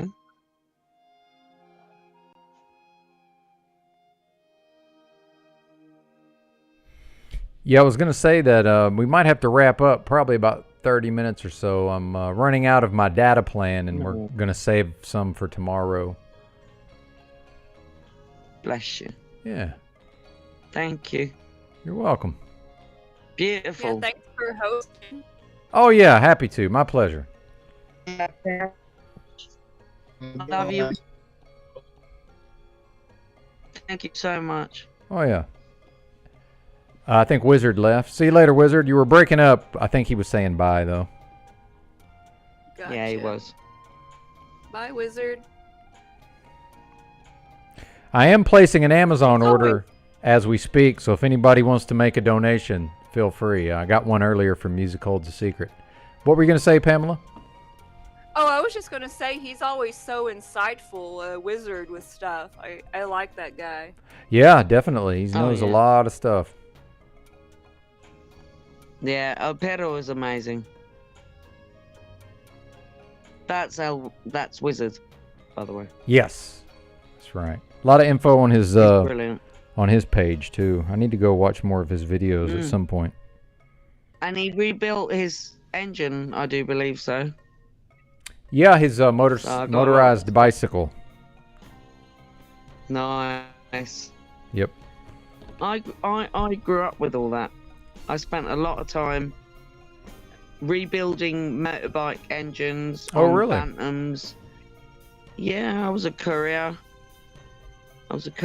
From the late 80s through to the late 90s, roughly. Okay. Yeah, vans, small vans, then a bigger van, which was my first car, and then motorbikes. So, yeah. Well, I had remembered the courier part, but I did not make the connection to rebuilding engines. Oh, but a courier is like, I only did it within the narrow land. But, yeah, no, I did that when I was a teen. Wow. I had a friend. Yeah, he rebuilt Bantams, the old Bantam bikes. Okay. Proper. He had Bantam tanks hanging off the end of his bed. No, really. Bike parts in his bedroom. Oh my goodness. That wouldn't work in my house, but Pamela knows. But yeah, he lived just at the bottom of my road, and I used to help him clean up the engines. And these were old engines, and they were aluminium, by the way. And it would you clean off all the gaskets, basically. And then he would rebuild the engine. So, listen, children, because there's something you've forgotten: how to build things and rebuild them, and some of the older ones as well. This is very important. Because I think we are entering a time, either you're going to have a horse or you're going to have to rebuild engines and vehicles. And somehow create new tyres or something that works. That is the same kind of thing. I think we're... I never thought I would say this, but I think... What was that film with what's-his-face? Oh, God. The Thunderdome. Oh, Mad Max. The Road Warrior was the original. Yeah, I think we're... So, unless you know nature, you're going to have to go and do the other thing, which is the Mad Max version. You know what I mean? Make sense? Yep, glad I grew up in nature. Yeah, Pamela. In La Cache. You're a good lady. And so you're a good man, Ben. We all know.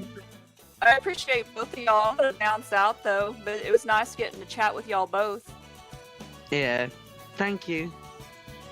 I'm going to go too.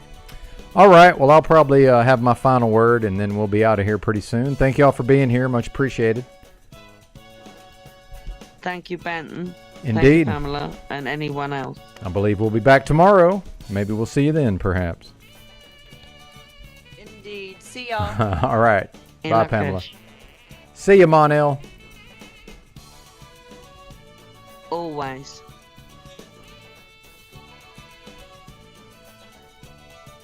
Well, it's quite a broadcast, if I do say so myself. I got to play one of my old Nightmare Dystopia episodes in 1.5 speed, I believe. We got Robin in the house. Good to see you. She makes some of the thumbnails, in case anybody's curious. Musical's a Secret. Shout out to him. He sent me a $25 Amazon gift card. I think I'm going to try to get me some of this mushroom powder. Although I might hold off because, you know, I had assumed I could get a job quite easily in truck driving, which I believe I'm still very employable, but it doesn't seem like they're going to come breaking down my door like in the past. When I got my last job, all I did was apply to like maybe 5 different jobs, and then one of them called me, and I went to work like that very week. So I'll probably have to become a little more aggressive and probably just take the first job they offer me, right, for over the road long haul.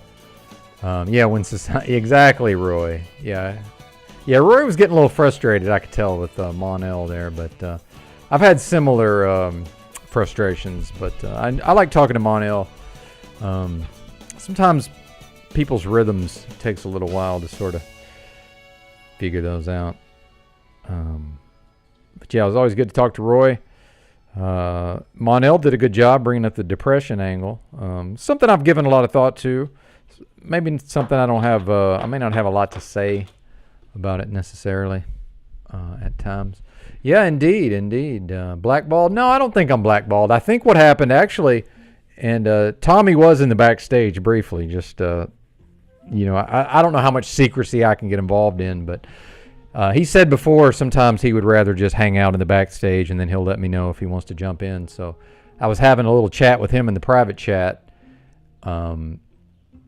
and he seemed to back up my sentiment. It seems to me like I'm seeing a lot of truck driving jobs are being advertised on Craigslist, but still probably less than what you would see in a boom cycle.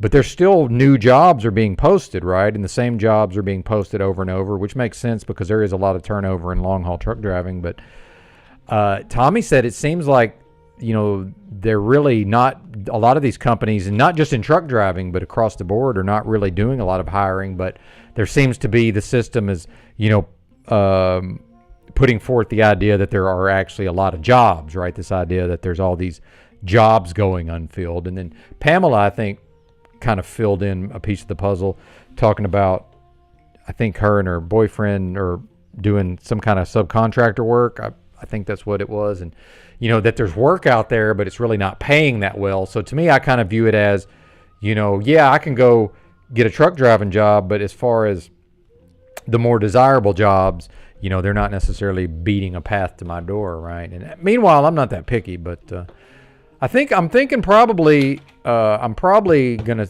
break off about $1,000. I've got money in my debit card account, but that's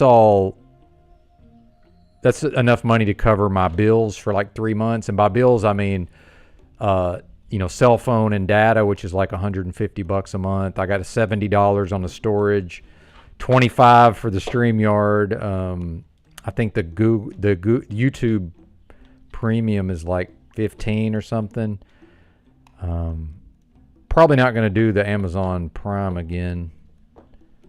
God, it's terrible too. Almost everything I order is late. Like I got orders that are supposed to be here today, and looks like most of it's going to be a whole day late, which is not that big of a problem. But so I was looking at buying these mushrooms because it was like, well, if I'm really leaving, you know, the motel this week, Friday would be when my rent is up, you know. But I've got enough money. I could do another 2 weeks, and I'm down to $4,000, what I consider like my savings, right? But as long as I actually go to work, back to work, I can take a week, and I can take like 2 weeks and just burn through $1,000, which is what I will burn through. Maybe a little less, we'll see. But $180 a week, that's hard to leave, man. I just saw some people that looks like they rented a room, like not next to me, but the next room past that one, and I can just tell they're not from this area whatsoever. They probably, this motel advertises on Craigslist, so they're probably here just for the very, very low price, right? So that's good. Oh, and the legal cannabis. You know, they do have recreational cannabis here in Although, you know, maybe I should go sample some of that, right? Better not. Yeah, back to the poker room. If I had enough money, I would be, Roy. And in fact, I considered I could take that $1,000 back to the poker room, but that is actual gambling. Like, that's just, you know, that is actual gambling. Because like last time I went, I lost my 500 because I buy in for 500 playing 1-2 pot limit Omaha, and that was gone. I lost that, you know, pretty quick, and then bought in for another 500, and fortunately, you know, ended up winning, left ahead $1,500. So, you know, it would very conceivably could have lost that second 500 also and been coming back, you know, down a G. So, but I think I'm pretty sure if I go back to truck driving, I'm going to drive just long enough to save up 20 grand, and then I am going to play poker. As much as I don't really want to, I should be able to play. I could probably just play 3 days a week in Tunica, and I should be able to make enough, because living very frugally, right? Especially if I get on this pork like I was talking about, because this, with the food, the main thing eating me up is this tuna, man. It's like $15 a day for the tuna. Yeah, it's crazy, but I think I could get by with like $3 worth of pork. It's so cheap here. Yeah, thanks, Yellow Cake Maker. Well, I mean, and that's the depression, right? Like, that's the, you know, it's like, hey, laugh or cry, you know, especially with my illness or whatever. No, it's not tempting, really, Roy. It'd be more, it's tempting from the standpoint of that could buy me more time, right? But then it's like you can also push your luck right up until you can't. And when I say save up 20 grand, I mean that's like the minimum amount of money I would need to actually play Pot Limit Omaha and not have to worry about going broke necessarily. So, yeah. And it's like 4-hour drive, so it's 8 hours a round trip drive, and then you know, I go to bed super early. Like the game starts, the one in Tulsa starts at my bedtime, right? So it's like, dude, I'm an old man now. I'd rather just go to sleep.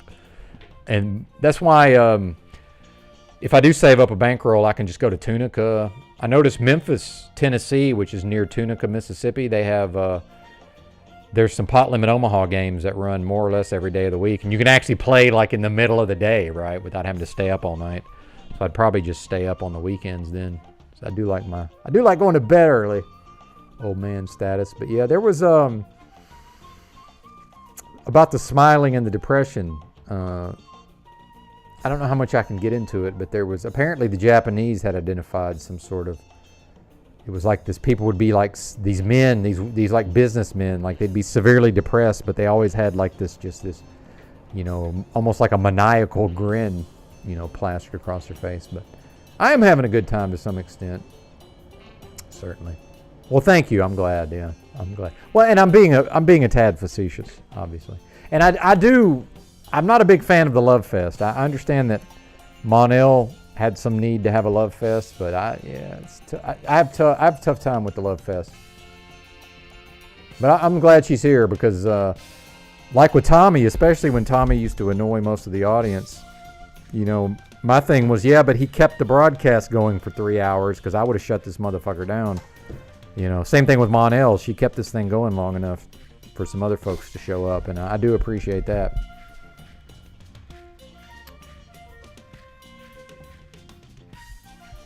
Yeah, back to the poker room. But no, back to the truck driving. But I do feel like the rest and the I've got my diet dialed in pretty well, and you know, I'm not running out of nutritional supplements yet. As far as, you know, I'm actually intentionally using up certain things that I may not buy again, and then because it is too fucking expensive. I've been just throwing the kitchen sink at my illnesses since I had the income to do it with. But and as is pointed out, you can't just take everything on the fucking market, right? Oh, let me turn this music off. Hang on. Or is this the last? Oh, we only got 2 more songs. Okay.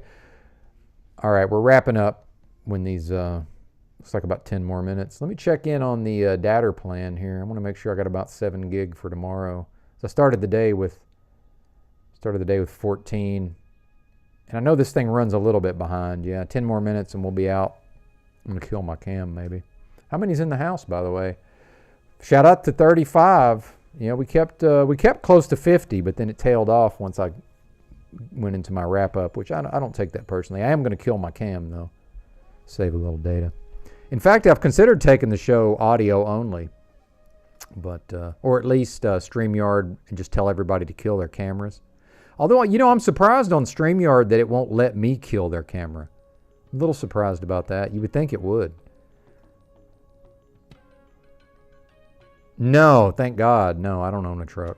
No. I thought about buying one because you may have noticed that the used car prices had spiked up really high in the last few years during the pandemic. Well, the same thing happened with big rigs. Used big rigs went sky high, but I was looking at buying. You could get before that they were dirt cheap, and you could get a really nice, like a 1999 pre-emissions, like an International with a Detroit engine. You could get one for like 10 grand, and I mean like a nice one. And that same truck recently, when the prices spiked up, was like $45,000 for the same truck. It's crazy, but that older style of sleeper I'm a little spoiled with the newer sleeper cabs, or it's actually nice because I live in the when I'm working, I live in the truck, right? So the older trucks aren't as nice, but then all those 99s are manuals, and I've gotten lazy, even though I know how to shift. I've gotten kind of lazy. I don't really want to shift the gears if I can help it.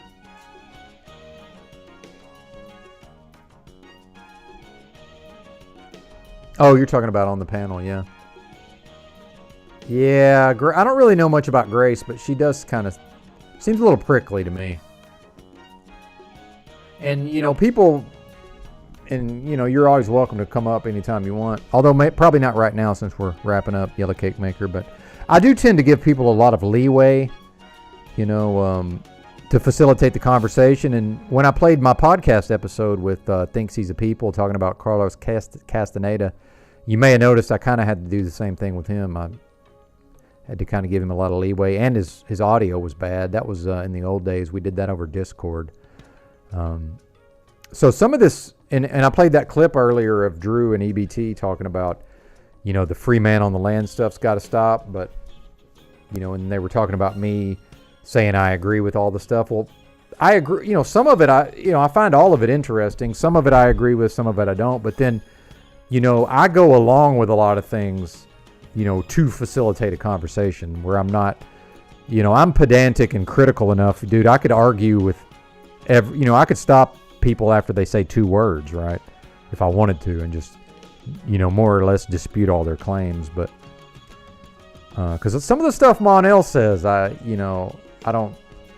could certainly find some fault with from a philosophical standpoint, but it's, it doesn't make for a good conversation, I don't think, to just, to do all those stopping and starting, right? Gotta just let these people go sometimes.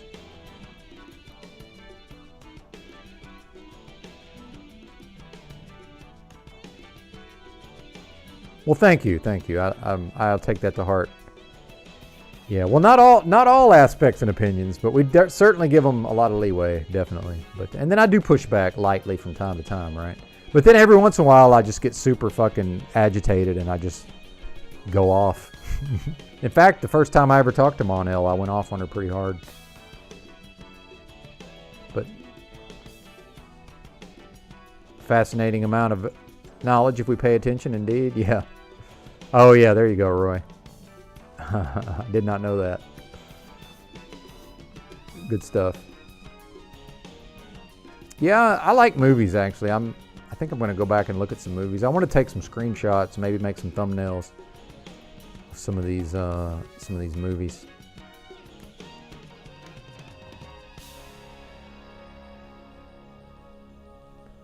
Well, I think that's it for me. There's one more song on this album. This is, might as well show you all what this is in case anybody's interested. Whoops.